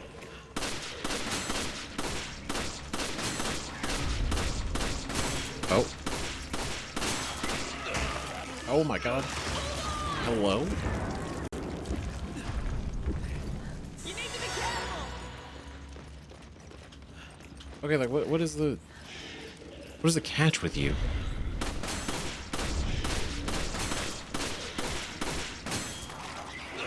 God damn it. He just does not. He has no reaction. Yo, fuck this. Man. Good deal with that shit. Oh, you're just like fucking around.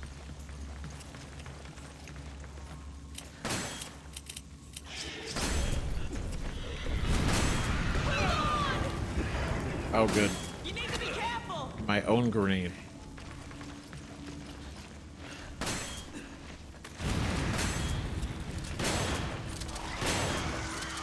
God damn, finally.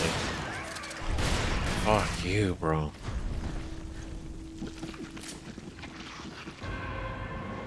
Good lord.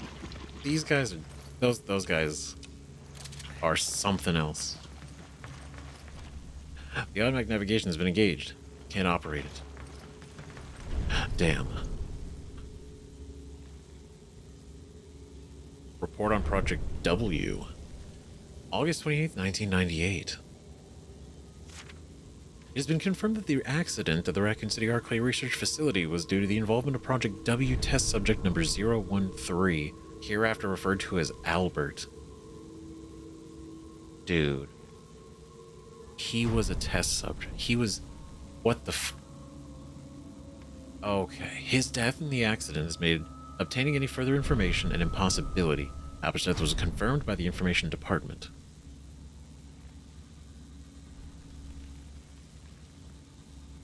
Wow, so they internally were like, okay, the incident was Wesker's fault, and they confirmed he's dead. Albert's death puts the current success rate of Project W down by 18%. Down to 18%. The quota of qualified individuals for the project has been drastically reduced and must be addressed immediately. This poses a grave situation for any progress that can hope to be made to the project. Since there is no roster of qualified individuals to replace the recent losses, it would be advisable to start selecting individuals from the pool of failed candidates. After this, adjustments can be made that will restore up to 93% of the quota prior to Albert's death. Umbrella Information Department, Alex W. Alex Wesker? Wait, like his father? Father? That's mad. Come on. Okay, so there was a Project W. Wesker was one of at least 13 other subjects, and they were like, oh yeah, he was kind of a big deal. That's so... I mean, that's cool, right? That's cool. I wish we get more information on it. Spencer's notebook. So he stole this from Spencer. I just received word that Raccoon City has been wiped out. The Americans finally took action against us. I hope the irony of using the very military machine that was supposed to protect them from foreign attackers to kill their own people is not lost on them. God, such a dick. While the danger posed by the threat of the T-virus spreading was very real, I don't think Americans will easily forgive their government for the deaths of over 100,000 of their own people. If the truth of this matter is ever brought to light, support for the current administration will plummet. I don't think he wants that. Even a child can see that they will come after Umbrella with everything they have. To hide their own foolish mistakes, they will blame Umbrella for Raccoon City's annihilation. It would seem Umbrella will share Raccoon City's fate. But perhaps it will be to a lesser degree. Umbrella was nothing but a tool for the research of the progenitor virus. Even without that tool, the research still survives. Only Umbrella's lowly employees will be hurt by its dissolution. I mean, he's not wrong. Right? Because you still have the research, you still have the stuff. Umbrella was just the company, it's just the face, the fund. But he still has the money, he still has the information. If the secret research involving the progenitor virus is protected, then I can always rebuild anew. I've already made preparations for such a plan. The research facility in Africa remains a secret, and it is there that the progenitor virus is produced, something that we didn't achieve until the late 80s. Only a handful of people in the company are even aware of the African facility's existence thanks to our strict regulation of the flow of information. Only a minimum amount of personnel were ever transferred from Africa to other locations, and they were always closely monitored. So the Africa was just not a commonly known thing. It was never like company information. Everybody knew like, oh, we found this in Africa, or any of the research stations in Africa. They never mentioned it. Director Bailey has been confined to the African facility for almost 30 years, and even that has all been for this day. All that remains is to close the facility, and everything will go according to my plan. Once that facility is gone, all its connections to Umbrella will disappear with it. Then, I will have to deal with anyone who has level 10 security clearance, as they are the only ones who know of the African facility's existence. Everyone else will be summarily disposed of. So he actually went and just fully purged the company. He killed every high-level executive, right? Or planned to kill every high-level executive that had any information on the African facility, because that's the core of everything. As long as that facility stays in his hands and intact, he can do anything, because that's where the progenitor virus is. And everyone else in the company, he's like, we'll kill him, we'll get rid of him, who cares? My secrets will be protected. When one buries a treasure, one should not leave behind a map. A printout is stuck to the inside of the notebook. Personnel with access to company secrets. Level 10. Oswell S. Deceased. Henning P. Imprisoned. Masaki T. Deceased. Jenny K. Whereabouts unknown. Carlos M. Found. Information obtained. Eliminated. Carlos M. Not our Carlos, not the Carlos we know. Is it?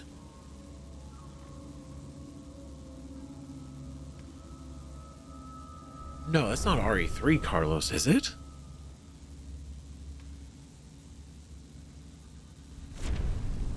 Oh god, is it? I hope not. Oh shit. Level 9 clearance. Brandon... Well, no, it wouldn't be. Why would he... That doesn't make any sense. Carlos M. It's level 10. He was part of the response team. He doesn't have any level near the clearance that somebody in his position would have. Right? He even made the comment. He's like... during the incident with him and Jill running around away from Nemesis, he was like, that's above my pay grade. Alright? I don't know anything. Brandon B. deceased, Frank E. deceased, Isabella C. deceased, Greg A. deceased, Lee D. deceased, Michael K. deceased, Ethan W. deceased.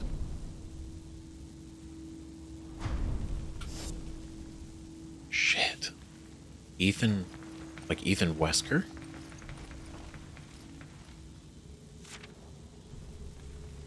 I don't know, I'm just like, the existence of Project W and the fact that Wesker is one of 13, if not more, subjects, and they are all, I mean, essentially like him. But now, he's the only one left. He's the last Wesker. Ironically. You grab it. Okay. Ironically, him being the last Wesker. I mean, I guess no competition. Right, not competing for the position of God. All the controls seem to be in working order, but it won't let me operate them. Damn. Okay. Oh, wait. We going here? It's an emergency mode. Guess that's why it's locked. Damn. Okay.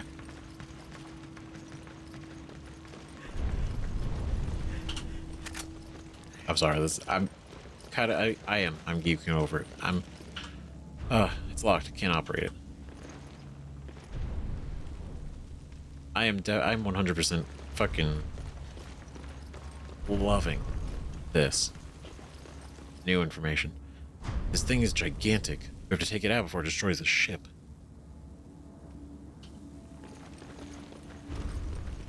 Right, I mean, it wouldn't help us to be, you know, stranded out in the middle of the ocean.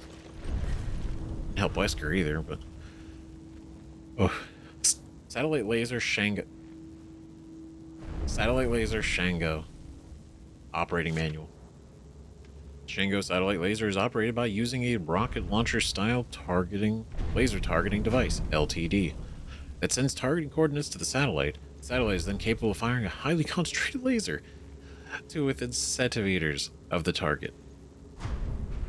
Why not? Why not have one of these? Operation procedures. 1. Aim the LTD of the target to relay the coordinates to the satellite. Once the target has been ascertained, the coordinates will be relayed. During the transmission, the targeting ring will appear red on the targeting scope.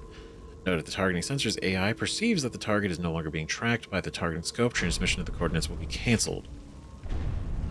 Right, when lock-on appears in the scope, that means the transmission has been successfully sent. Pulling the trigger will now activate the laser. The firing cannon must be given time to recharge before it can be refired. Satellite laser. We just might have a chance. The targeting device is on the roof. Come on, there's no time to lose. Of course, the convenience. I love it. It's great. I'll take it. It's like, what are we gonna do? There's a satellite laser uplink we have on this boat. What does it do? It shoots a laser from space all the way down. Wherever you want. Within centimeters. You grab it. Okay. You I love grab it. Okay. I love it. We are in so much pain.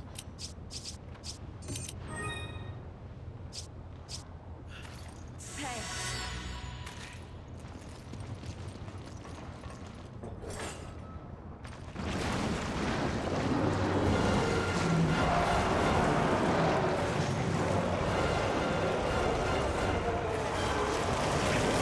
Ooh.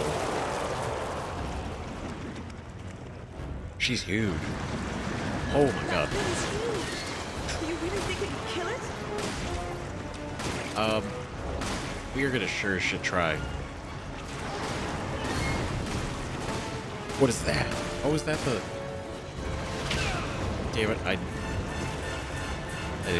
did it press fast enough? It's Nice. all on you, Chris. I got your back. That's it. Hit it again. Oh my god, that was fast.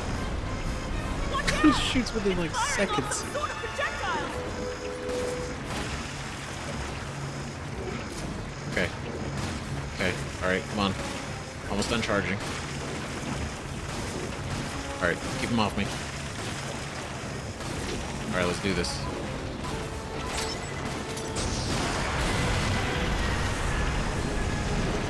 Hell yeah.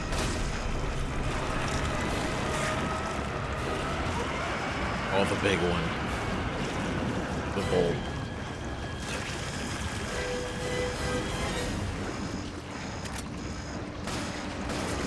Okay, a lot of rifle ammo. Oof. Okay. Alright, come on. There we go. Let's do this.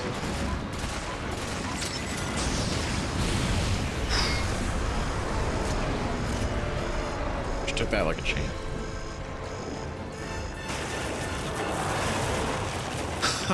Okay. Oh my god. Chris, above you. You know, this is honestly, it's not practical, but what a hell of a bioweapon, right? What the hell's going on?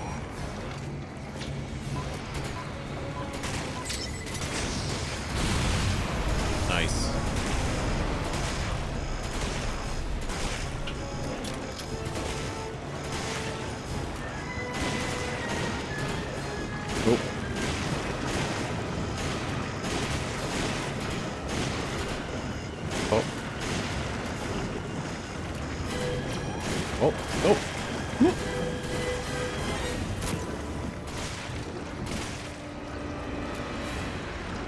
Okay.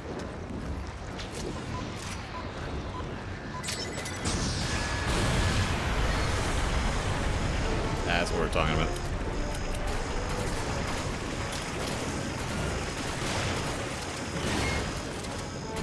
Sweet.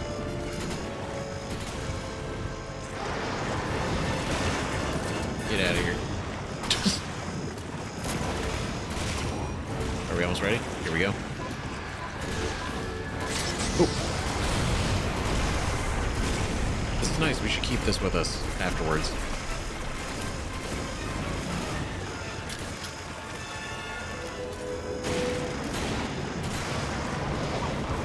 Oh god.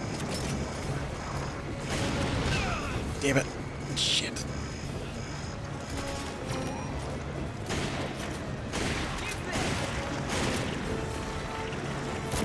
Here we go.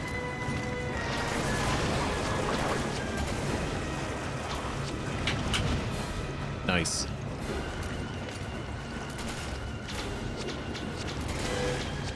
Let's go for this one.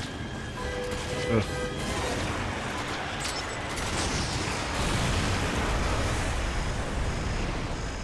That's what we're talking about.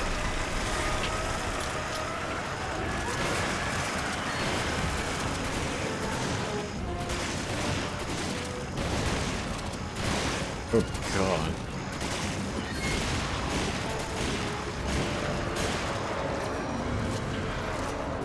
Nice.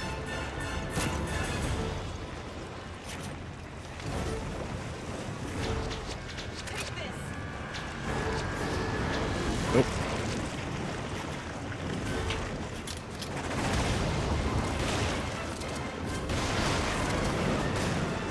Okay. Oh, I'm so focused.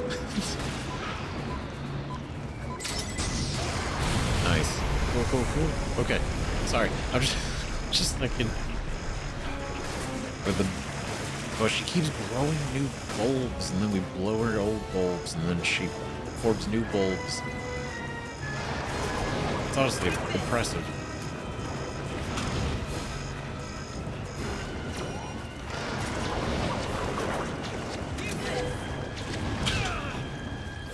Damn. I should shoot it to get it to calm down.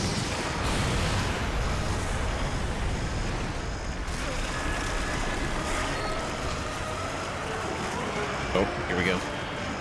The big one. Okay, we're almost there, almost there, almost there. Come on, come on, come on, come on, come on.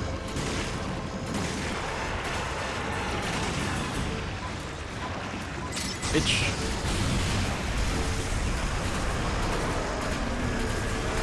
We got one more, huh?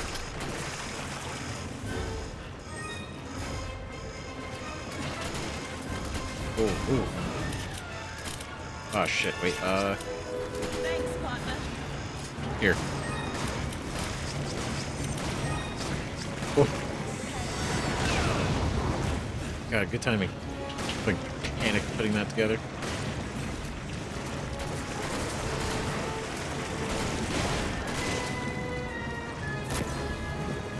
Okay, here we go. Oh. Itch.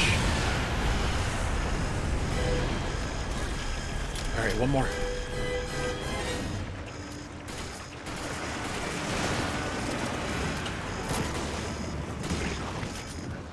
Oh, almost. Okay. Oh god, it's active.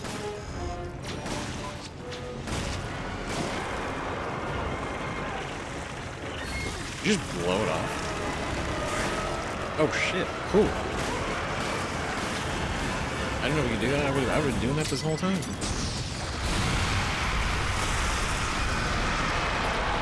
Hell yeah.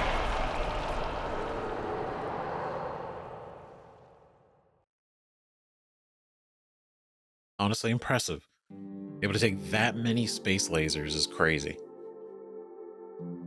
Like, honestly, that's insane. Absolutely. Probably one of the most powerful bioweapons we've fought. In general, just understand the sheer power of what a satellite laser could probably put out, and she's just tanking it. And then more and more and more.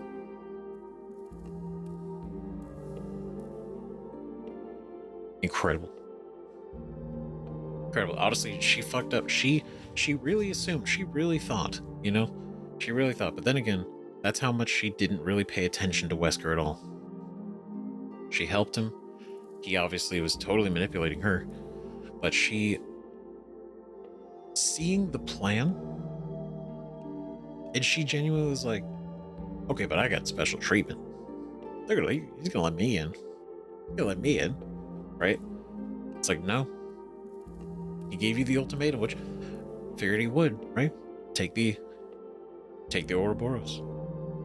If you are chosen, then you come along. She was not. She was not chosen. R.I.P.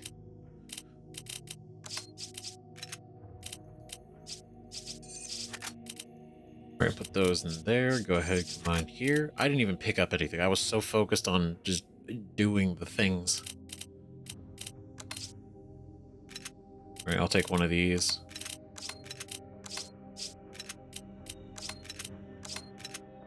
Yeah, okay. Do we... well, actually, let's sell, right? We only got 2 of these, but... that's better than nothing.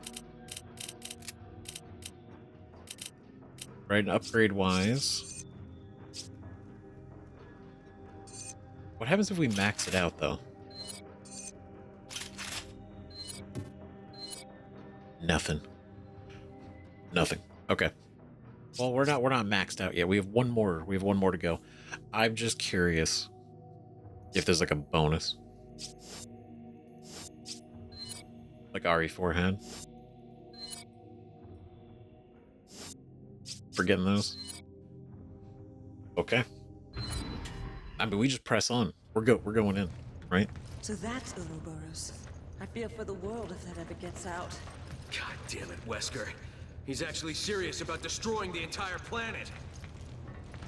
Evolving the entire planet. Right? It is crazy. So he's basically... I mean, to be fair, she had a massive bodies around her. So when she turned, she would have just been like the normal Uroboros failures, right? But the fact that there was all that biomass around, that's what allowed it to evolve and grow to that size. So when you look at it, right, he's right. Billions of people are going to die from this. And there will be some that don't. There will be some that truly do assimilate with it. But the ones that don't, they're going to turn. And they're probably going to absorb each other. Stuff like that. Maybe there's going to be a bunch of these. Who knows? Right? But it's not good. Obviously. Either way. Like, it's...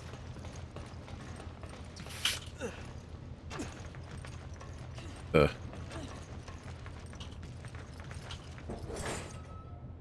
Right, because you... I mean, how do you... Just trying to think of the words. It's like billions of people are going to die. There's literally no sort of like comeback from that. There's no like, oh, we can fight Wesker still.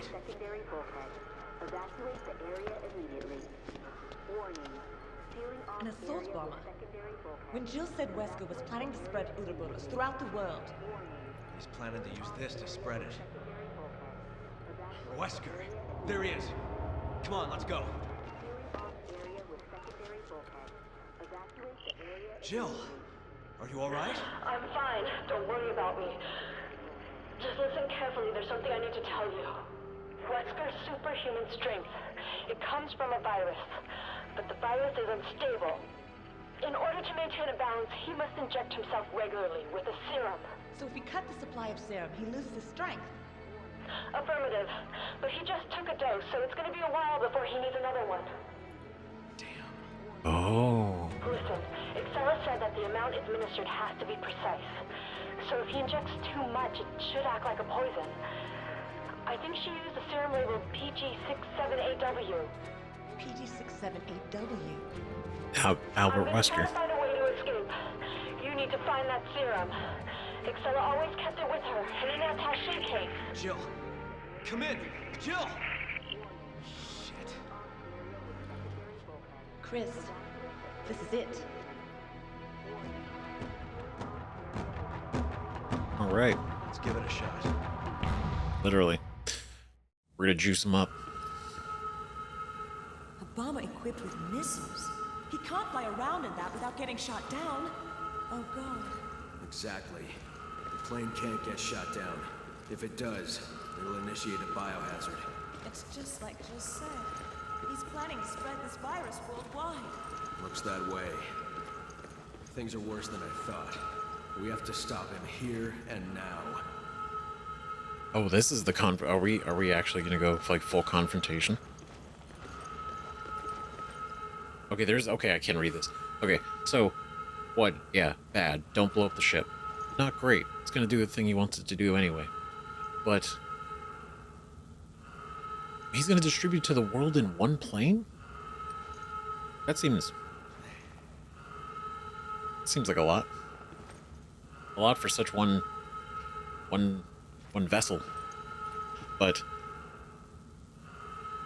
that's an interesting detail. Sorry, I need to. So the fact that his superhuman strength comes from a virus, we know the T virus, right? But the thing is it not? Is he using Uroboros? Or is this specific virus is like an additional one that we don't know about? Because he took the T virus. That's how he has super speed, his reflexes, his strength. We witnessed this in Code Veronica before the events of this game, right? And so it's like, okay, could this be what he did back then? Potentially, but that might be where all his abilities are coming from, and the T virus is just essentially what brought him back. But he acknowledged from the T virus that I'm trying to grasp all this, right?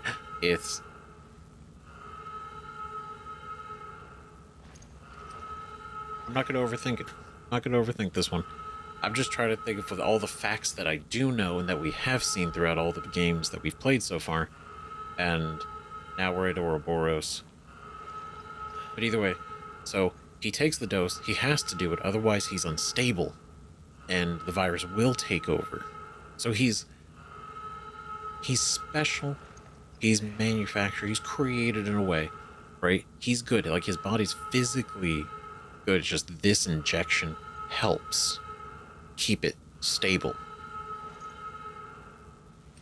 Versus, like, somebody else might not even be able to get that far. Uroboros' plan. The Uroboros virus will have a direct and substantial impact on human DNA. Those who possess inferior genes will find exposure to the virus fatal. Most of those infected will be unable to withstand this winnowing. The handful of survivors will be limited to those who possess superior DNA.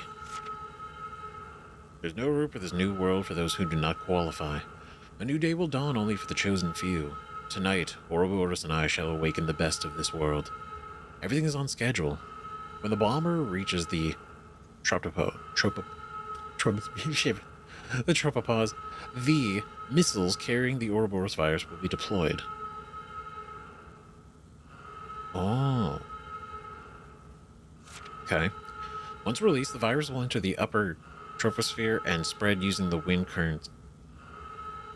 Okay. I see what he's doing. He's going up into the atmosphere, releasing it up there, and then it will just blow and coat the world like pollen. It is then that humanity will receive its final judgment. A virus possesses no emotions, and therein lies its beauty. It will select only choice humans from around the world. The ones who are not chosen will become hosts for Uroboros, and their existence will consist only of searching for new hosts. Damn. Once set in motion, nothing can stop this chain reaction. The din of 6 billion screams will close the book. on humanity's ignoble past. And this is also that he can... His concept of being a god. He wants to be a god. Become a god. God of this new world.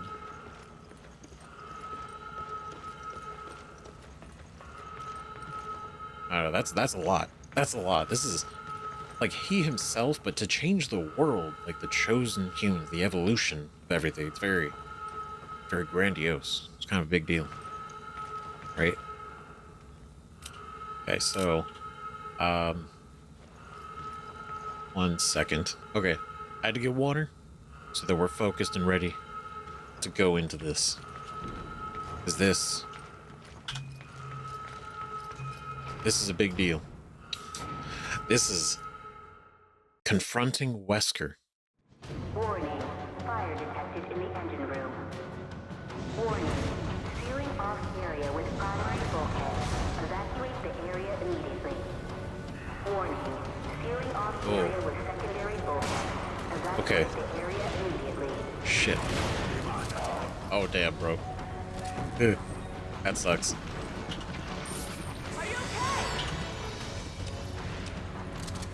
Okay, this is... Oh my god. Alright, the fire is not great.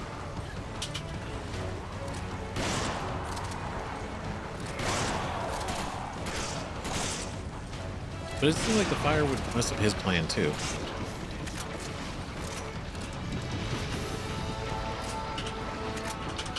Okay, reload.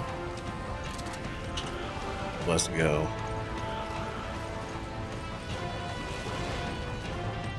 Anything over here? Nothing over there. Oh. Swing around. Sucks. Okay. Handgun ammo, you need it.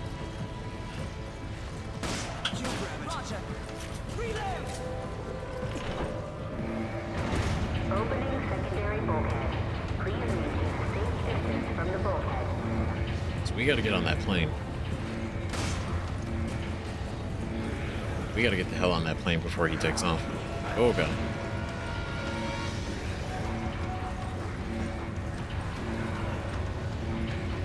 Oh hell. Oh god.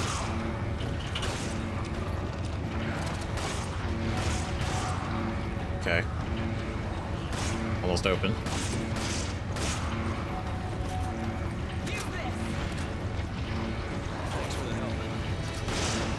Bitch. Oh god.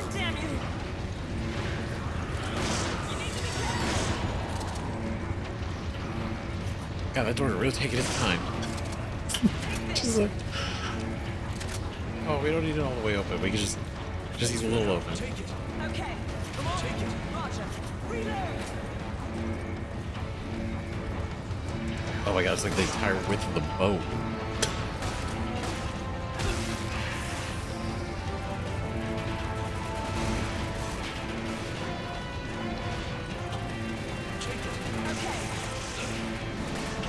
Oh, you dicks. Let's see. No, we'll do this one.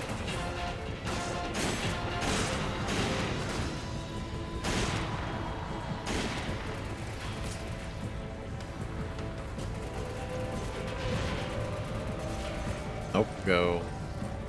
Hold on.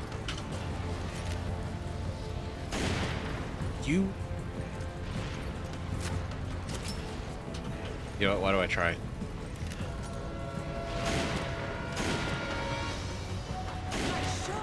God.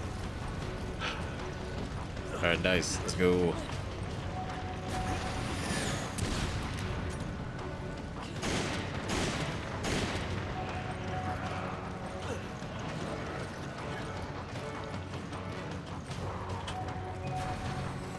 Okay, go, go, go, go, go. Go, because this might take a minute. Or several. Opening primary bulkhead. Please maintain a safe distance from the bulkhead. Okay, yep, it does seem, it seems to be that case. Oh, bitch.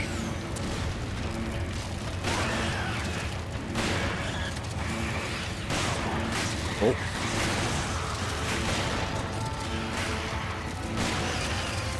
Oh, there we go.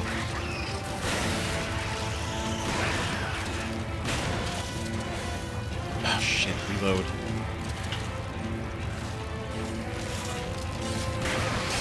Damn it.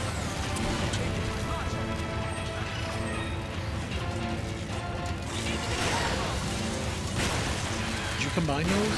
I don't think she did. I don't think she did. I think she just used one. God damn it.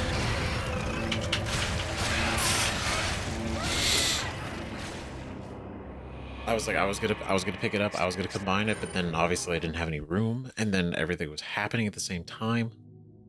God damn it. Fuck. Ugh. Okay. I'm just gonna take those so that you have space. We're not gonna not take any chances anymore. Right, you know what? You hold on to that. You hold on to that shit. Right, go over there. We're gonna do this. It's gonna be fine. Opening primary bulkhead. Please maintain safe distance from the bulkhead. Right, the guy over there was not helping either.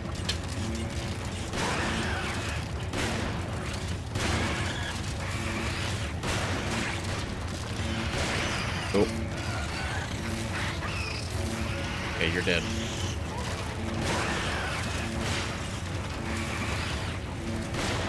Nice.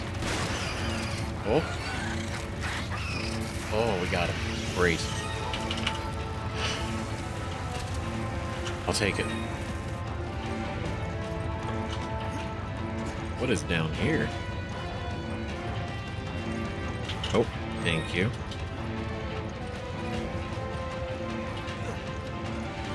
Okay, it's definitely running around for salvage.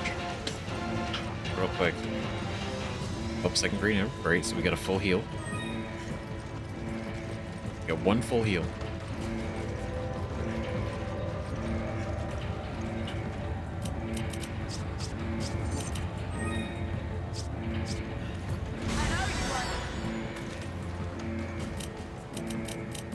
Okay, so put that there. We'll never win in a fair fight. We need to fall back and come up with a plan. Whoa, really? Red man? And this dude? Oh, there's a red one. We need to fall back with a plan. Yeah, you're so fucking true.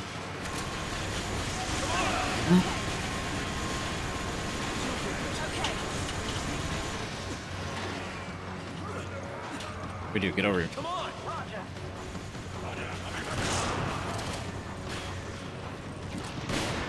Oh, damn it. Of course, you couldn't dissolve sooner. Okay. Come on, Roger. Okay.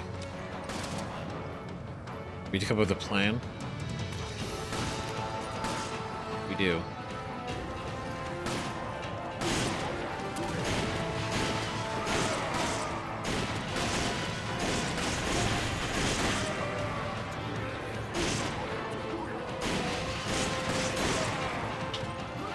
Okay, we gotta go. Oh, you bitch. Come on, man. Go. Get out of my way.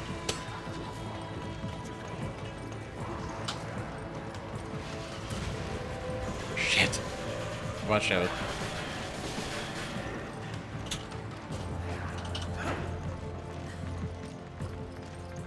Oh, you know what? I'll take these. Okay, let's evaluate. We need... I need the rifle. I need ammo. Use this. Don't be reckless. Okay.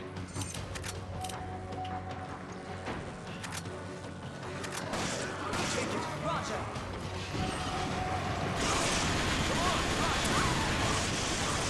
Oh my god.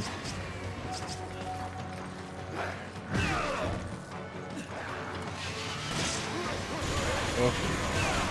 Jeez.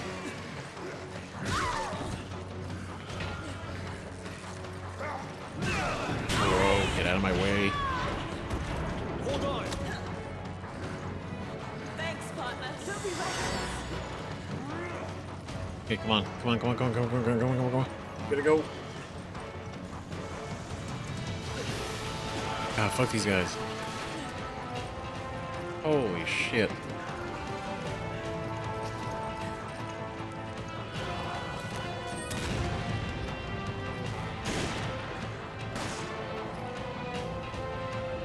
Okay, I don't even deal with the red guy yet.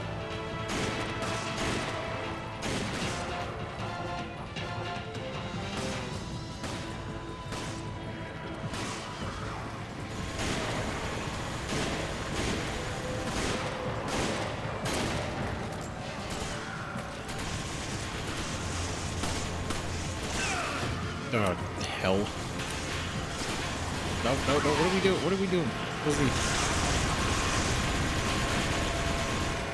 Oh, God. You bitch. Get the fuck out of here. God, they have my fucking ammo on the stairs. Come on. Okay. Just flinch, please. Okay.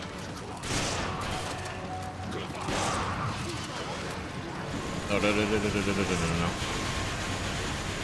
Bro, this is... Okay, this is a bit... This is a lot. Like, I feel like this escalated very quickly.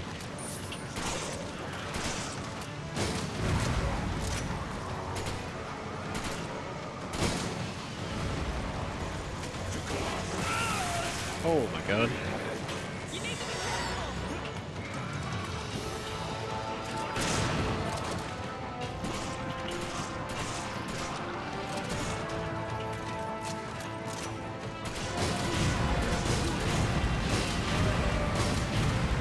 Good. Oh god, here we go. Combine here.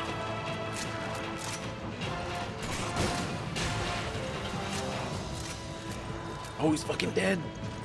Nice. Sweet. Alright.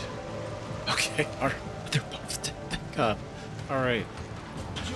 Okay. Easy. Easy. Not even a worry. Look at that. Both key cards. In and out. Come on. Okay. You grab it. Roger. Okay. You grab it. Okay. Great. Now I can, hopefully...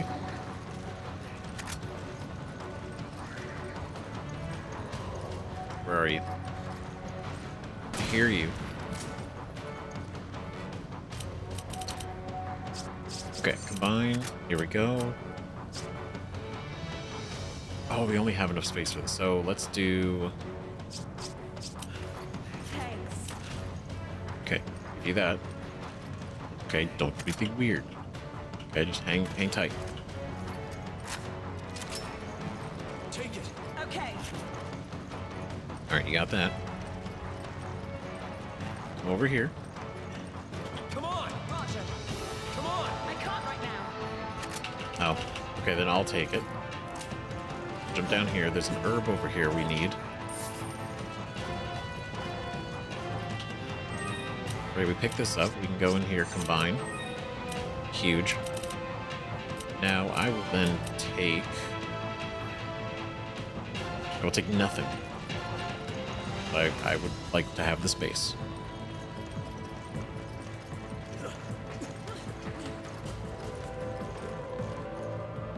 Okay, so there's nothing over here.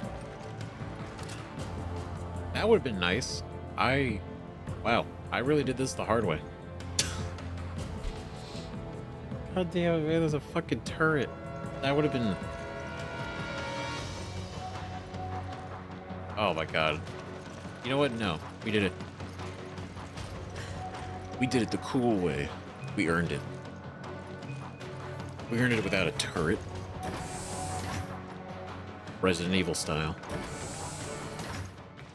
Just Something raw doesn't feel fear and right. survival. I can't explain it. Yeah, I hear ya. Don't let your guard down for a second. Yeah, don't do it.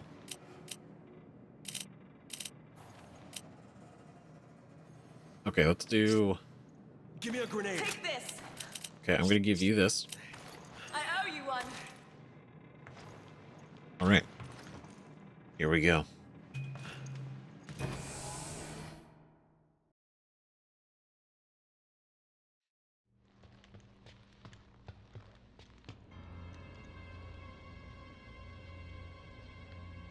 Your plans are finished, Wesker. There's no way out this time. Don't you two ever tire of failing in your mission? You've really become quite an inconvenience for me.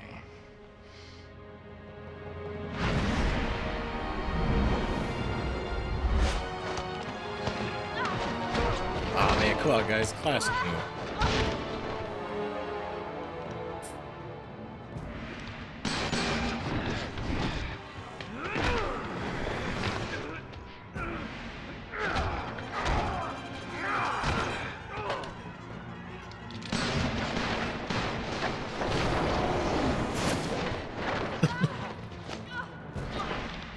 Why are you doing this? What do you accomplish by unleashing Uroboros? Every day, humans come one step closer to self-destruction.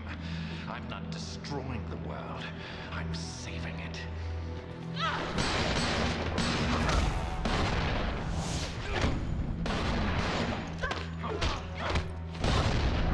God, so cool.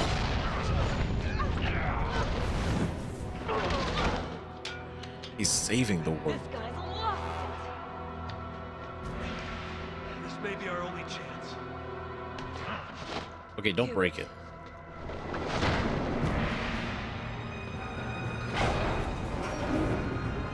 Things are really getting interesting now, eh, Chris? Do you actually think you can defeat me? Either way, I'm not gonna stop until I'm dead. Well then, I'll just have to kill you quickly. God, so cool. This is so. God, I don't. You know what? For these scenes, okay, that's very like action movie-esque. It's fucking cool. That's an RPG. Oh. Oh my god. Okay, you know what? It's not a great quarter to be in right now. Oh.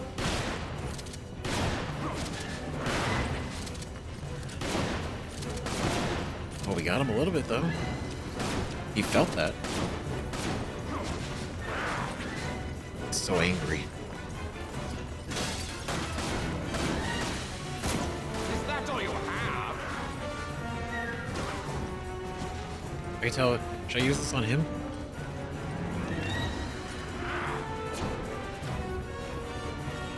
There's no point in hiding.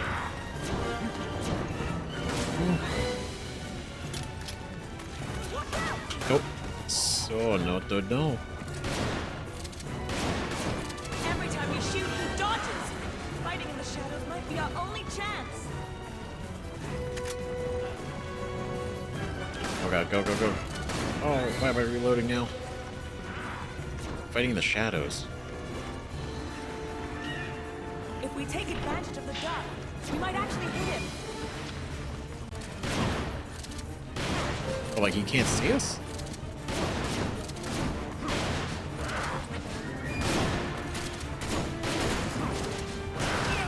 Oh. Take advantage of the dark. What does that mean? So we go around, we turn off all the lights? You're merely postponing the inevitable.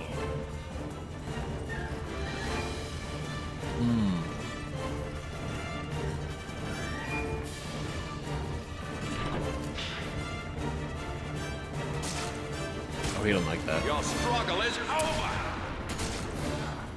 Okay, that's kind of cool. He just one-hands a missile.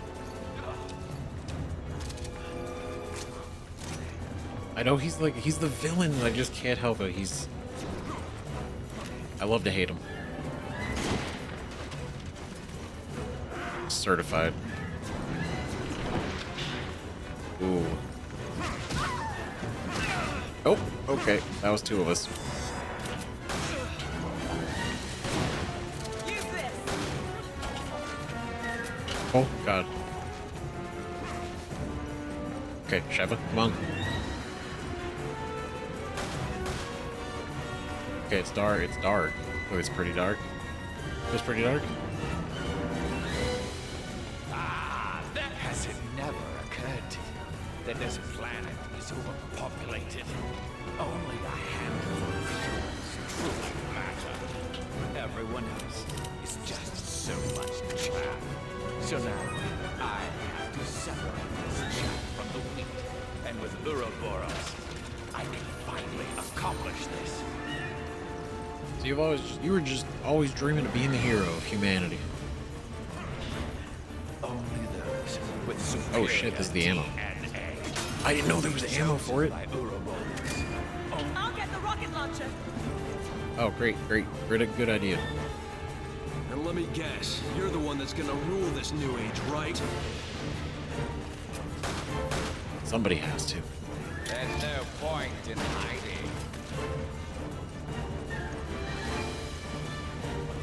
Oh god.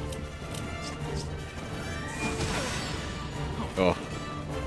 God damn it.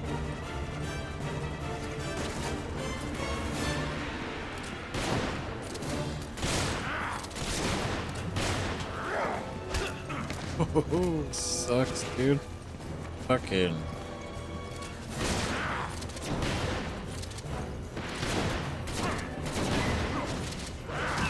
Oh. Man, I got no healing for this.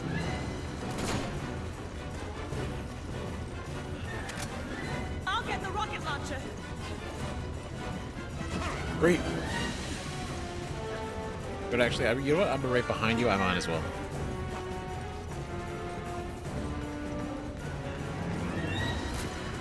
Chris, I need a warhead. Okay. Roger. Oh wait, she can use it. Chris, I need a warhead. Okay. I need that. You know what? Chris, I need a warhead. I would love to give it to you. Are you okay? Shit, like the thing, it's not popping up fast enough for me to actually load that. There we go. Oh my god. Lord.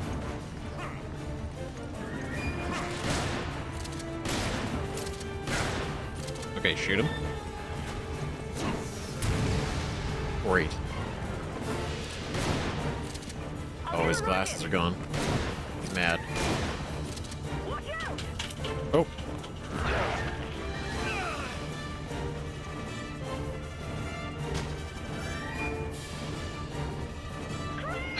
Fuck, dude, that was... Okay. Okay, this is kind of... figuring out exactly how this is supposed to operate. Alright, so we have the RPGs, probably basically the best thing here.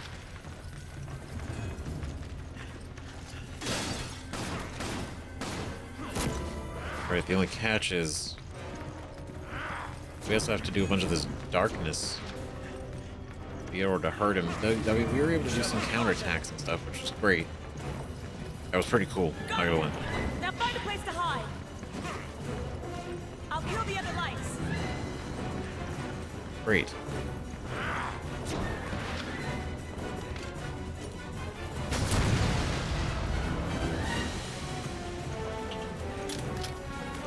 Actually, you know what? You know what? No, I'm just gonna go for it. I know where they are now. There's no point in hiding. Has it never occurred to you that this planet is overpopulated? Only a handful of humans truly matter. Everyone else is just so much chaff. So now, and with Uroboros, I can finally accomplish this.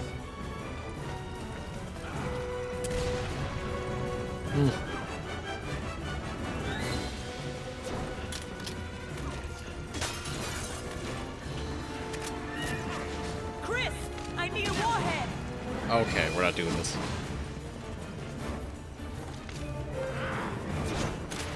Okay, I guess we are.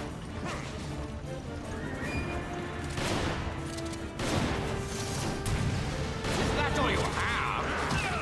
Damn it. I'll get a rocket. Okay.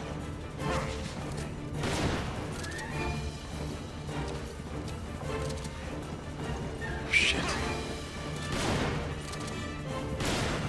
Ooh, itch.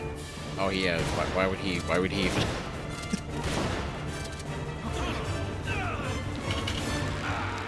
Oh. Punch me in the dick. Okay. God, FV. What did? It's such a. It's not a good combination.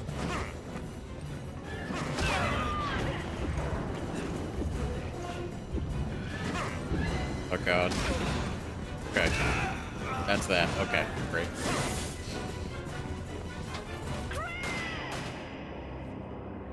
I can't tell, like, okay, so kill the lights, but there's still lights up here. It doesn't get, like, really that dark.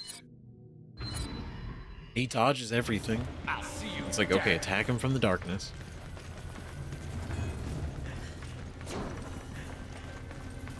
Ugh. Sheva.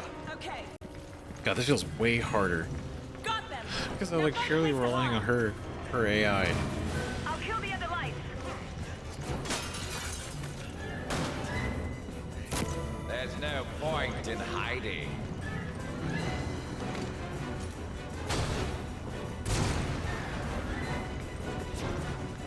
Okay, that felt like it worked? I mean, he seemed to dodge it, so I actually don't know.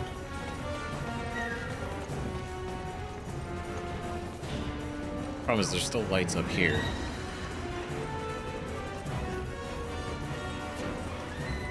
Right, like that light's still on.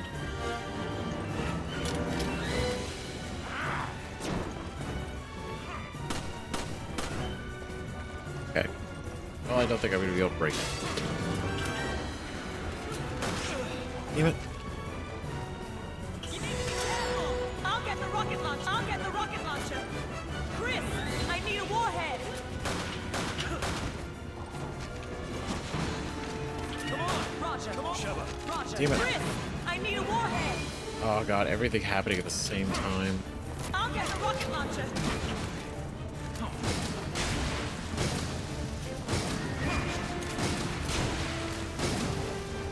Oh, come on, man, it goes right through him. Is that all you have?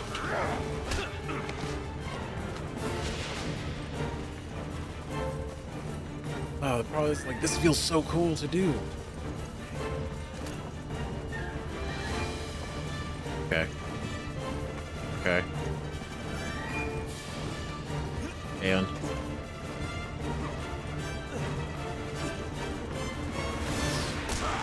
Ooh, that's cool.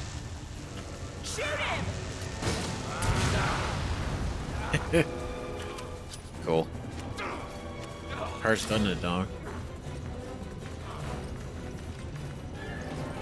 Oh god, please don't tell me what I was supposed to do. Oh. I hope there wasn't some kind of... Shit, that's right, I need him to be stunned so I can inject him. That's the whole thing. And of course, I didn't run up to him. God damn it. 'Cause I thought he wasn't going to stay stunned that long. He did.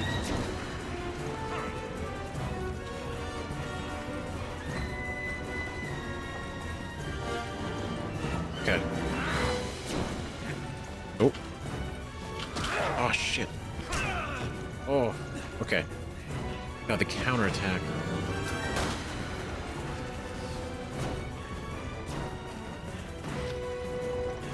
I'll get a rocket. He's up there.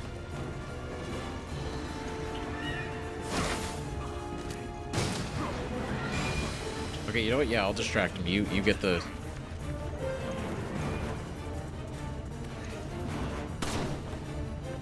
Come here.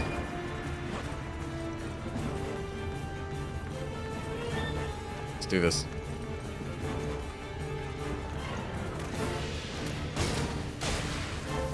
Ooh, he didn't see us. Well, now he does. Sheva? Sheva? Where are you at? Ooh, nice. Okay, here we go.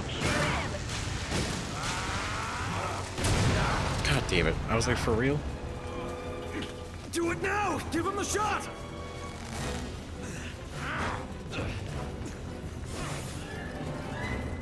Are we joking? I'll get a rocket. Are we actually for real?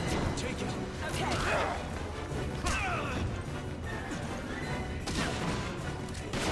I'll get a rocket. Yeah, please do. Please do, because I don't even know. Right, we had a chance. We had a chance, and I feel like that chance is gone now. You know? We do it again. Has it never occurred? The timing is that so this planet tight. is overpopulated. Only a handful of humans. So I gotta do it. She's gotta be right next to us. We have like a single second to actually and with Uroboros, figure him out. I can finally accomplish this.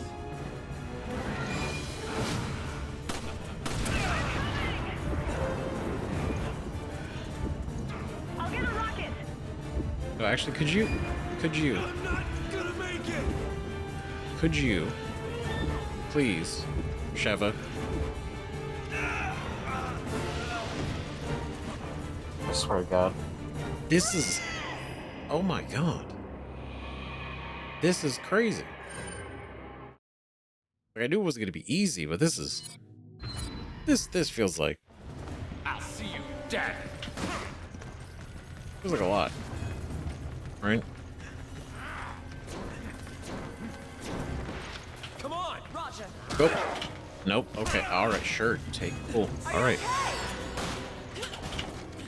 Go, Sheva. Okay. Got them. Now find a place to hide. I'll kill the other lights. Great.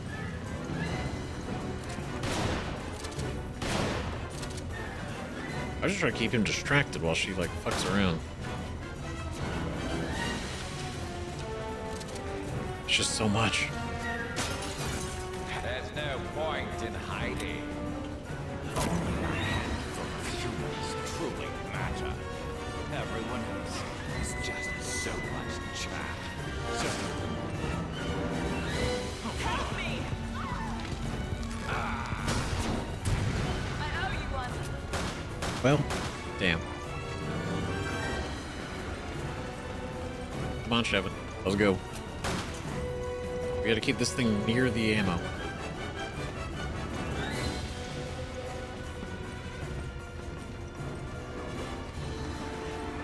Come on! Okay. Okay, we drop down. Take him around. Chris, I need a warhead. Bro. Dude.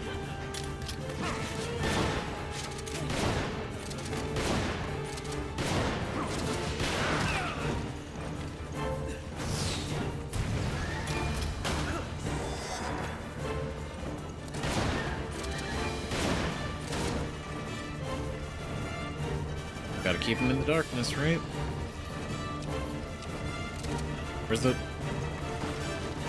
Oh, you just drop this over here, okay. Sure. God damn it.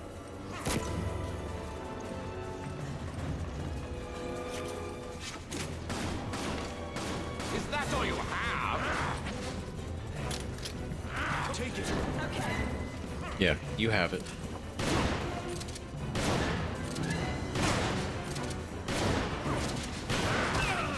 Damn it.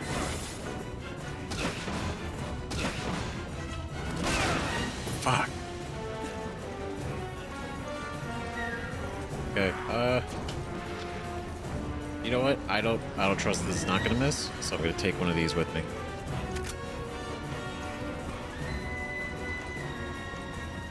Alright, Sheva, don't shoot him yet. Don't shoot him until we know it's actually gonna do something.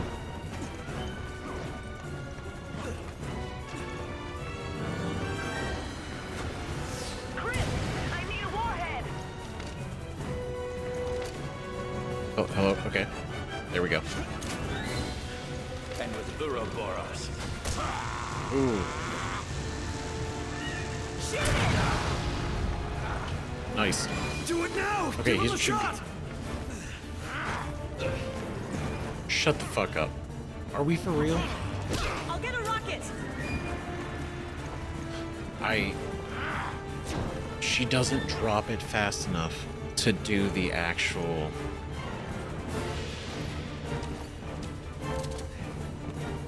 What?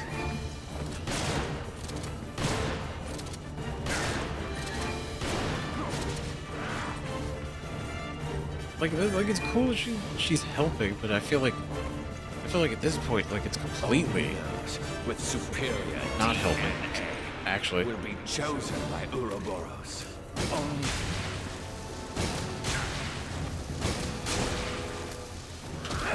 nope. That FV is the fucking bane of my existence.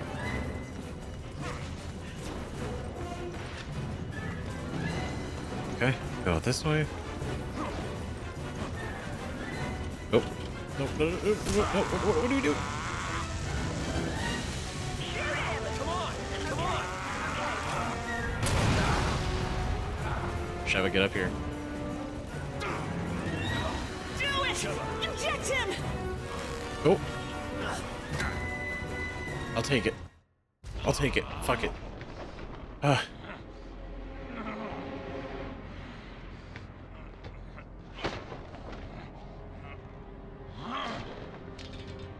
Did it work? I think so.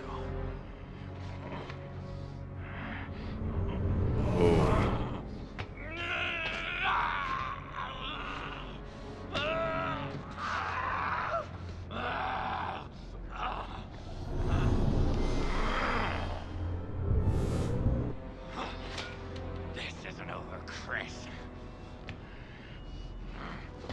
Oh, she's so mad. Shit, he's getting away. Hurry!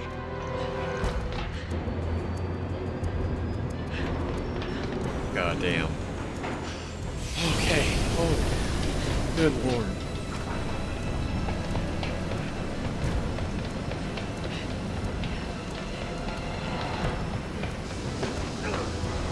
Sheva? Don't you dare. Come on! Come on, grab on!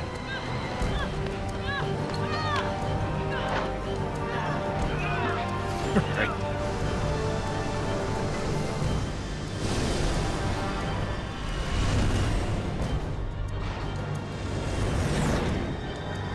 God damn, this is it. Fuck. We're on the plane. With him. He's having a bad time. He's ODing. On the virus. I may have underestimated you, Chris. Save it, Wesker. There's no one left to help you now. I don't need anyone else. I have Uroboros.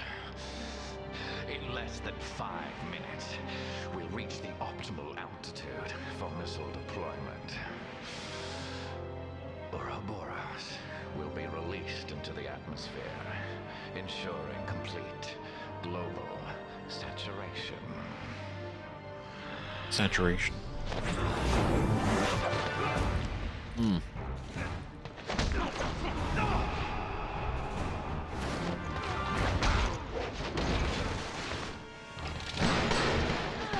Oh, he's Your yeah. feeble attempts only delay the inevitable. The entire world will be infected. A new genesis is at hand, and I will be the creator.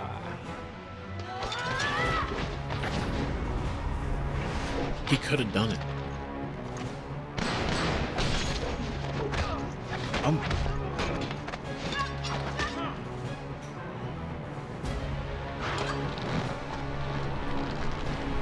Oh, come on, no, don't. Okay.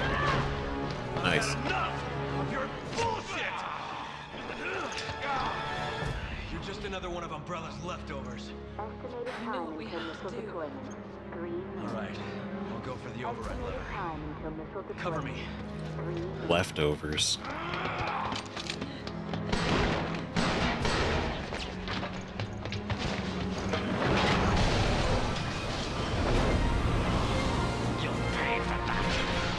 Oh shit. Hang on!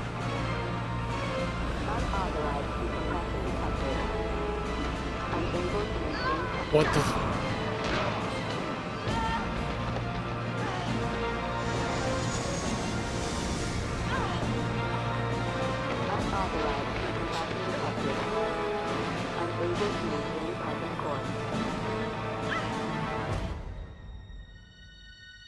No.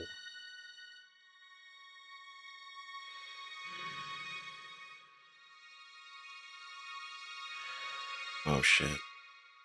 Partner.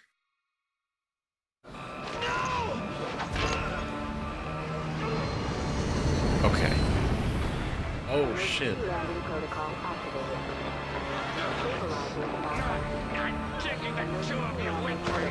Take him in the volcano. Damn, bro. Oh my god.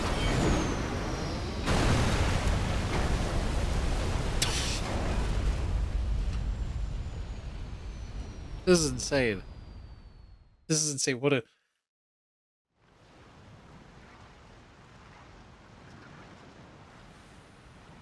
No, wait. Are we actually in the volcano? This is wild.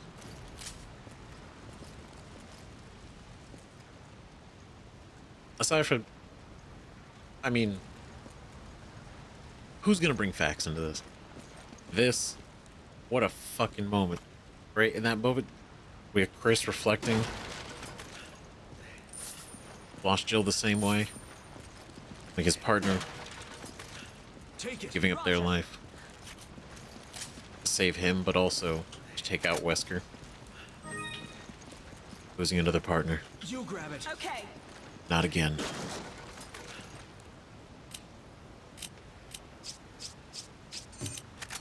God, it's so cool. This is so fucking cinematic. And then kicking him out of the plane, landing the plane inside of a volcano.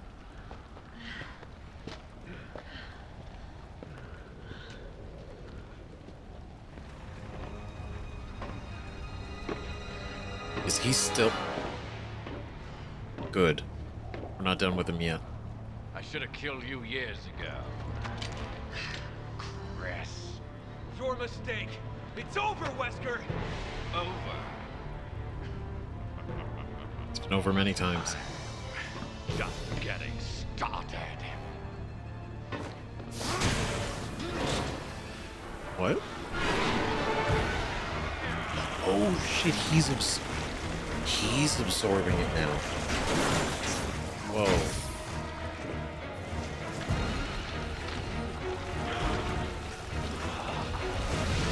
Okay.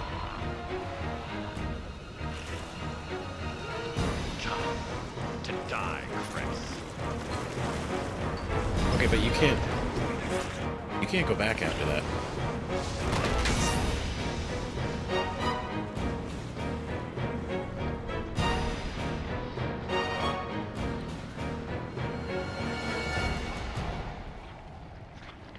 Wesker, what have you done? Why can't you Oh, guys, that'll whip. understand, Chris? Fall back! Do you really believe the world is worth saving? Yeah. Chris, get to high ground! Yeah, that's the plan. Natural selection leaves the survivors stronger and better. Humans have escaped this winnowing for far too long. God.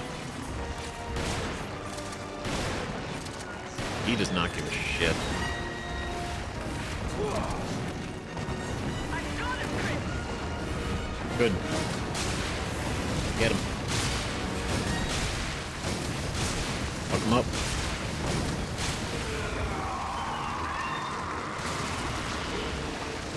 Oh, second hand.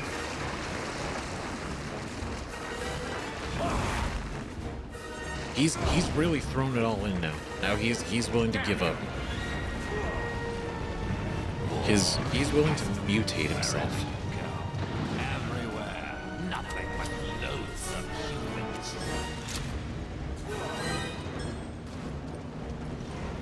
Loathsome humans.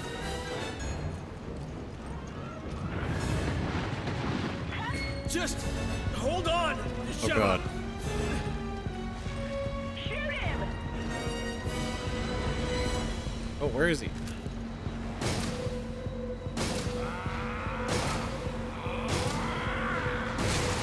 Oh. Fuck. So wait, do I probably just have to ignore him. I probably just have to ignore him and just go all in. Fuck. Why can't you understand, Chris? Pull back! Do you really believe the world is worth saving? Chris, get down! Natural selection leaves the survivors stronger and better. Humans have escaped this winnowing for far too long. Okay, he's over here.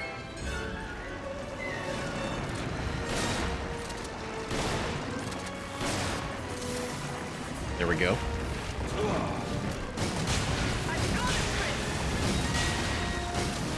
I mean, this does a lot of damage. So. Get him. Nice. Fuck, man. Wesker really threw it all in for this. Damn. Damn you! War, pestilence, wherever you go, everywhere. Okay, we're just gonna make a beeline for it. Loathsome humans. Do I just go through? Just push? Okay. Oh God. Just hold on. Hook? Sheva. No fucking shit. Is this where that's from? Are we from... Is this... The one thing I knew about this game is that he punches a boulder and this is that scene. I can't get over there. It's not giving me an option.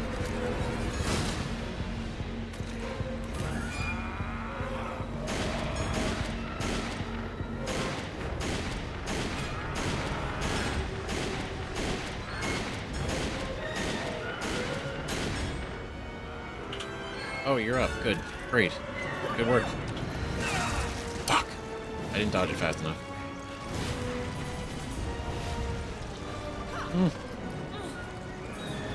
Nice.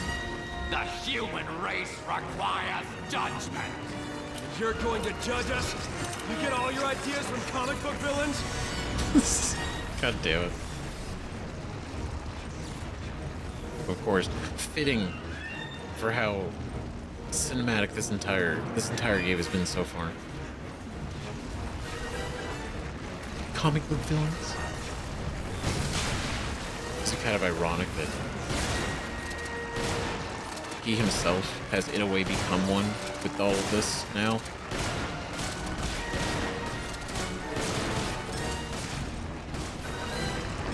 Oh.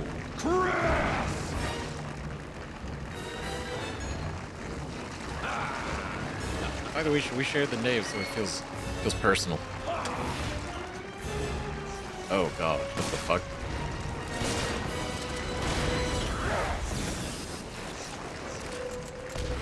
Oh, nice. Oh, I got shit. I have nothing. That's not great. Can I have? Give me a grenade. Take this!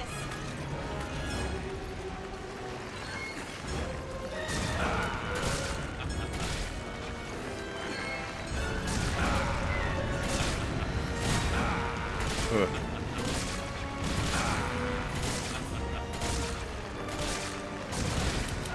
Oh God. Holy shit, dude.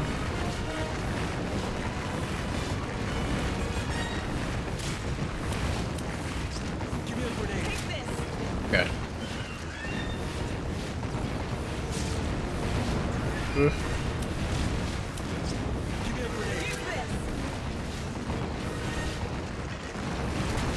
Shepard, we gotta go.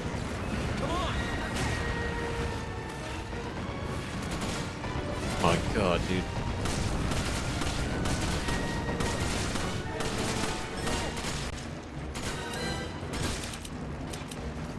Oh.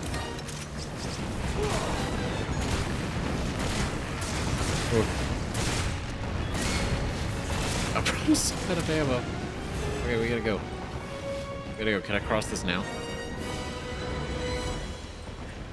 I cannot. There is no crossing it. We are stuck on this rock. I have nothing.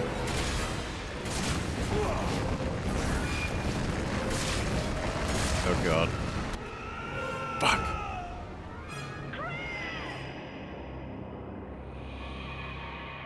I realized it knocked me off the whole thing. Oh my god. Shit. Okay. Oh, should I buy? I should buy more than, huh? Because we ran out of ammo so quickly.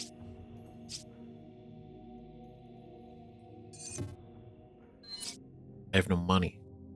That's not great.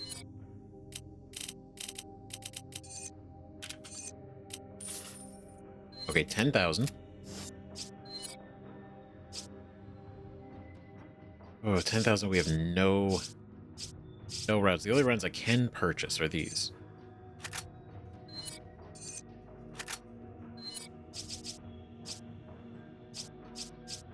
And then probably first aid spray wouldn't be a bad idea.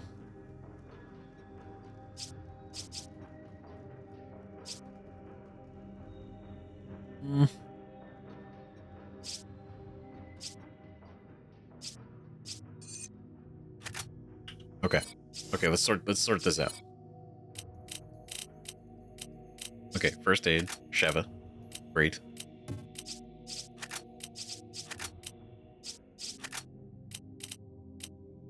We're gonna do acid combine, go in there. Okay, so we have that. Then we'll take the hand grenades so we can blow through those as needed. Then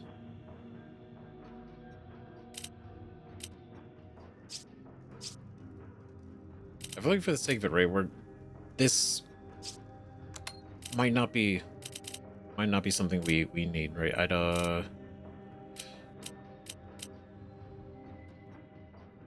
Having this might be a good idea. Right, because we look at the upgrade, it's 300. Okay, let's do this again.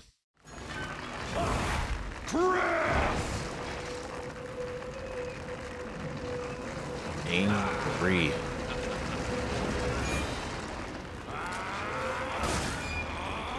Okay. Damn it, of course, they're like in the middle of trying to change the weapons.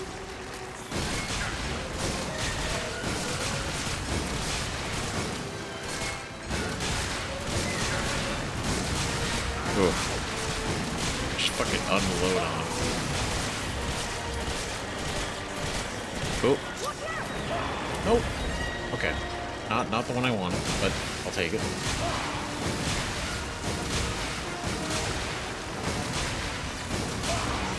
Jeez, dude.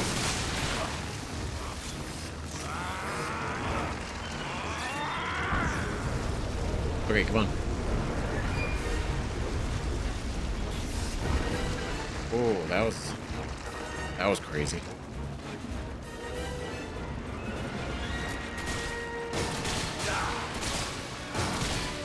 Oh, he's hurting now. First time in the history of forever that Albert Wesker. He's not feeling good. It's because we overloaded him. This is virus drug.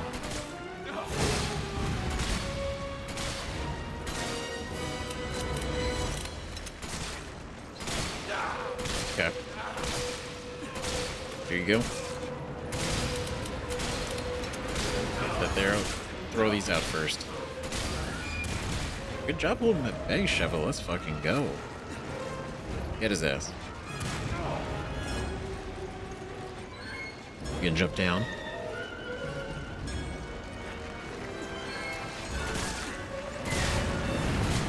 Oh.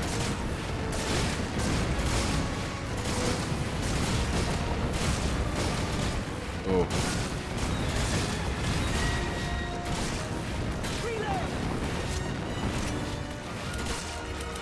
Hold on.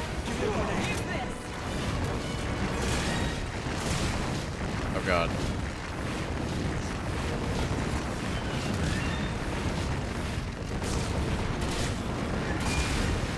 Okay, get back up here.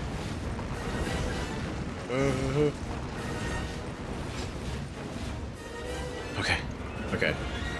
It seems like we're kind of stuck.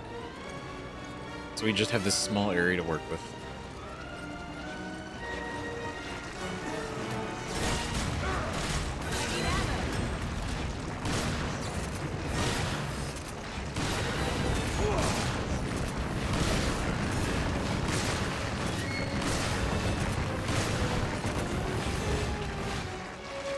Ooh.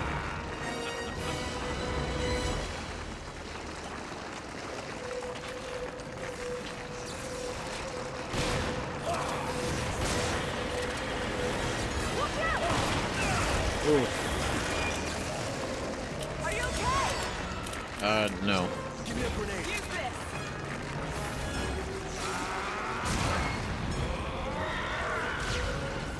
Okay, we got a turd.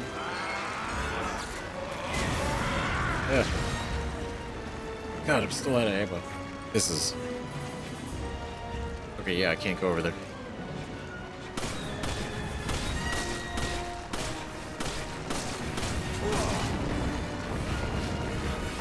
Please don't hit me. Jeez. I mean, man, what do I even do, right? This is... Give me a grenade.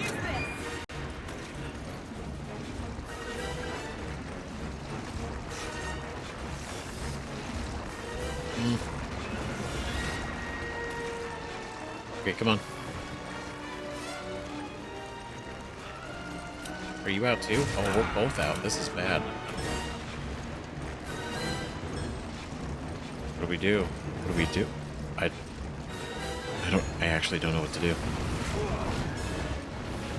Right, because if we get caught in that, he's gonna knock us off and we're done.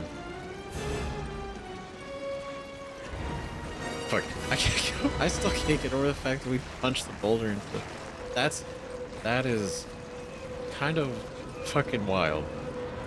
Because we couldn't push it, but the punch was enough force to shove the, you know, like, 3-ton boulder over. It's so goofy. I love it.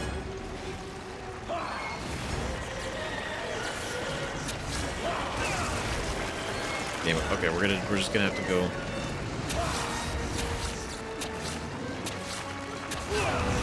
I really should prepare to dodge the FV.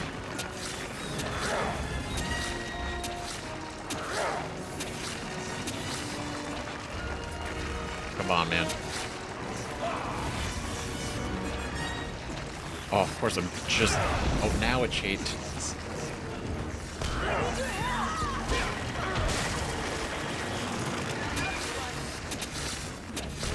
Oh. Nice.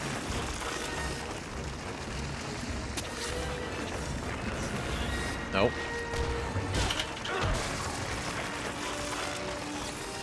Ugh.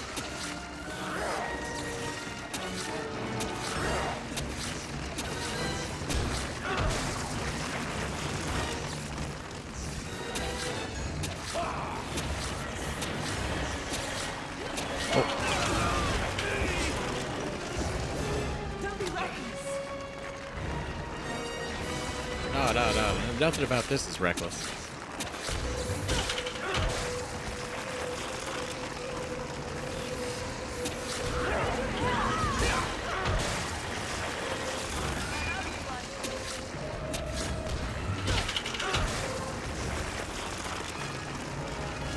Oh.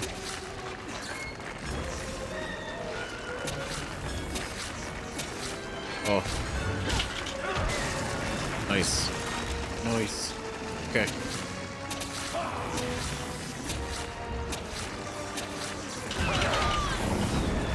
You need to be careful.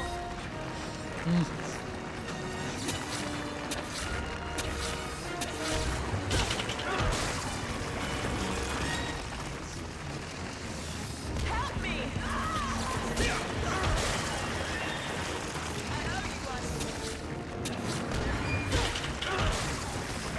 Yeah, we're just trading blows at this point.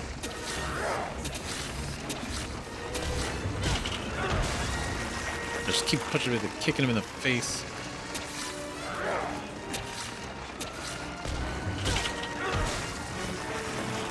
Got nothing else. I have no idea what else to do.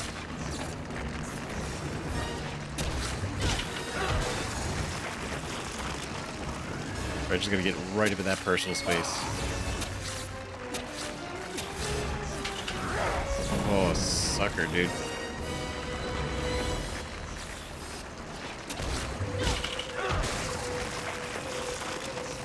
God damn it. Come here. I need your help.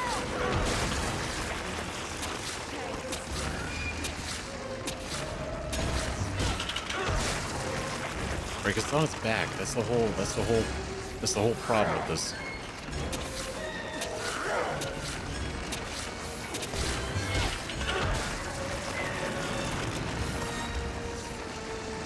I need your help. Ugh.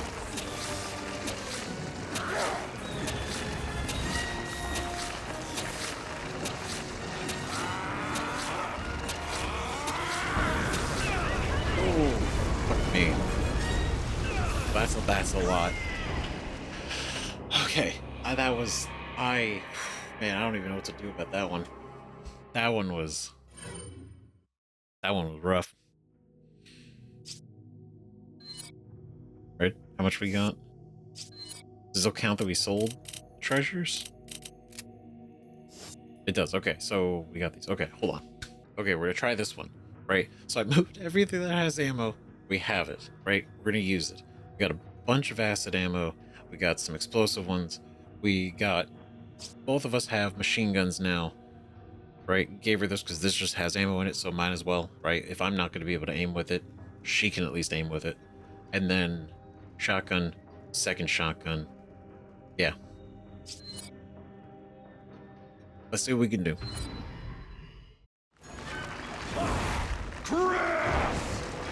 Just so much damage, dude.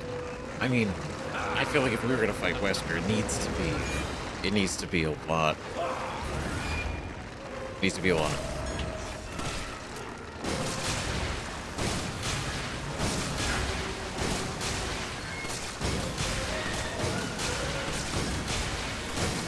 It's a lot.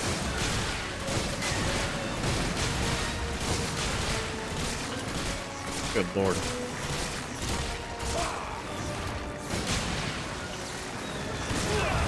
Damn it.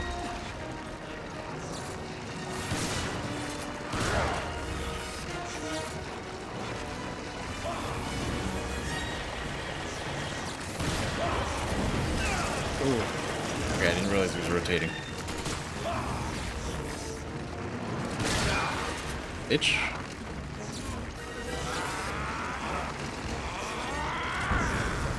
Oh. Okay, that was like instantly. That was okay. God damn it. Fuck. From the top.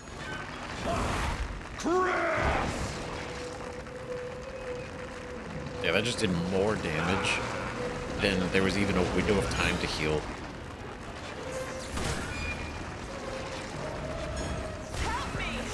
Oh.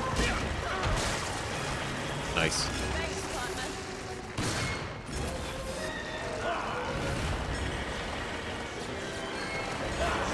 Oh, damn it.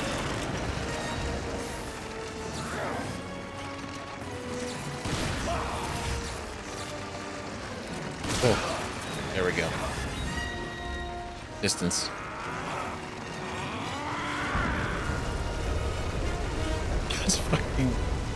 That's kind of crazy.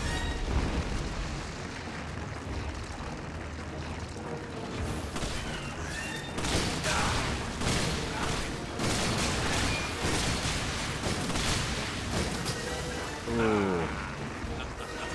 This was like way better this time.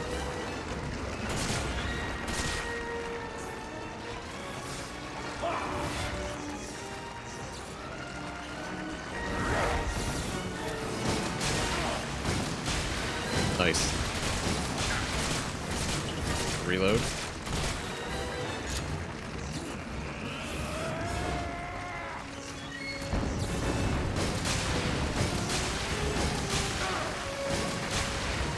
Oh, you don't like that.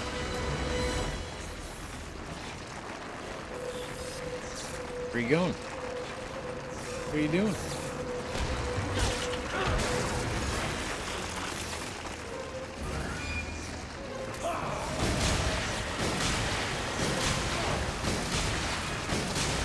Oh, Wesker. How the mighty have fallen.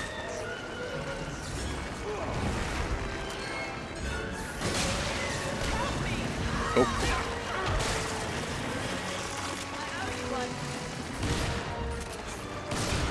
Oh. Here we go, paid back. We're even.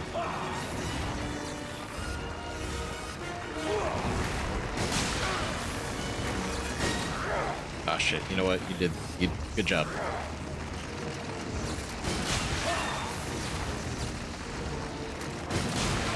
Ooh.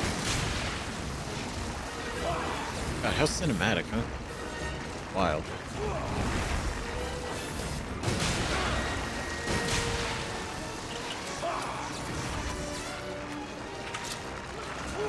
Whoa.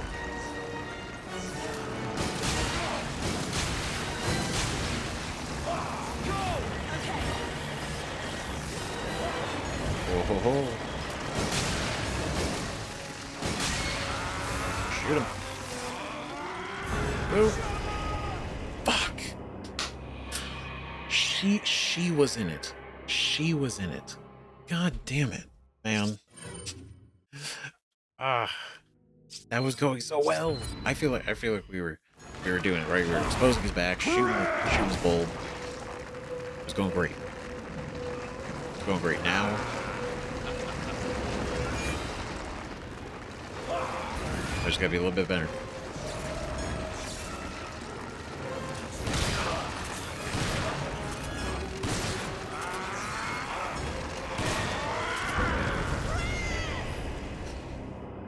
Okay. That was kind of on me. However, he didn't do it immediately last time. Or did he? I think he did. I think I gotta recognize the enemy. He's yelling at me so much.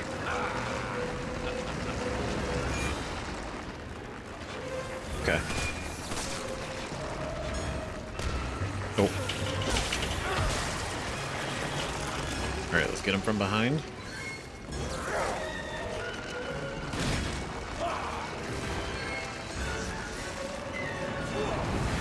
Oh. There we go. Okay, distance.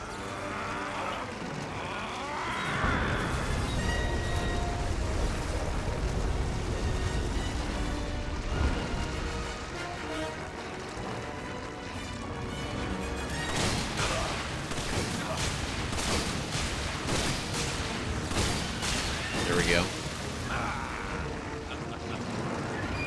Okay, so I'm understanding. It's rotating, right? Protecting his front, protecting his back.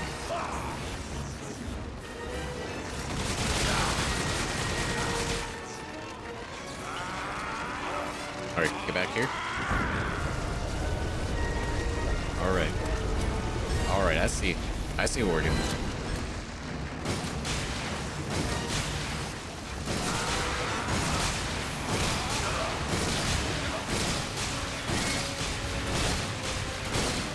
Get him from the front, get him from the back.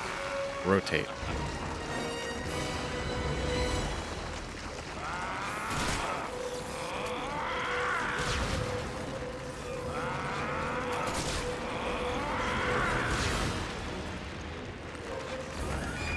Oh man, you used to be better than this. I feel like your unmutated form was way more dangerous. You know what I mean?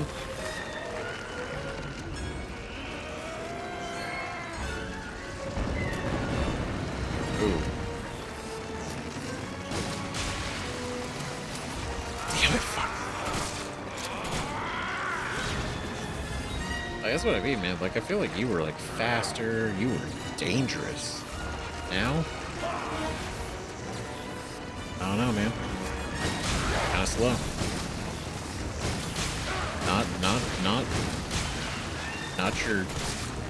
Not as dangerous. Get back here. Don't you dare. Fuck.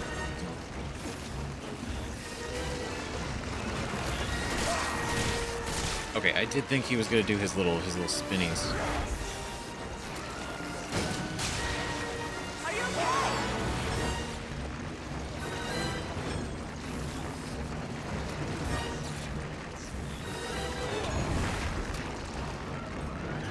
Shoot him in the back.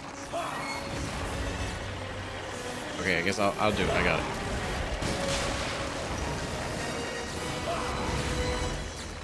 Oh my god.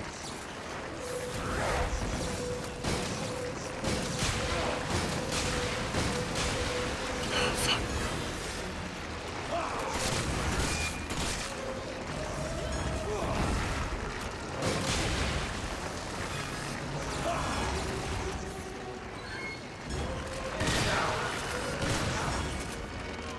Okay, come here.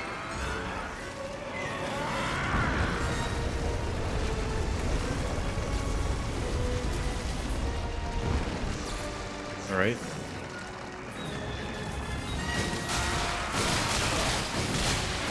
Let's go. Huge.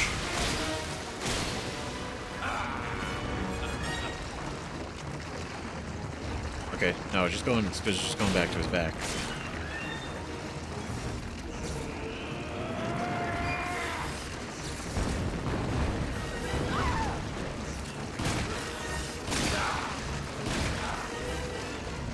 Oh, get out of the way. Come on, come on, come on. Stressing me out, shit.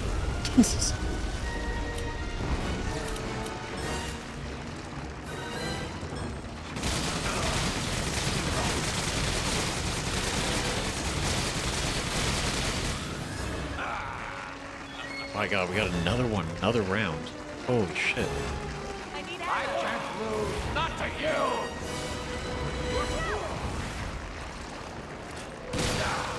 I know, wouldn't it be embarrassing to lose to us? That would be pretty embarrassing.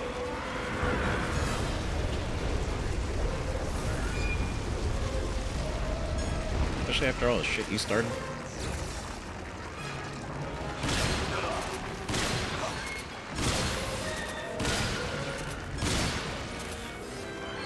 Yeah, all the god talk kind of falls apart when you know, you lose.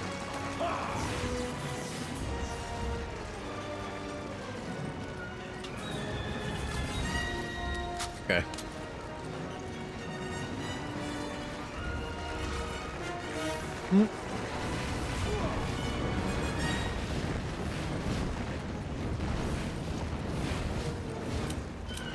Okay, let me see. Give me a grenade. Take this!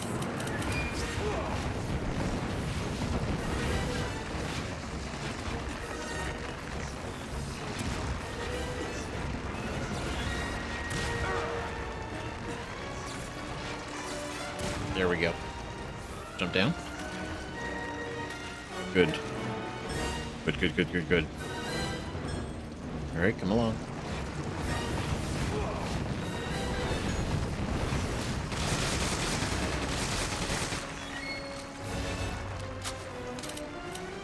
Yeah, I can't give her anything anyway.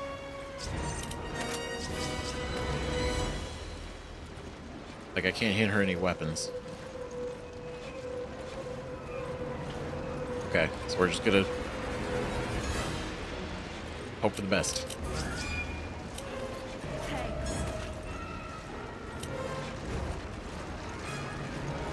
Okay.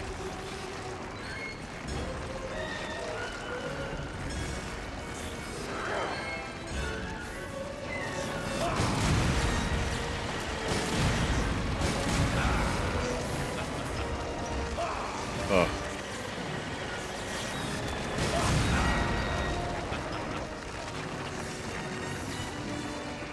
Oh shit. Oh shit. Oh shit. Shit. Shit. Shit. Shit. Shit. Fuck.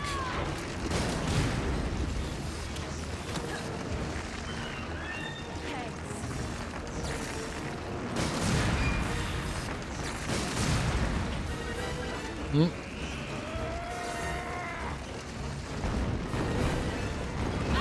God damn it. Okay. Okay. Okay. I owe you one.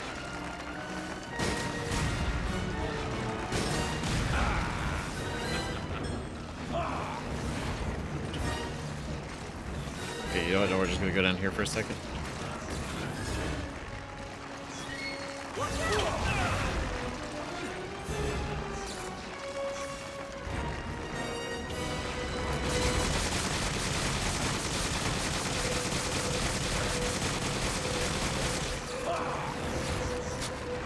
Oop. Go in the back. Okay, out of the way.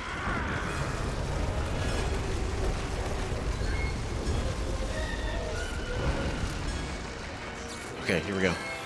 Come on, come on.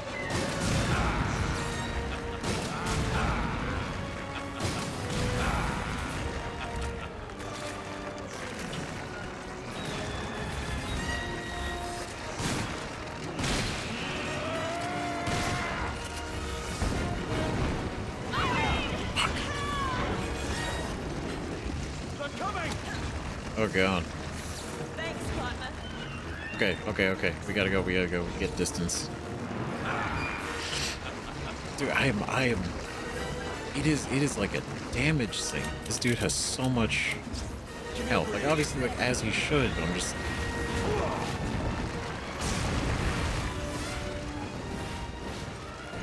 my god.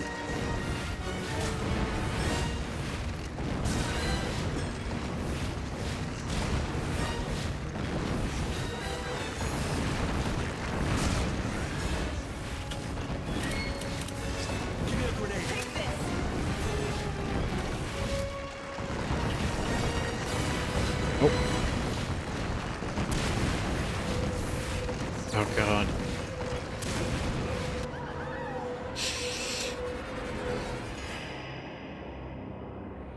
I have no idea what to... Fuck, dude. Like obviously like don't waste ammo. I think it's clearly a big thing. But we need to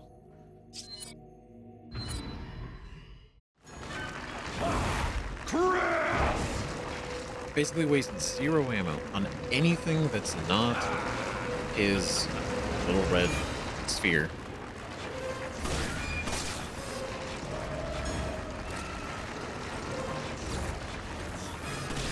Okay, come on, do the thing. There we go.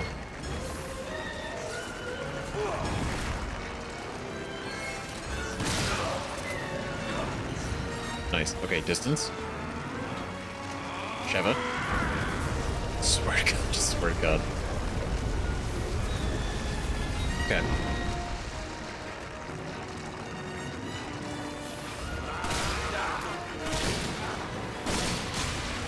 Oop.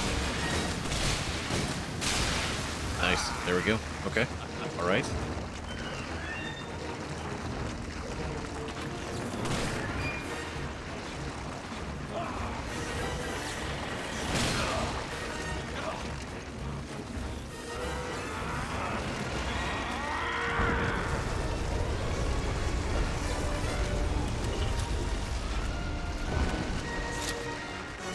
Come on, dude. Turn around.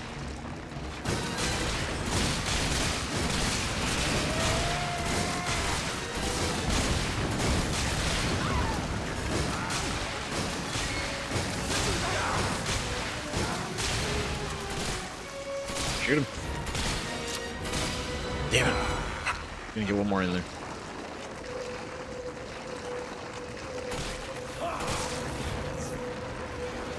Okay, we do this. Turn around. Oh. Oh god. Okay. All right.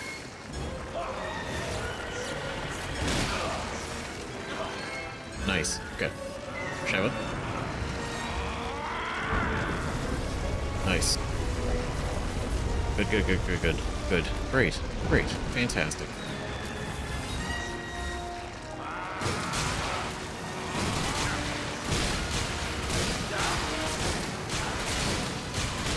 Cool.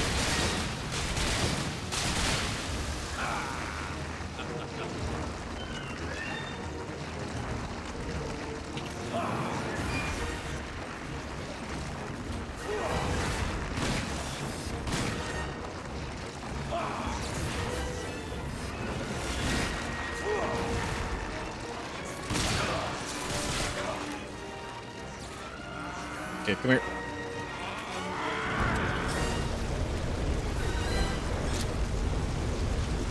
Oh my god, okay. Okay. Alright.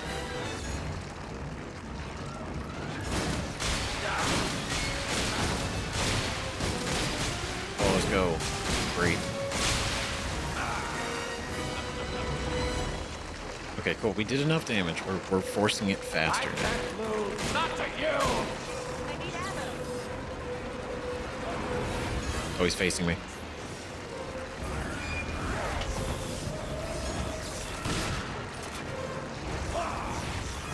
Oh.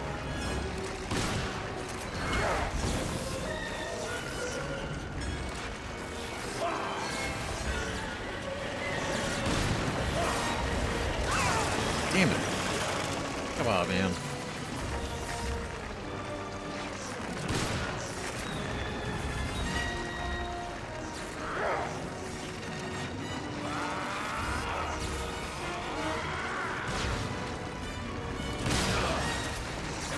Oh, great. Okay, distance.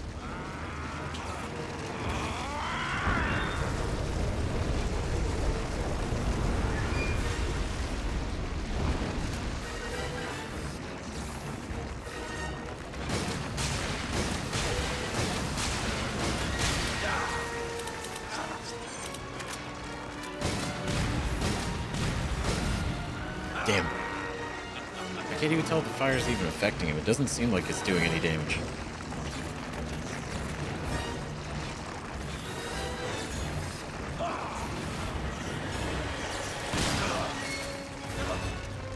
Okay, get over here.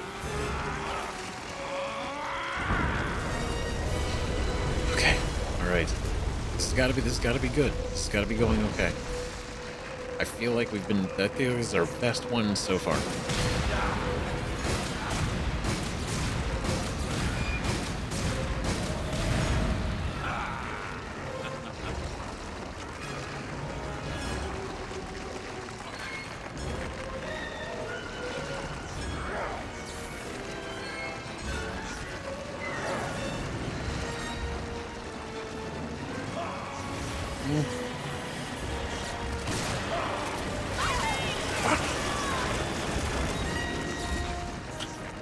Okay.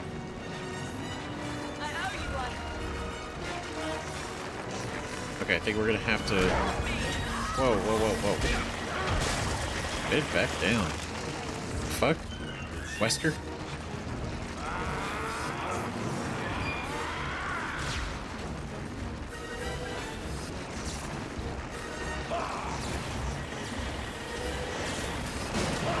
Fuck. Damn it. I didn't want to shoot his front.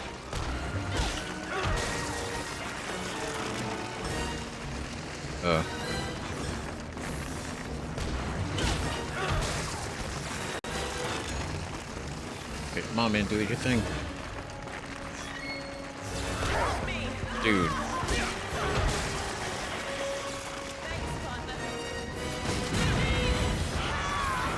Oh.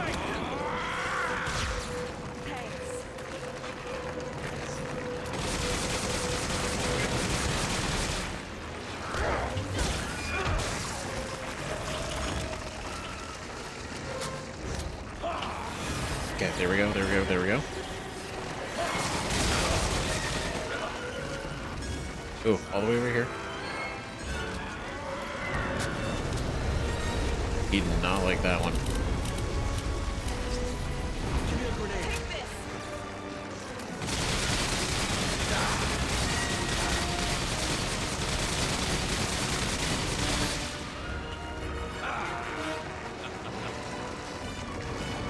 God, one more? Really?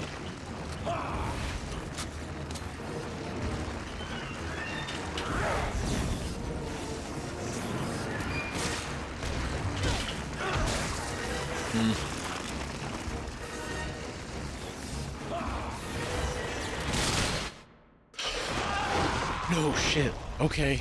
Alright. Oh my god.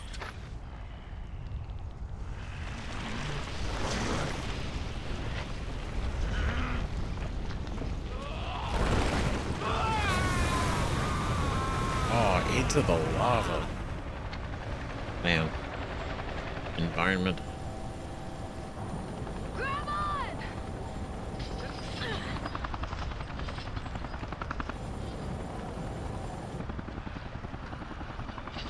Suffering.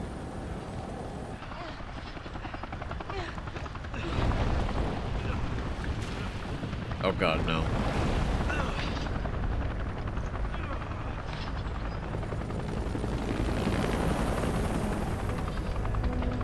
Alright. You know what? Melting slowly as his body tries to regenerate. He's a bad dude. He's cool, but he had it coming.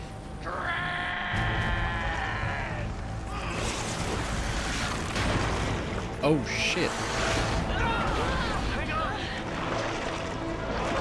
Okay, you know what? I thought it was kind of like, oh, kind of anticlimactic. Use those! Use what? Okay. Great. Ready, partner? Locked and loaded. Suck on this, Wesker. Your time's up, you son of a bitch. Oh, I don't get to shoot it?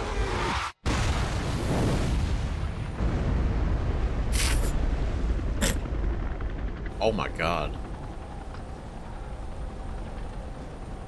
That was for our fallen brothers.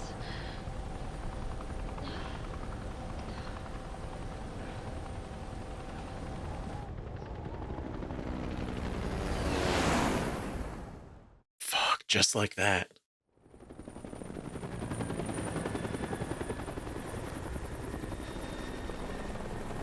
God damn. Fuck, dude.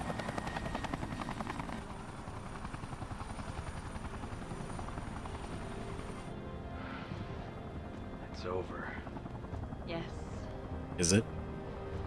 finally. Not as long as the residents are evil. More and more, I find myself wondering if it's all worth fighting for. For a future without fear? Yeah, it's worth it. Yeah, it's worth it.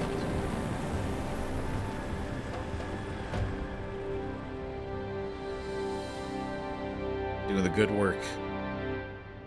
I mean, without fear, there'd always be fear, but maybe at least not fear of bioweapons, bioterrorism.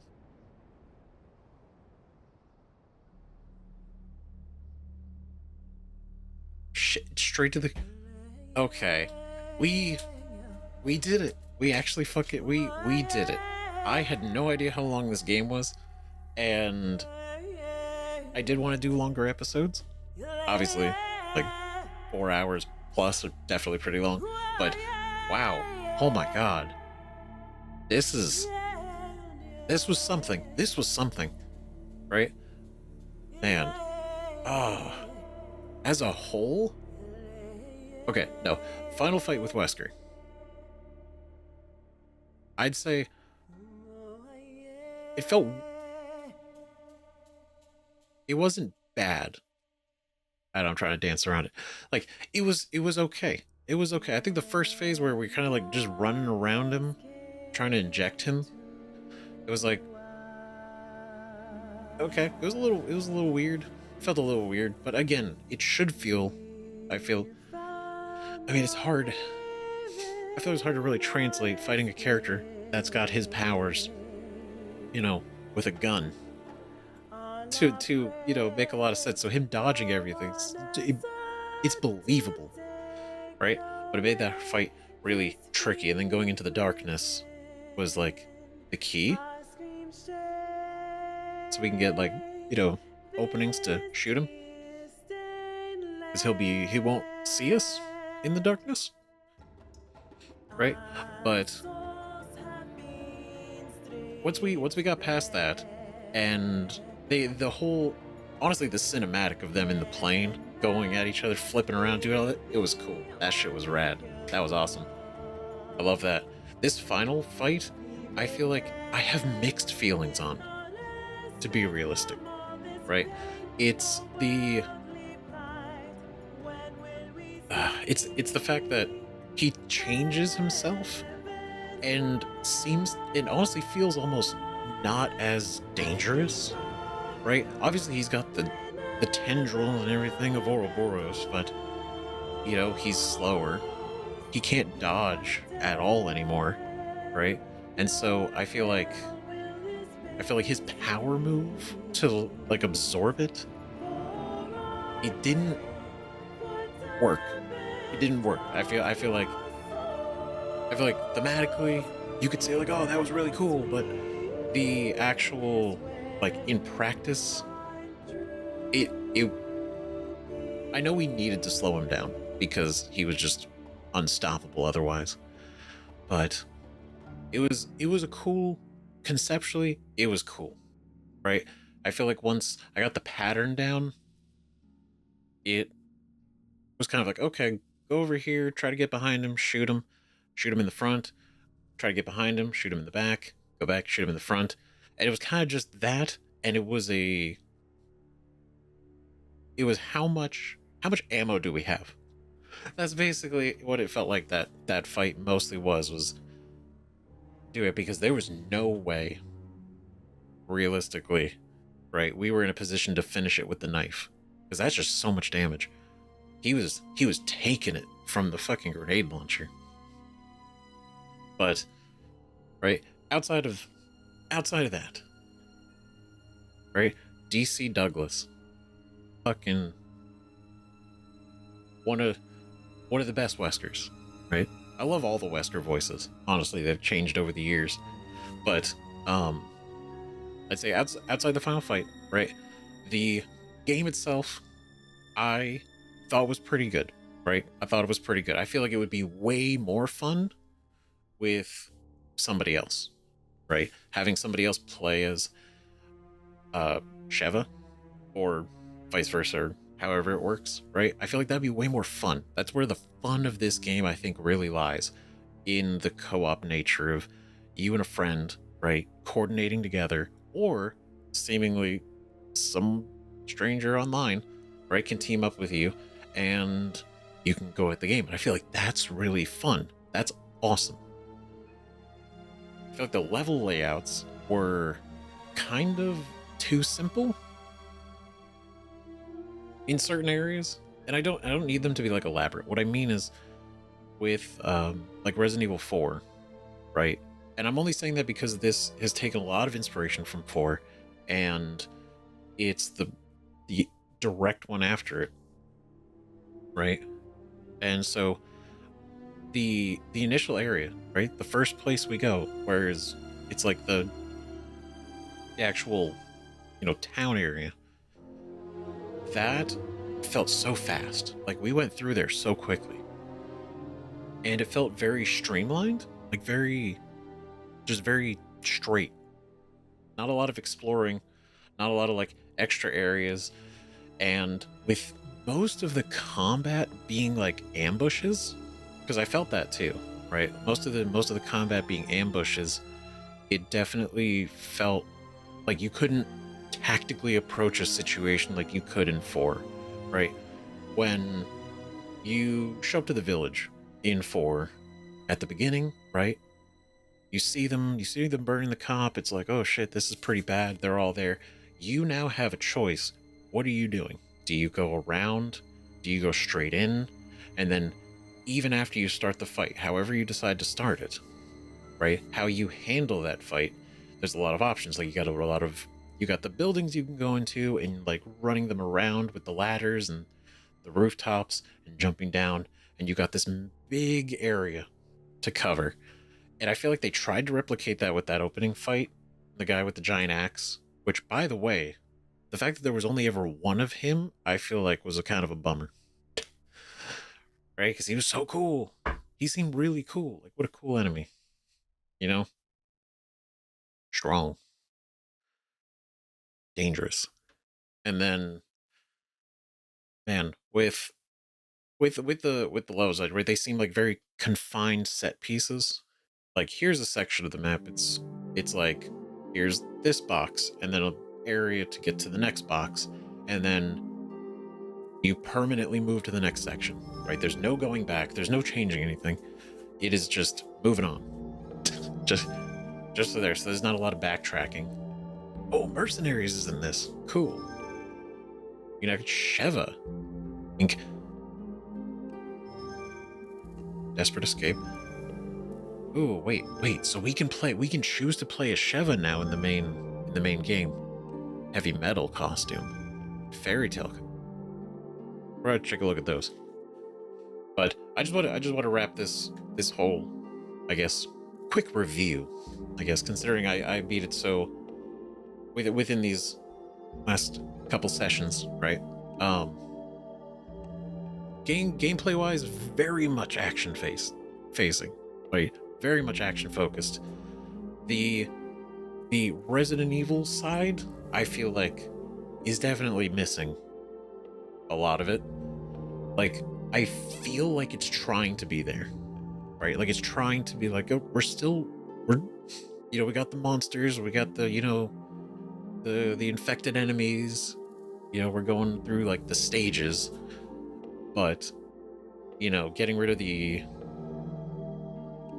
it's like it feels like the inventory management wise, they tried to go with a combination of like Resident Evil 0, Resident Evil 1, and it was okay. It was okay. It wasn't the worst, but there were times where the fact that I felt in certain moments was like, okay, I have too much ammo, I have too many weapons, right? But I need to pick up this herb now. So now it's like, what do we do? No, I have to leave the herb behind. And it's like a choice, and you could say, oh, that's like the survival horror choices. But the fact that some of the ammo completely disappears after some seconds, right? Maybe a minute, however long it actually is. On top of the fact that once you go to certain areas next, you can't go back. Whereas, like, again, with Resident Evil 4, and because they're so similar, that's the reason I'm comparing them to. Okay, it's not just because, like, oh, 4, everyone loves 4.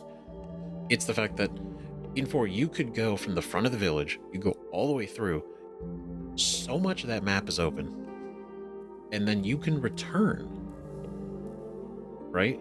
And then the fact that there are treasures in 4 that you could maybe miss in a certain area first, like you miss a treasure in the village, you come back to the village eventually in that central area, right? And you can pick it up again.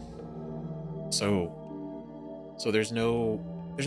there are points of no return, but there are far less of them than in this one. This one felt like every couple rooms was a point of no return.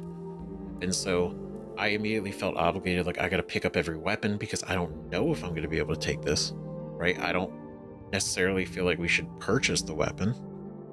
Obviously, that's a lot of money. Especially when we just get it for free. Right? I did like that herbs were 2 herbs.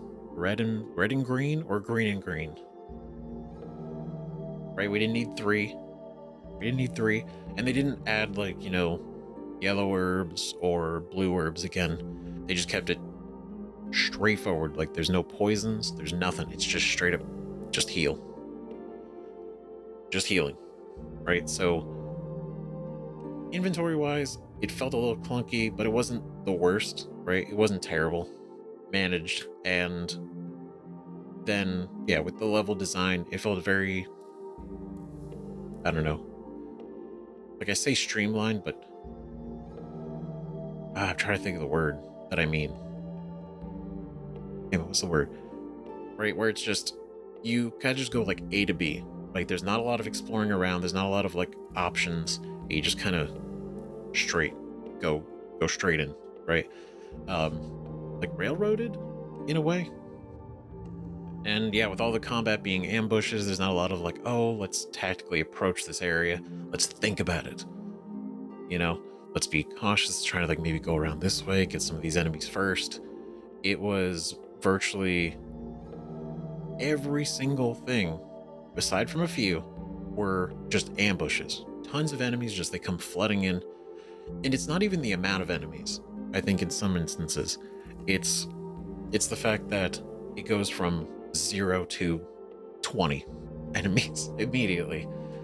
Or, you know, like in that recent room, they had the turret, and I think it's very clear they put that in there for a reason, because they gave you 2 Gatling gun guys. You know, so they felt like they had to put that in there.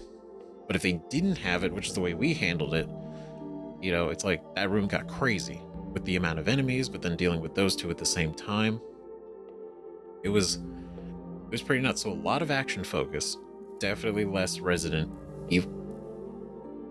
Evilly theme.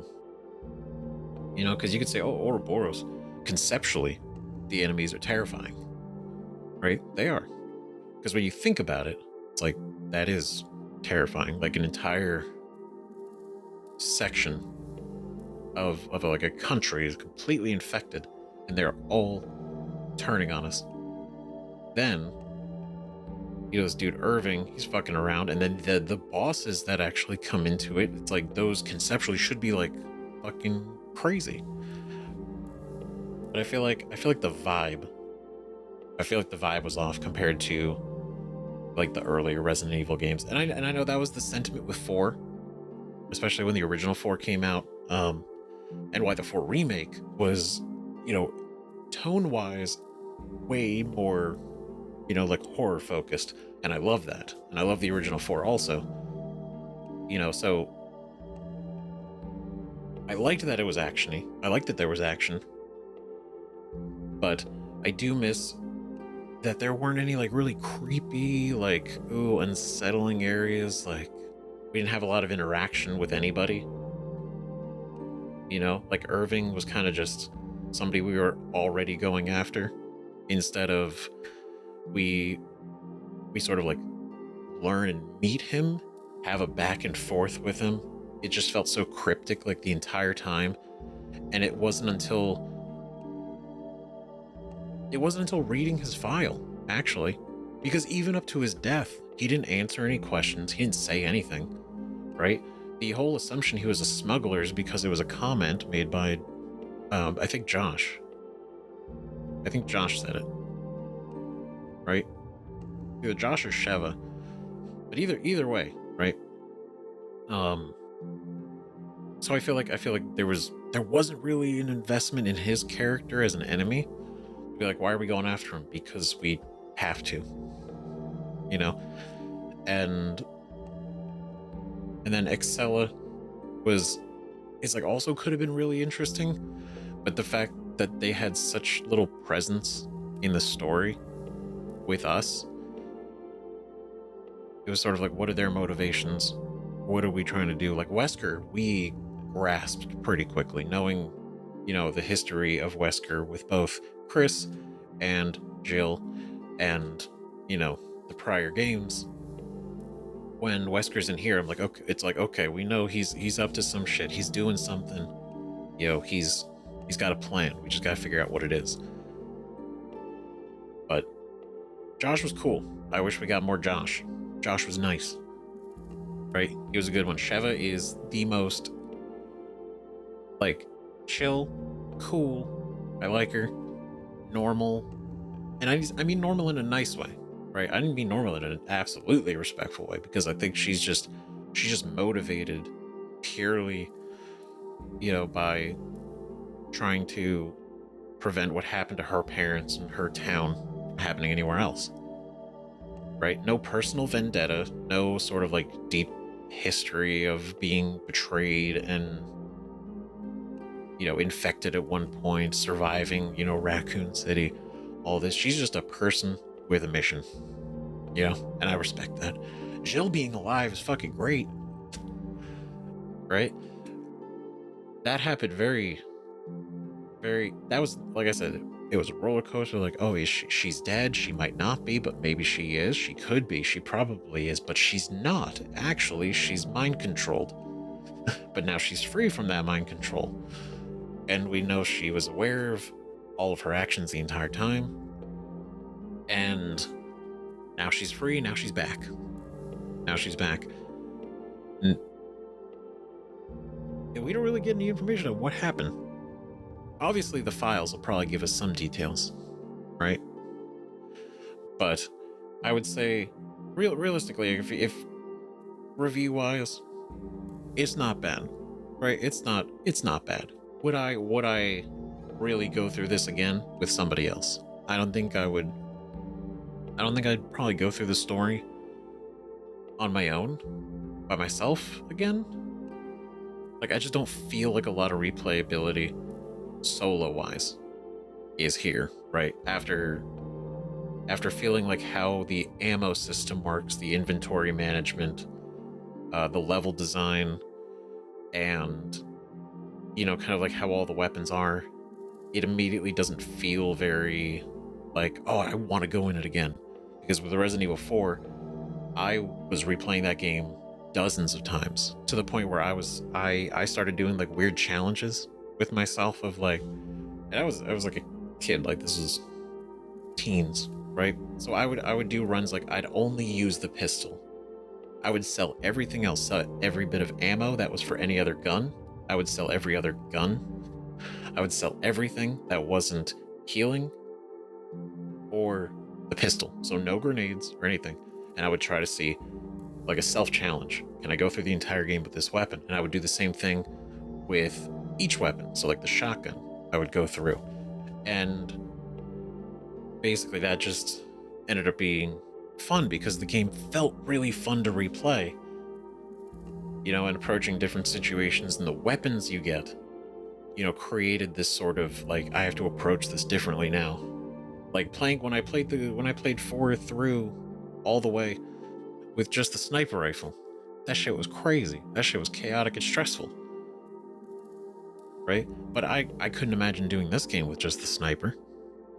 I mean, it probably could work, but I don't know if it would be fun. But at the end of the day, right? And I could say a lot more. I could say a lot more. Not anything bad, but those were my criticisms. So at the end of the all, Resident Evil 5 is all right. I think I would definitely like to play this with somebody else. And I feel like that would increase the fun factor by a lot. By a whole lot. Right, and so we got costumes. Where are the costumes? Options? No. Records?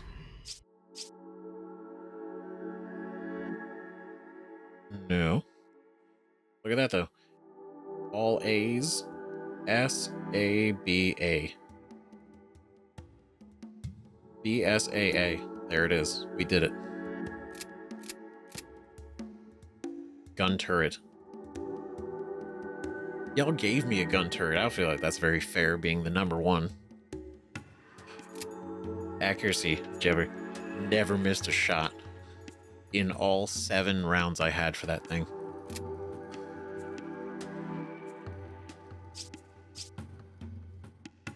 Yeah. A lot of those guys. The motorcycle. Fucking motorcycle genies. The Bui Quichua. The Bui Quichua. Adjule. Cephalo. Capepio. Big Man Magini. What a day. Nile Perch, Snake, Reaper. Those were pretty good. Those were pretty good. I feel like it was really easy to overpower them. Right? Once you just hit their bulbs, they basically are just stun locked. These dudes were good. Right? Chainsaw Maginis. Absolutely very hard to get them to stagger. These guys were just scary because if you got caught, you'd be done. I love these guys. Giant Magini. Fucking rad, dude. The giant club and them being like absolutely tall as shit. Duvalia. I hate these. Hopokarimu.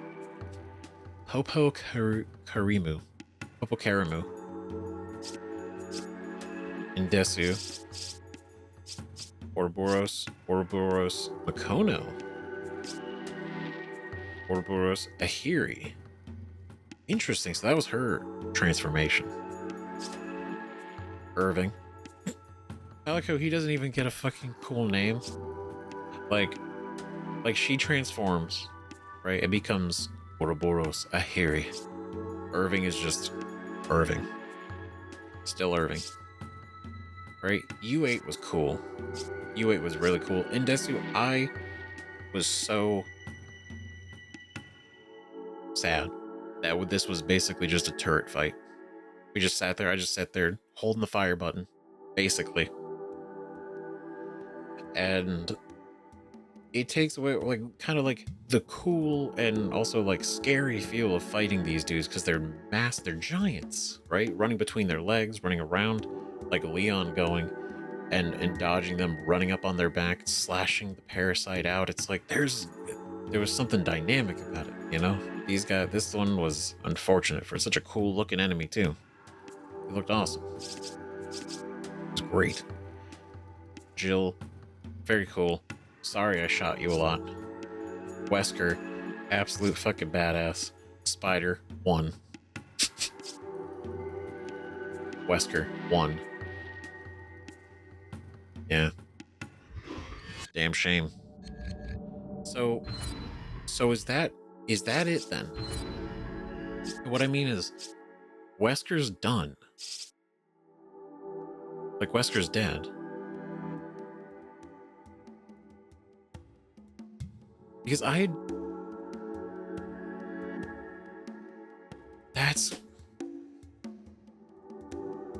that's one of the things that I was very curious about when it came to like why like Wesker hadn't been in anything like in the forefront truly with anything to do with like 7 and 8. And I was like, okay. All right. I was like, oh, I hope he comes back one day. And obviously never having played 5, I didn't know we actually killed him. And so he died in the lava volcano because of 2 rocket launchers, and he exploded. Now, again, he wasn't a god. He's not immortal, even though he is incredibly powerful and he does have the virus. I was a little bummed we didn't get to actually shoot the rocket launcher. Instead, it was in a cutscene. Just still cinematically cool, but, you know, we didn't get to finish Wesker. You know, they did. You know, that feeling. And if that's actually true, like, he's, like, done, I'm gonna be a little sad. I'll be honest. He's one of my favorite villains in general, let alone in Resident Evil. So that's unfortunate that he's done. He's over. We took him out. Man. I mean, I don't know how you really follow that up. If like he did live somehow. Like, I don't care how you reason it. It's sort of like, what would he do then? Seek more revenge after Chris, you know? Like, discovered the Uroboros, which was essentially the most, you know, powerful virus, but also like the most potential. So it's like, replacing that without kind of hitting the same beats, I feel like would be a little weird, probably be a little awkward. But man, so we actually did it. We actually killed Wesker. He's actually dead after all these years. All these years for all you guys that played this already, but then all these years for me who's been going back playing Resident Evil 1, 2, 3, 4, you know, Code Veronica, and having Wesker fucking around in all of them. Mostly all of them. I don't know, that's just, it's cool, but it's also kind of sad that it's like finally the end of the villain, you know, that we've been toting with. And Chris did make the comment, right? Comic book villain, and he did kind of feel like he turned into that near the end with, you know, I'm not gonna destroy the Earth, I'm saving it. You know, I'm gonna, you know, the perfect, the most advanced people with the best DNA will live, and I'm saving humanity. And I feel like if he wanted to do that for himself, it was like totally lines up. I don't know why he cares about saving humanity. Right? Especially because the comment that I agree with Chris, like saying to Excella, he doesn't care about anybody but himself. So then why the fuck would he give a shit about saving humanity? Sudden, like, it feels weird. It feels weird. It feels a little weird. Right? And I know we gotta read Tricell, Jill Valentine, Excella Gion, and Albert Wesker, which I'm very excited to go through these. Because these would be really cool. And then I guess there's also DLC for this as well. Right? So we go in here. Bonus features. No, it's not bonus features. Extra content. Yeah, so Lost in Nightmares. This was one of them. Chris lost his partner Jill on a top secret mission some years back. Find out what happened on that mission. So this is literally the mission that we see the flashback for. Okay, huge. Definitely need to do that then. Desperate Escape, learn how Josh and Jill escaped from the Tricell facility. Oh yeah, because we left. We left on the plane. So it's like, how did Jill and Josh get out? Okay, so this is kind of like a little short story for that too. Mercenaries, figures. Okay, that's kind of cool. Safari outfit. Clubbing? I will take these. Filters. So can I change it from being yellow?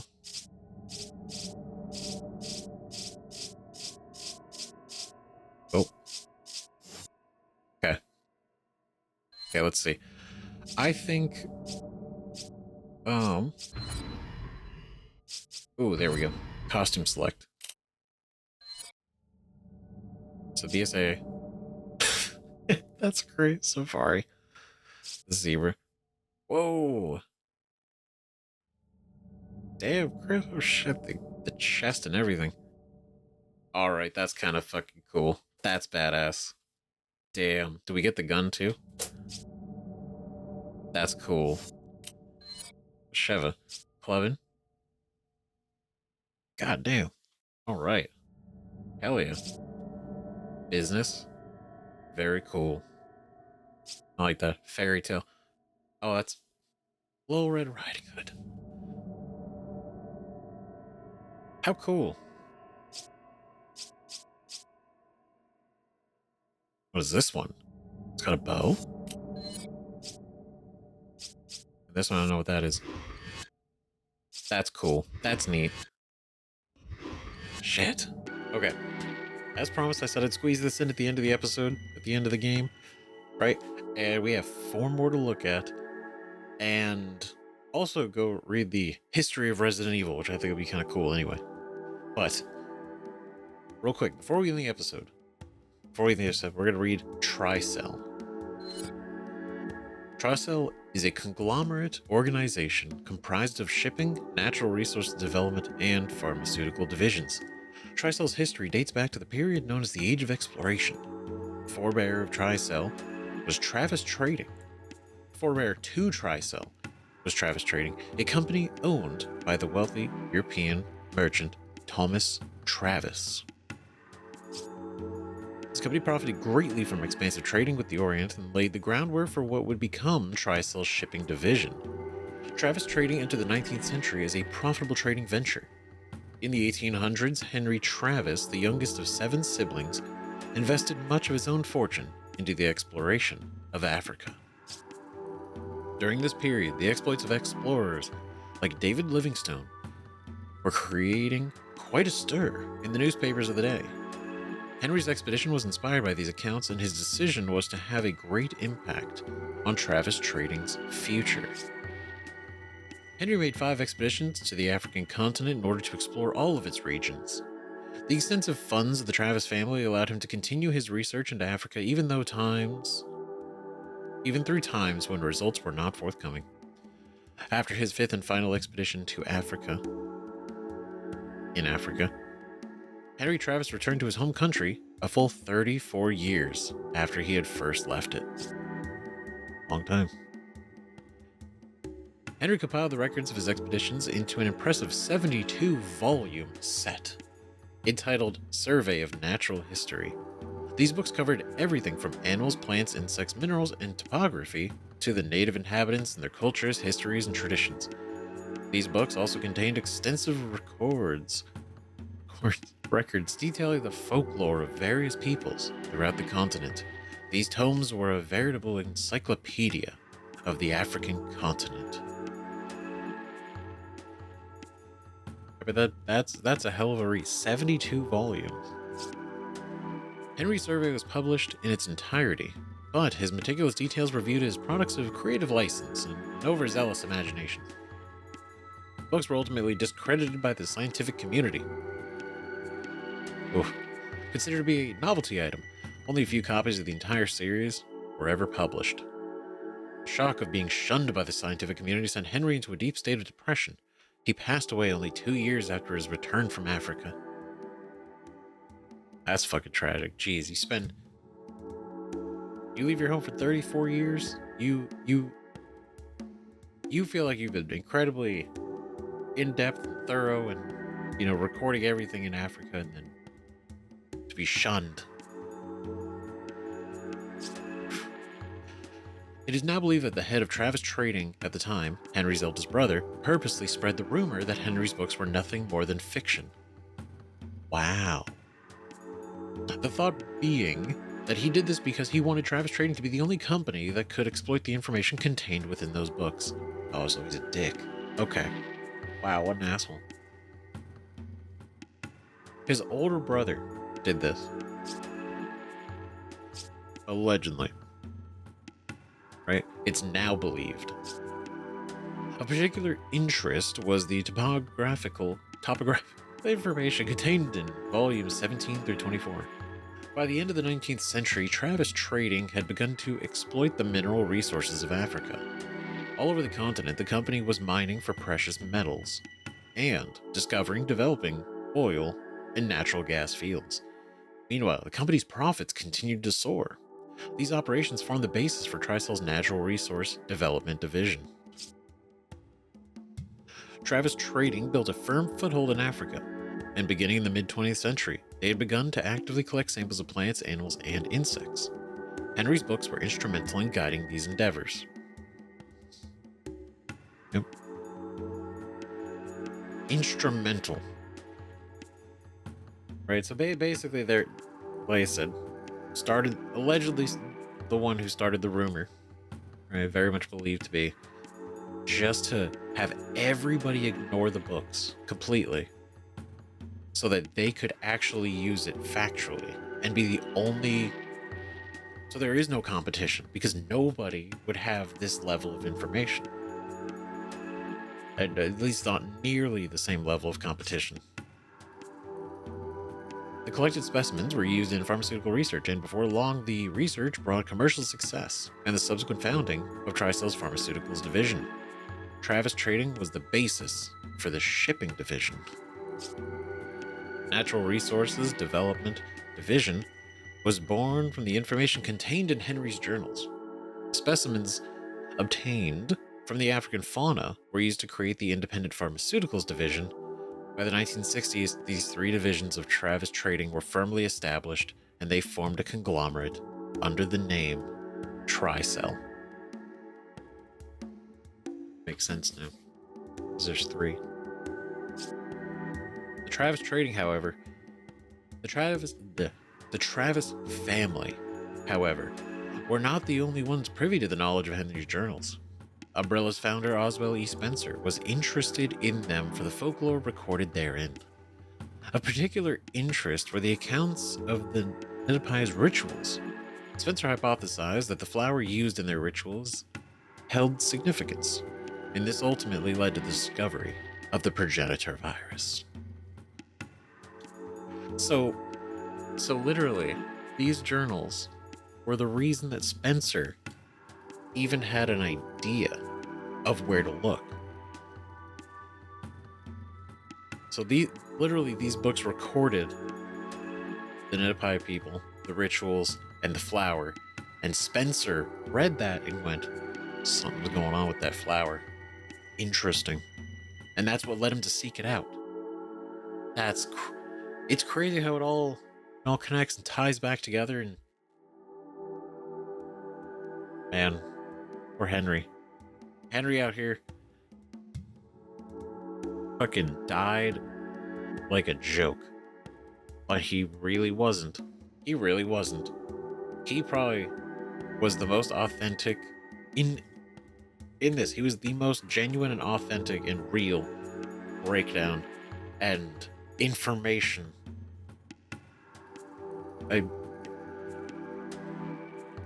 One of the best sources of information for Africa. And spread a lie.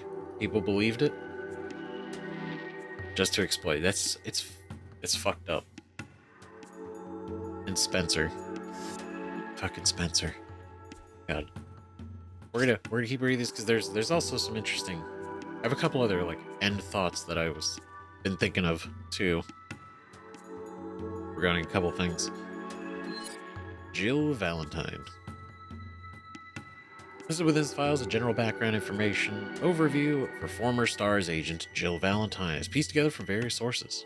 The information here is neither complete nor should it be used as psychological analysis of the subject. When a crisis situation arises, few soldiers excel to the level of Jill Valentine. She is proficient in the use of various firearms, is a master at lockpicking, and is skilled in the disposal of explosives. Jill's talents make her an integral component of any fighting force. Like Chris Redfield, Jill was a member of the STARS Alpha team. She was also involved in the tragedy at the Arclay Research Facility, also known as the Mansion Incident. During the incident, Jill and Chris operated independently, but together discovered the truth behind the facility. They learned that Barry Burton was not really a traitor, but was being controlled by Albert Wesker, captain of Alpha Team. In addition to Wesker's machinations, they also learned the source of the zombie outbreak was due to the release of the T virus, and that Umbrella was more than just an ordinary pharmaceutical company. What Jill learned at the Arclay Research Facility would have profound repercussions on the rest of her life. Following their return from the mansion, Chris and Jill attempted to inform the authorities of Umbrella's activities. For all their good intentions, they were met with no movement towards any official investigation into the company. Fed up with the lack of response, the two took it upon themselves to investigate Umbrella. They concentrated their efforts on Umbrella's main base of operations in Europe. As a STARS member entrusted with protecting Raccoon City, Jill chose to remain in the city for the time being and investigate the Umbrella research facility there before rendezvousing with Chris in Europe. This decision led to her involvement in the Raccoon City incident. During her investigation, rodents infected with the T virus from the Arclay research facility began to spread the virus into the city. The virus quickly spread, infecting the majority of the residents. Umbrella, the perpetrators behind this incident, reacted swiftly.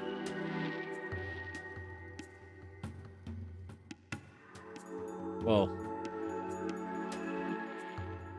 that's a little weird. Is it weird?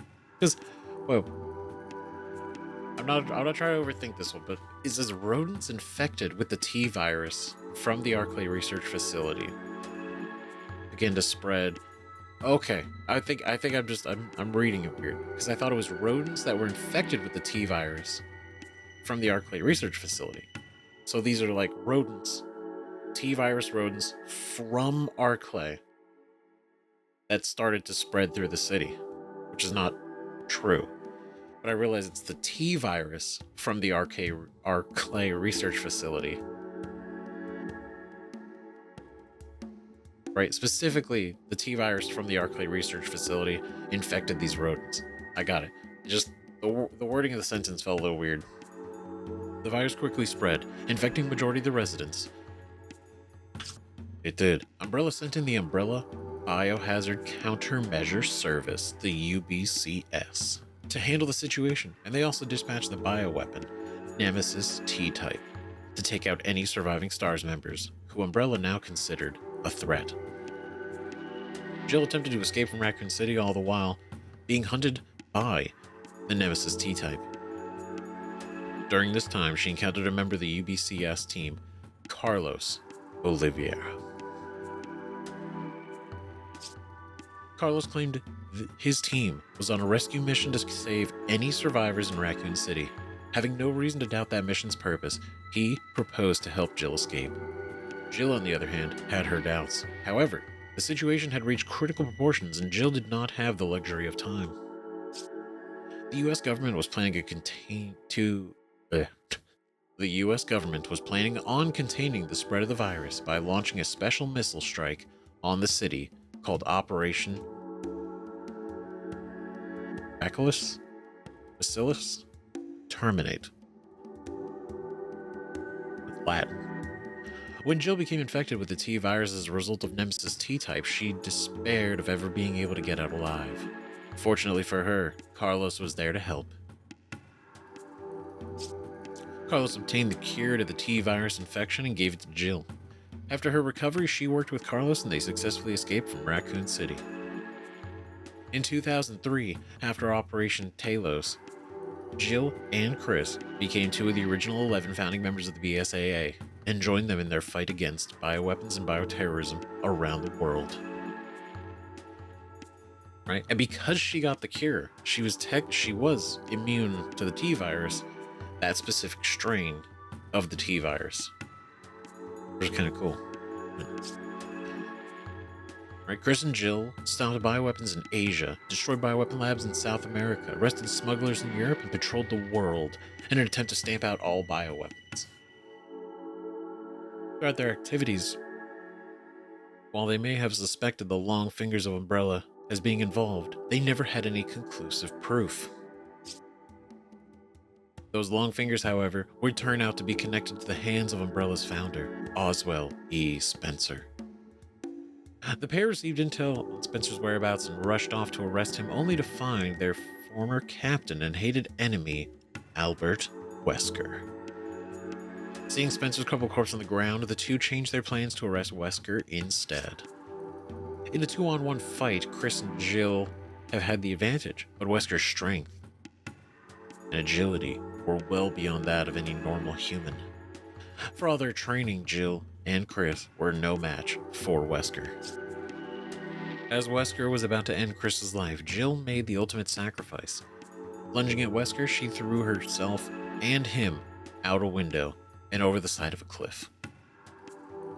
Chris could do nothing as he watched his partner fall to her death. BSAA launched a full-scale search operation, but neither Jill's body nor any of her personal effects were ever recovered. On November 23, 2006, Jill Valentine was officially declared dead, and her name was added to the list of BSAA members who died in the line of duty. But Jill's story did not end there. The fall did not kill Jill nor Wesker. Though badly hurt and unconscious, Jill was saved by Wesker. After giving her the medical treatment she required, he placed her in a cryogenic sleep. Once the Ouroboros plan was finalized, Wesker intended to use her as the first test subject. This was Wesker's way of exacting his revenge. Fortunately for Jill, luck was on her side. The apparatus monitoring her vital signs detected some abnormalities. Something was happening inside Jill's body, and Wesker's curiosity was piqued. Further investigation showed that a more mutated form of the T-virus was still inside her body. It was a remnant from her infection in the Raccoon City. What the fuck? Okay. Whoa. So even though she got the cure, even though she got the cure to the T-virus, there was still a mutated version of it inside her. So I guess like it stopped the infection when she got the cure, but T-virus is still in her, so it just mutated it. The cure she isn't going to talk about it. The cure she was given was supposed to have eradicated all traces of the virus in her body, but instead it caused the virus to go into a dormant state. Her extended period in cryogenic sleep somehow reactivated the virus. It literally just said why. Okay. Shortly after being reactivated, the T-virus completely disappeared from her body, but it left something else in its place. Wesker found that Jill's body now contained powerful antibodies to the virus. All those years the T-virus was inside her body forced it to develop a defense system that was nothing short of miraculous. This discovery would help further Wesker's ambitions. The development of the Uroboros virus, the centerpiece of the Uroboros plan, had proven to be quite difficult. The Uroboros virus, developed from the progenitor flower, proved to be too poisonous to humans to be of much use. Instead of spurring the next step in human evolution, it only invited death. Wesker theorized that using Jill's antibodies could make the virus less poisonous. Oh my god. He kept Jill alive solely to produce antibodies for his research. That's crazy. Because there was no other reason why I figured he would keep her alive other than to just like fuck with her and fuck with Chris. Like what reason? It's like, oh, because she literally had the cure. This is cool. This is so neat. So he developed the Uroboros virus, and it was just killing everybody. He put it in. There was nothing. Wow. Jill, who had reviled bioweapons, devoted her life to eradicating them, was ironically being used to develop the most terrible bioweapon of all. After much research and experimentation, Wesker finally perfected the Uroboros virus. Jill's participation in its development meant she was no longer a suitable test subject.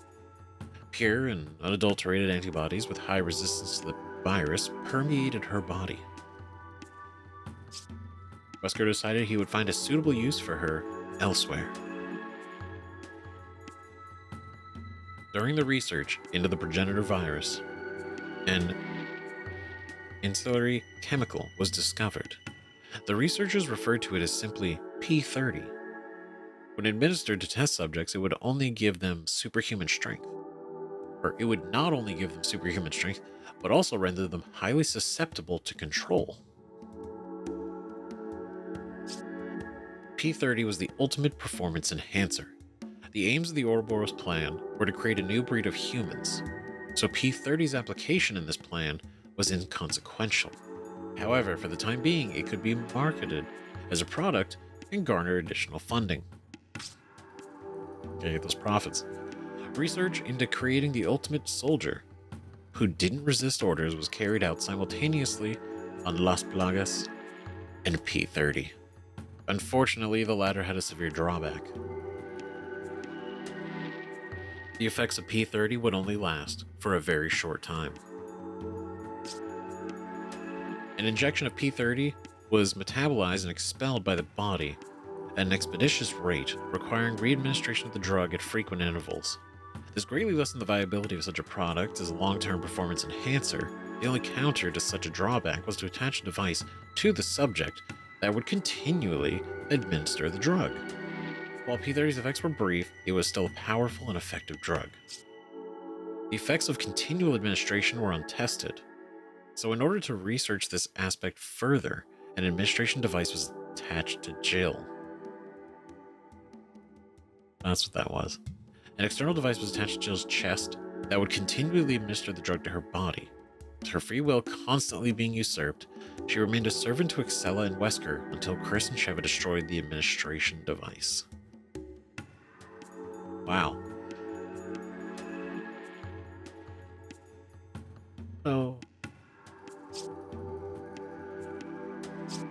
So that's why. So it wasn't ultimately what's the word, right? So it's not like she was getting like her powers and her incredible speed, agility, and strength and all that when we fought her from, you know, the Uroboros virus specifically. Right? It was this like secondary chemical that they discovered while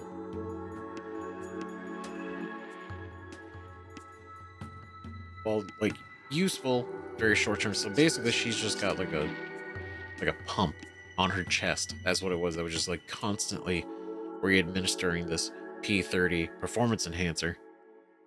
And that was the test. Ugh. Jeez. But then also like her, so that makes sense why she was able to like snap out of it relatively quickly when Chris kept like talking to her, because it's not the Plaga, it's not the Uroboros virus, right? It's just kind of a control, right? So it's easier to break through than, well, the others. That's interesting. And we freed her, and she's alive. She's alive, which is great. Okay, so Excella Gion. Now, I kind of wish the Tricell one talked more about Tricell and what they're up to now, and then like recently.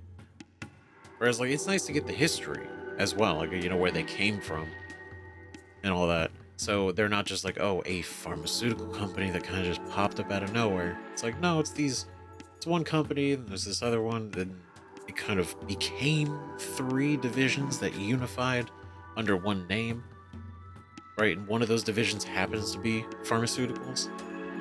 And it's like, okay, cool.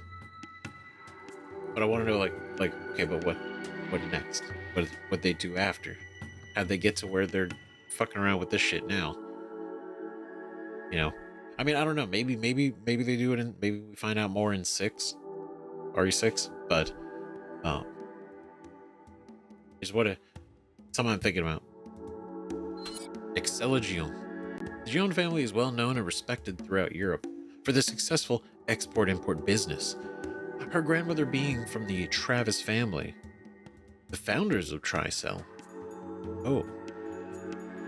Has endowed Excella with quite a noble and storied lineage. Blessed with model-like beauty and raised in such an aristocratic family has led to her being haughty towards those around her, especially men. But it was neither Excella's looks or family background that got her to where she is today.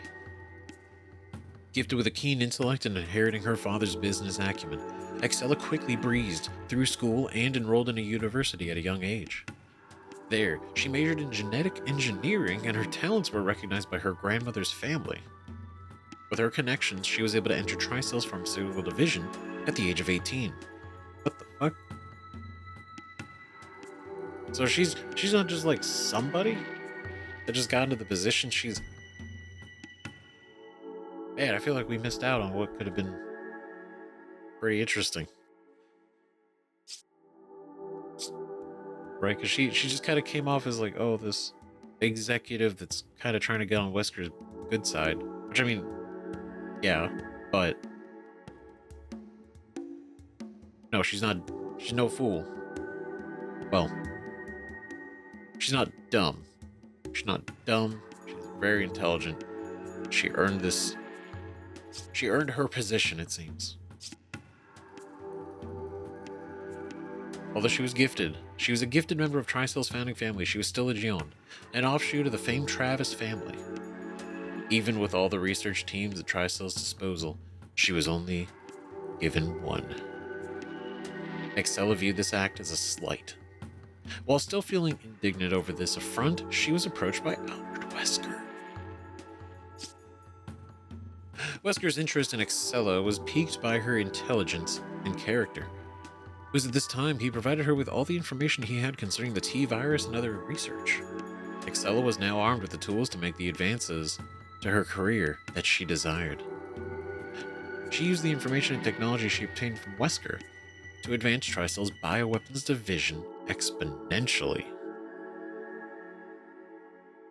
So they were already working on bioweapons at this time, right? They were already doing this. It's just Wesker approached, and then she took that information and made it even more advanced. In a fortunate turn for Tricell, Umbrella, who had previously dominated the bioweapons market, had gone bankrupt, greatly increasing Tricell's sway in this area. Thanks to Excella's efforts in expanding Tricell's market share, she was given more of a voice within the company. Before long, she was making key decisions that would affect the fortunes of the pharmaceutical division. Damn. It's nice to not have competition. Right, this was precisely as Wesker intended. Excella then set her sights on the position of CEO of the Tricell Africa division. Her adroit use of flattery and intimidation soon landed her that powerful position. Okay, so she's not just an executive of Tricell. She is the CEO of the Tricell Africa division. That's kind of a big position. Like, fuck. It is now believed that it was Wesker who suggested Excella take over Tricell Africa. He exploited her romantic interest in him and was able to use both her and Tricell Africa to further his Uroboros plan. Excella's first order of business as Tricell Africa's CEO was to restore the abandoned Umbrella Africa research facility. As the facility where research on the progenitor virus had been carried out, its use in the completion of the Uroboros plan was vital. Following the facility's restoration, Ricardo Irving was employed to sell bioweapons in order to secure funding for the research being carried out on the Uroboros virus. As the Uroboros plan neared completion, Excella began to fancy herself as the queen in the new world order that would follow the plan's execution. Unfortunately for her, those dreams were dashed when the man that was to be her king injected her with the Uroboros virus. The man that was to be her king. You know, it's like she's gifted, she was intelligent, she became part of the company before the age of 20, and that's what a gifted youth, I guess, right? And then you became part of a kind of a shady ass company, and then worked in the pharmaceutical division, which then ended up producing bioweapons. But she's cool with that.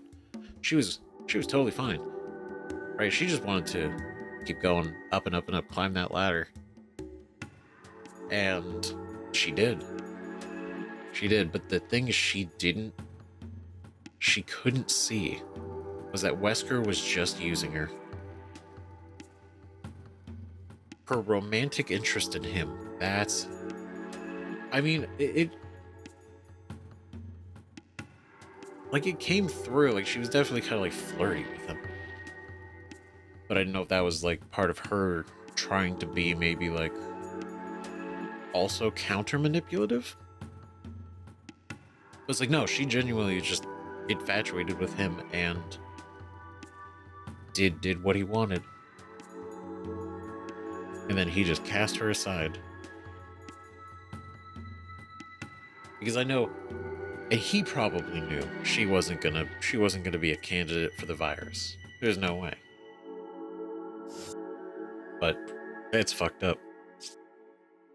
But then she was also kind of fucked up. Her and Irving, I don't know.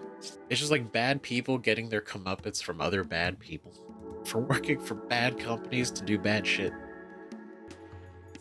All right, the last one, the big one. Albert Wesker.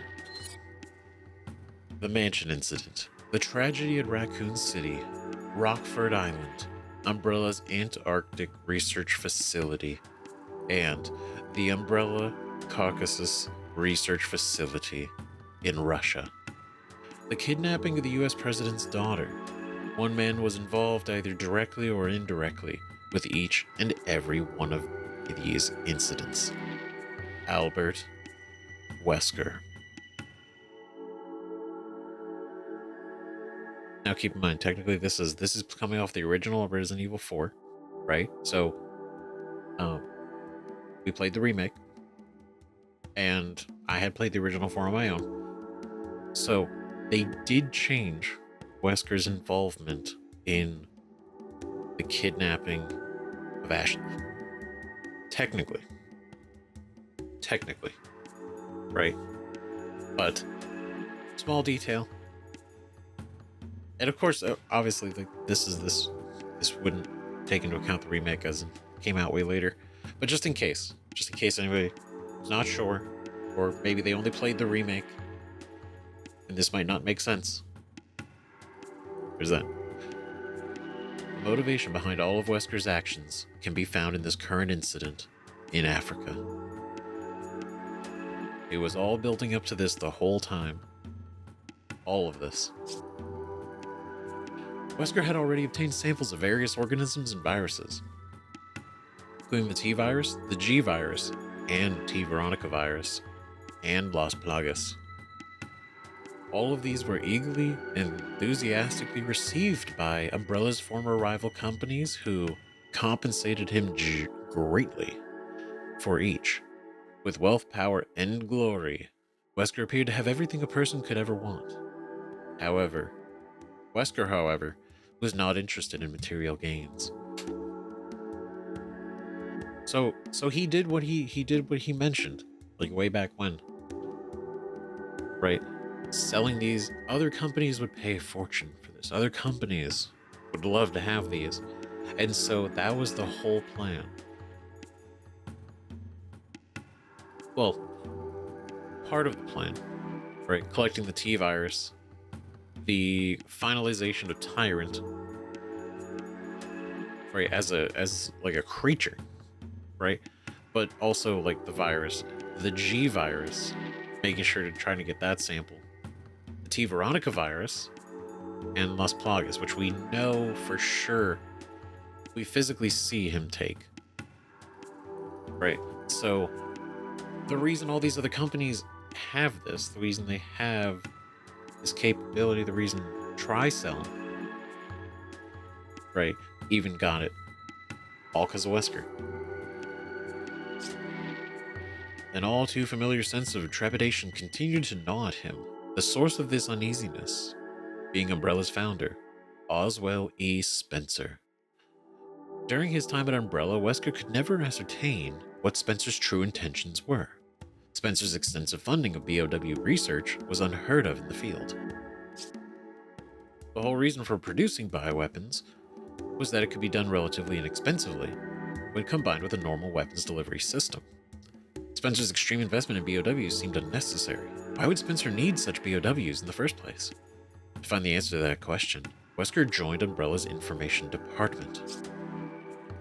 Even after the downfall of Umbrella, these doubts continued to haunt Wesker. To find the answers he needed, Wesker needed to search out Spencer. The only problem was that even before Umbrella's dissolution, Spencer had removed himself from Umbrella's day-to-day operations.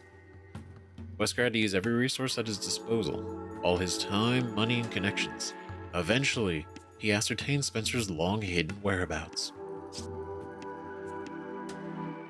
On the first night of autumn, as thunder and lightning raged in the skies above, Wesker arrived at the ancient castle in Europe, where Spencer resided. Wesker expected the old man to be surprised by his presence, but instead the withered old eyes of Spencer lit up with a dark delight as he spoke. "You're back." The words barely audible amidst his cough-racked laugh. If Wesker had his doubts about Spencer before, he didn't know what to make of him now. He only knew at that moment that this seemingly feeble old man had been in control of everything that had transpired at Umbrella. Even Wesker's own actions, through the years, had been controlled and manipulated by this decrepit old man.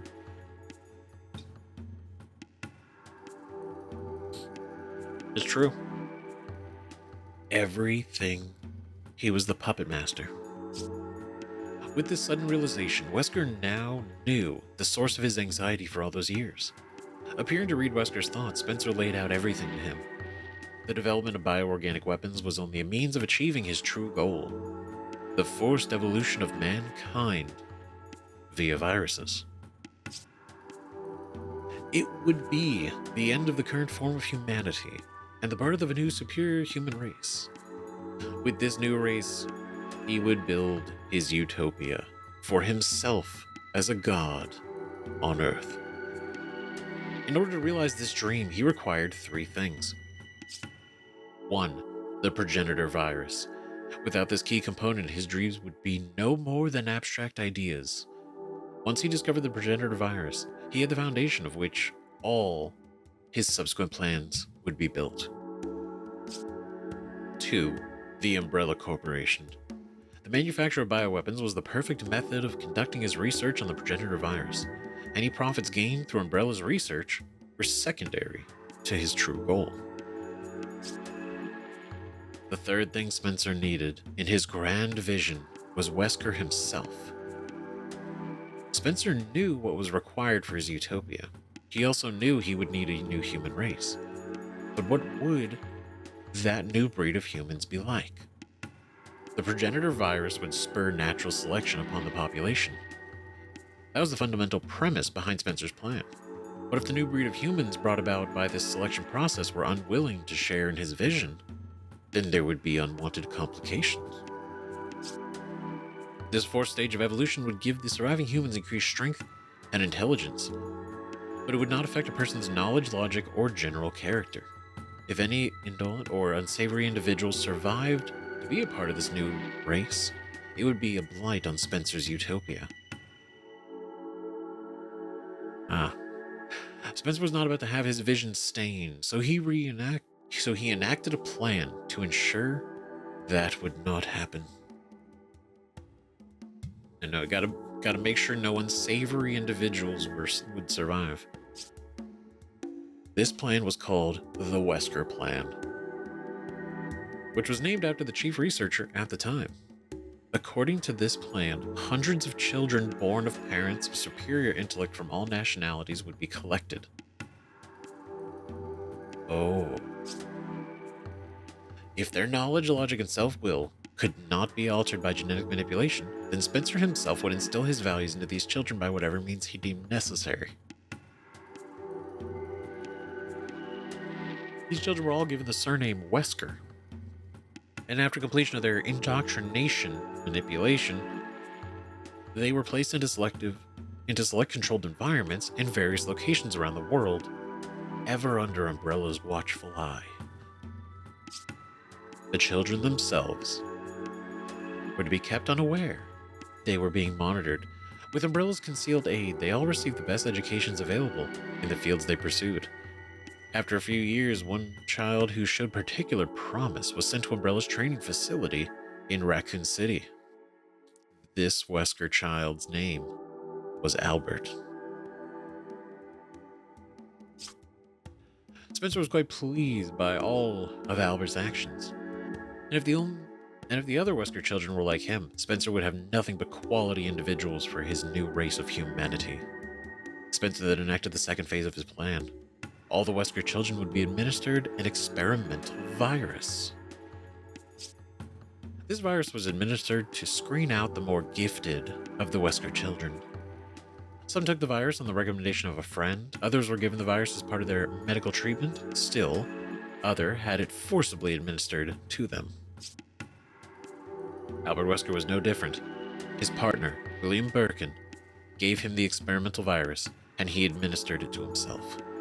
This screening process turned out to be a little too selective. Most of the Wesker children died, leaving only a few survivors.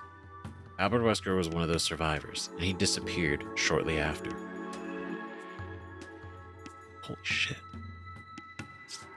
Spencer was unconcerned by this development. There was a fail-safe device attached to every Wesker Spencer's existence.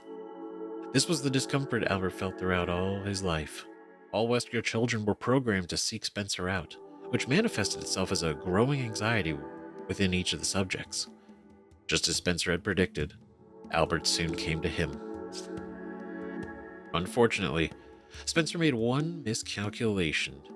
His failsafe only worked for as long as it remained a mystery.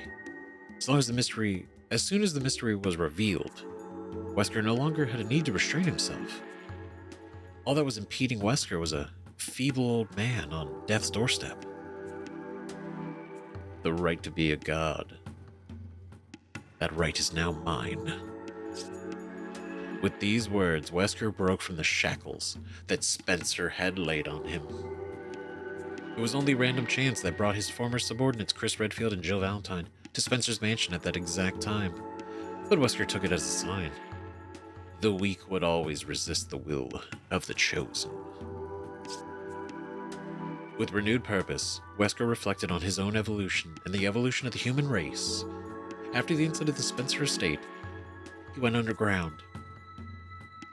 He used the news of his death to veil his activities. He had achieved his goal of obtaining the virus and capital he needed from his position at Umbrella. Next, he put all his efforts into bringing his Uroboros plan to fruition, thereby setting himself up as a god over the next generation of humanity. Goddamn. So, that's a lot of good insight. Right, because we literally got two little bits of reading at the end of the game that talked about Project W. That's like, what? He's like one of 13, if not more, but he's just the 13th one. And it's just like, what is this? Wait, it's just like such a surface level description, and then just like no other information. And I was like, okay, what is this project? What's the point? What is it doing? What? And then, it's like, oh, his power comes from a virus. And it's like, well, what virus? When did he get this virus? What are we talking about? All for it to have been the whole time. Which is interesting. Right? So, to say, where is it?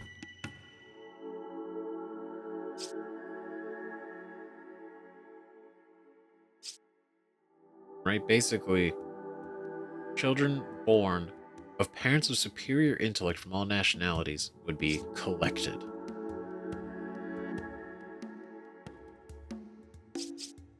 Right? And then he would basically indoctrinate them, right? Change them mentally. Their names would now be Wesker, and they would just be raised in a new life, right? Constantly watched. The thing is, they were all administered the experimental virus, and I think that's a key thing that we didn't know about, and I mean Wesker seemingly also didn't know about.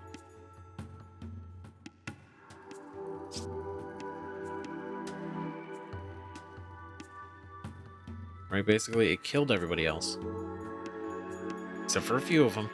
Then Albert Wesker, ended up being one of the only survivors. And so he survived so genuinely.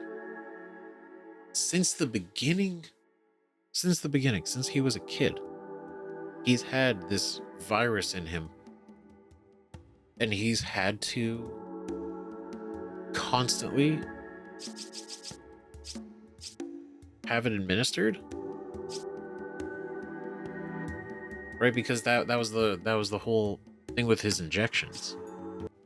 See, it's right here. All the Wesker children would be administered an experimental virus, and this is where some of my questions come in, right? So I think I have an idea, but please do chime in. Let me know. Right. And this is pre RE6, so if this any of this actually gets explained further, great, we'll find out. But so at the end of the game, right, we have Jill chimes in and says, hey, Wesker's strength comes from a virus, and he has to take these regular injections in order to keep it like stable, like keep it in check. Right? And with that in mind, I'm like, okay, well, what is that virus? Because she doesn't name it, right? She doesn't name it, so it's like there's layers to this that I find, and I don't know if these are retcons or maybe I'm thinking about everything too much, but Child Wesker, Project W Wesker, gets injected with an experimental virus here, which enhances like their intellect, strength, and everything, right? Or is it just enhancing their intellect?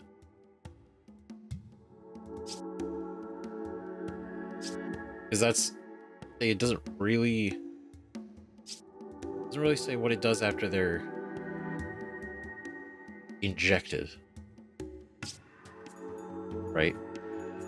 So if that's the case, if his experimental virus, so like from birth he was pretty good, he just never tapped into it, or was that sort of like molding his capability to assimilate with the virus, right? Because essentially he's like what, like he's got like the perfect DNA, he's like designed in a way, right?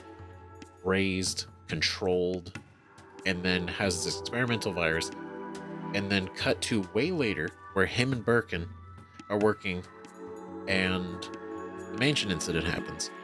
He injects himself at the end with the T virus, but it's not exactly the T virus. It's an experimental or like an offshoot created by Birkin, right? And he injects himself with that. That's what brings him back, but enhances his strength, speed, and everything. So at that point, he has 2 viruses in him, technically, right? And when we see him in Code Veronica, it's the next time we really see him, is he's got the red eyes, and he's fast, and he's strong, and he's powerful. Then we see the next thing he's doing, right, is essentially this with Uroboros, right? He's injecting himself with what looks like Uroboros, but it might not be. It might not be Uroboros. It looks like, because it's got like, you know, it's black in there. But when he rips it out of the missile and it like assimilates onto him, it's not exactly perfect. It doesn't look perfect, but because it does that, does that mean like what he's injecting himself with is not Ouroboros, and this actually, the thing at the end, is what would have happened anyway? I'm trying to think by words, so hold on. Like, if he's injecting himself with Ouroboros, that makes sense, right? Because it's this is what it's all been building up to. So it makes sense that he would do it because he would be able to handle it. Or if he has Ouroboros and he's constantly injecting himself with the injections to keep Ouroboros stable within him, and that's the virus that Jill is referring to. I'm not sure. It could be either, right? It could be, it has to be Uroboros, because I don't, because otherwise he would have been unstable this entire time, right? He would have been unstable since his resurrection after Resident Evil 1, right? And he would need constant injections the whole time, right? Or has he needed the injections all the way since back then when he got the experimental virus and he's just needed it throughout life? This is what I mean. Maybe I'm overthinking, but I'm also just want to make sure that I have it right. Right, but like I said, him ripping Ouroboros out of the missile, it's strange because of the way that it does it, right? It attaches to him in the same way that the other test subjects seem to just kind of turn into the tentacles, like the tentacle monsters. And I mean, even Excella, like, completely turned. But is it the fact that he didn't exactly turn? It just kind of like became part of him, and it's kind of like running through him. So that's like he's compatible with it.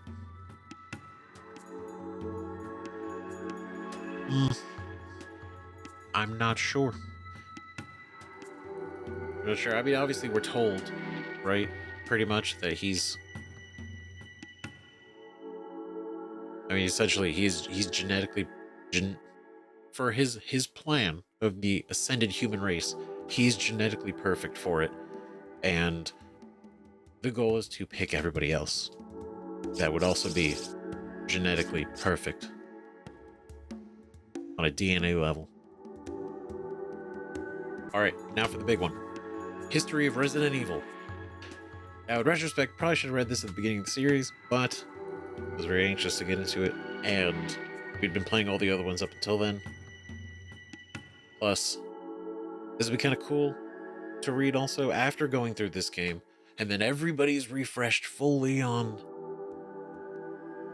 everything as we head into Resident Evil 6 and beyond, right? So the history of Resident Evil. The 1960s, engineer Michael Warren begins the electrification of Raccoon City.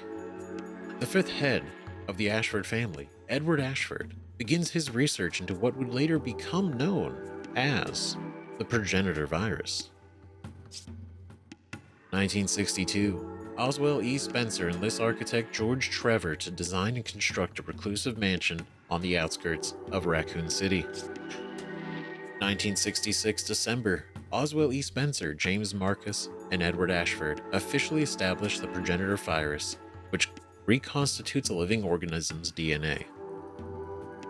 1967 November, the construction of the mansion and lab facilities in the Arklay Mountains is complete.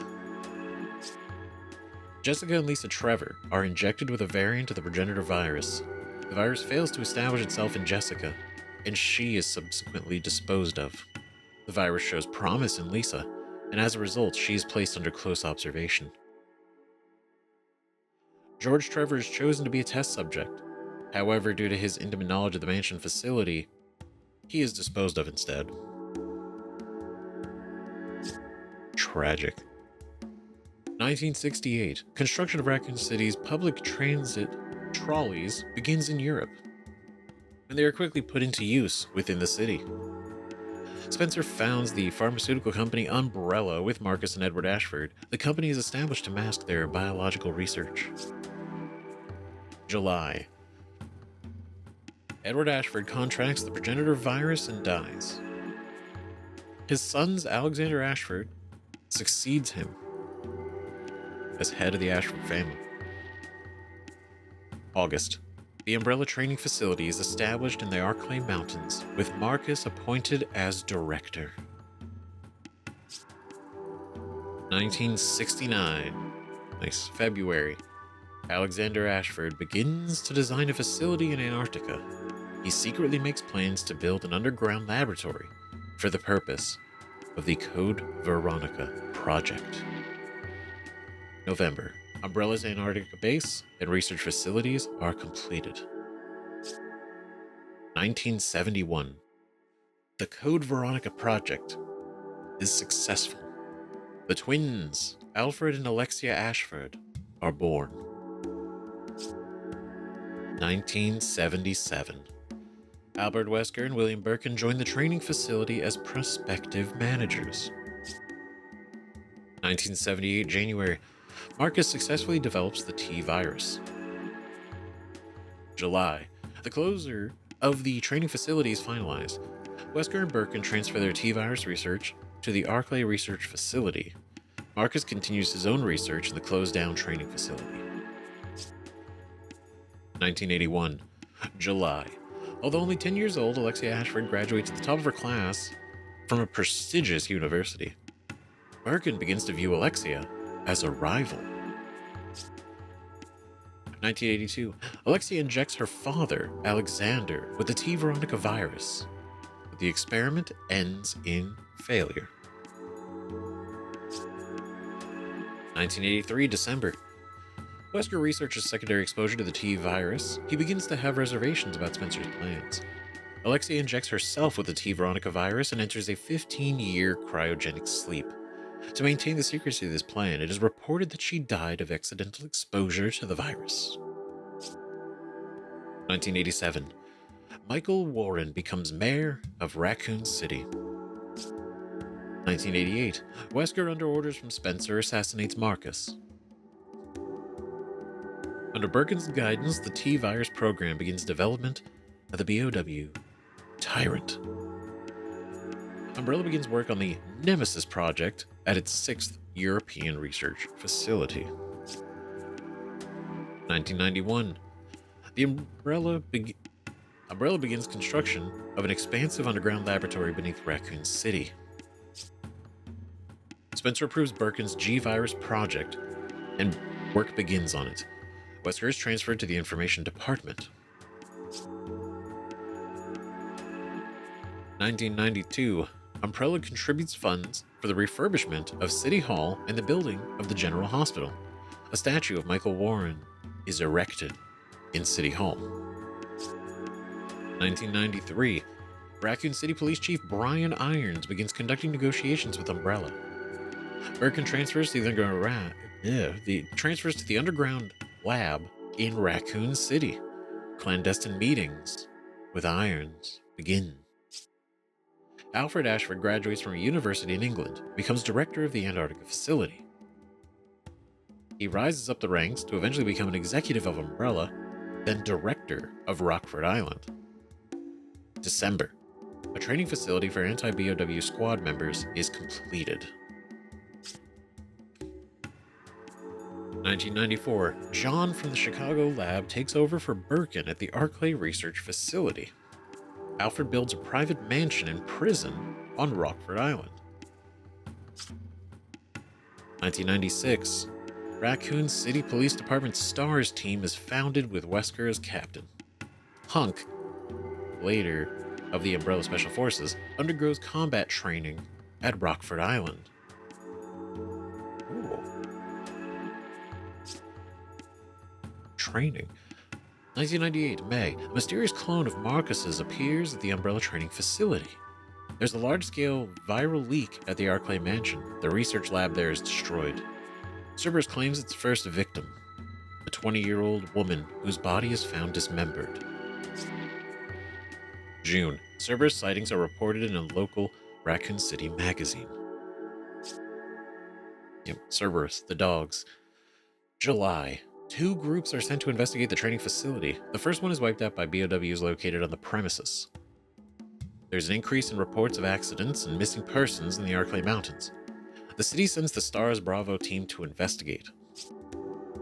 Bravo team's helicopter experiences engine trouble for unknown reasons and is forced to put down in the Arclay Mountains. Bravo team takes the Ecliptic Express. to investigate the training facility, which is later destroyed. Alpha Team is sent out to search for Bravo Team when communication is lost. The occurrence of the mansion incident. Bravo Team leader Enrico Marini learns Wesker's true identity. Wesker murders Enrico. Ravaged by the virus, the mansion and the lab are destroyed. 4 members of Alpha Team and 1 member of Bravo Team escape the catastrophe. Survivors: Chris Redfield, Jill Valentine, Barry Burton, Brad Vickers, Rebecca Chambers.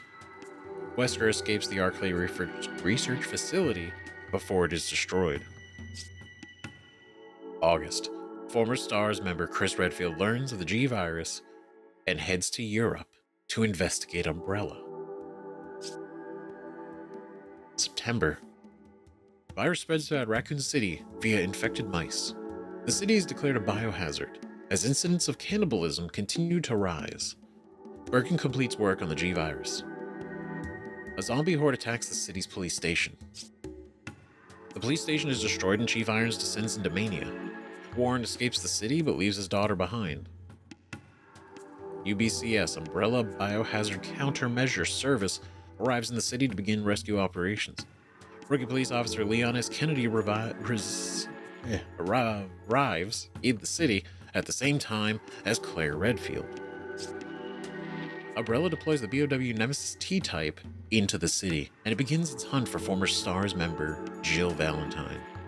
Umbrella deploys mass-produced tyrants into the city. Leon and Claire escape the city with William and Annette Birkin's daughter, Sherry. With the arrival of the US military, the city is placed under martial law. UBCS survivors are exploited by Umbrella's official observer of the situation, Nikolai Genevieve. And they die off one by one. The hospital is destroyed. Ada Wong and Hunk each acquire samples of the G virus. The underground lab in Raccoon City is destroyed. October, the US government decides to eliminate the virus threat by destroying Raccoon City with a missile strike. December, Claire infiltrates the Paris laboratory only to be captured and imprisoned on Rockford Island. Wesker attacks the island with his own private force and releases the T-virus onto the island. Claire escapes from the prison and sends an email to Leon asking for help. Her location is made known to Chris. Jill escapes Raccoon City and goes to Chris's apartment, but he's already left for Rockford Island.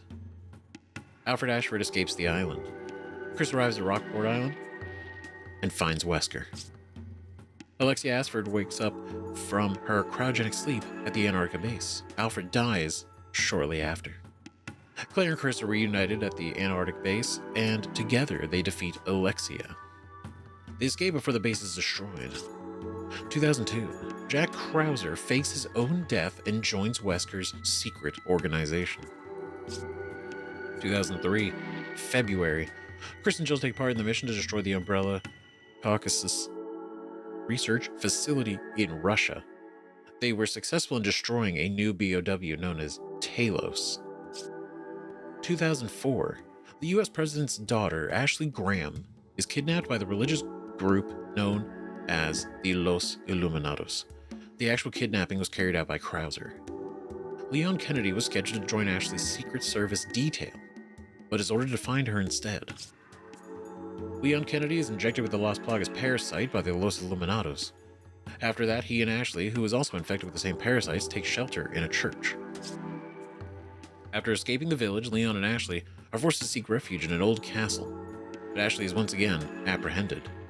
This time, she is taken to an isolated island by Krauser, under the orders of Ramon Salazar, the 8th head of the Salazar family. Leon confronts Salazar and defeats him. Leon heads to the island to find Ashley, and it is there that he defeats both Jack Krauser and Osmond Sadler, the leader of the Los Illuminados cult. Leon and Ashley use the facility on the island to remove the parasites. Ada Wong steals the Las Plagas parasite sample from Leon. Leon and Ashley escape from the island by jet ski. Alright, great recap. Big fan. This was actually great. Surprisingly thorough in some areas, and other areas just kind of really quick, don't have to do like this whole breakdown. Like October. Government decides to destroy Raccoon City. Straightforward. Right? But then they go into all the Code Veronica stuff, which is great because it is very relevant as a whole to not just this story because of Wesker, but also like Claire and everything she's been doing and up to, and the fact that Claire then reconnects with Leon, even though it's for like a half a second by sending an email. That's still really cool because basically, well, obviously we know, right? Like they escaped Raccoon City together in RE2, and they kept in touch, and she knew that she could rely on him, sending that to Leon. Then Leon reached out to Chris. Leon found Chris, and that's how Chris ended up making his way over. And it was really right. I'm sorry, I'm a huge Code Veronica fan. That was a great game. It was a great game. We played it on the channel. Man, it's a good time. But no, this was cool. Very, very neat. A lot of good insight. Still a lot of questions. I still have a lot of questions.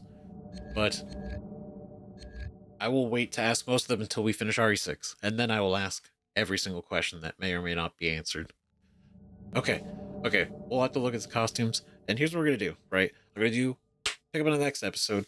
We are going to play the DLC for these, right? We're going to play those 2 short stories, and then we're going to read the rest of the library. And maybe we'll see what else is going on.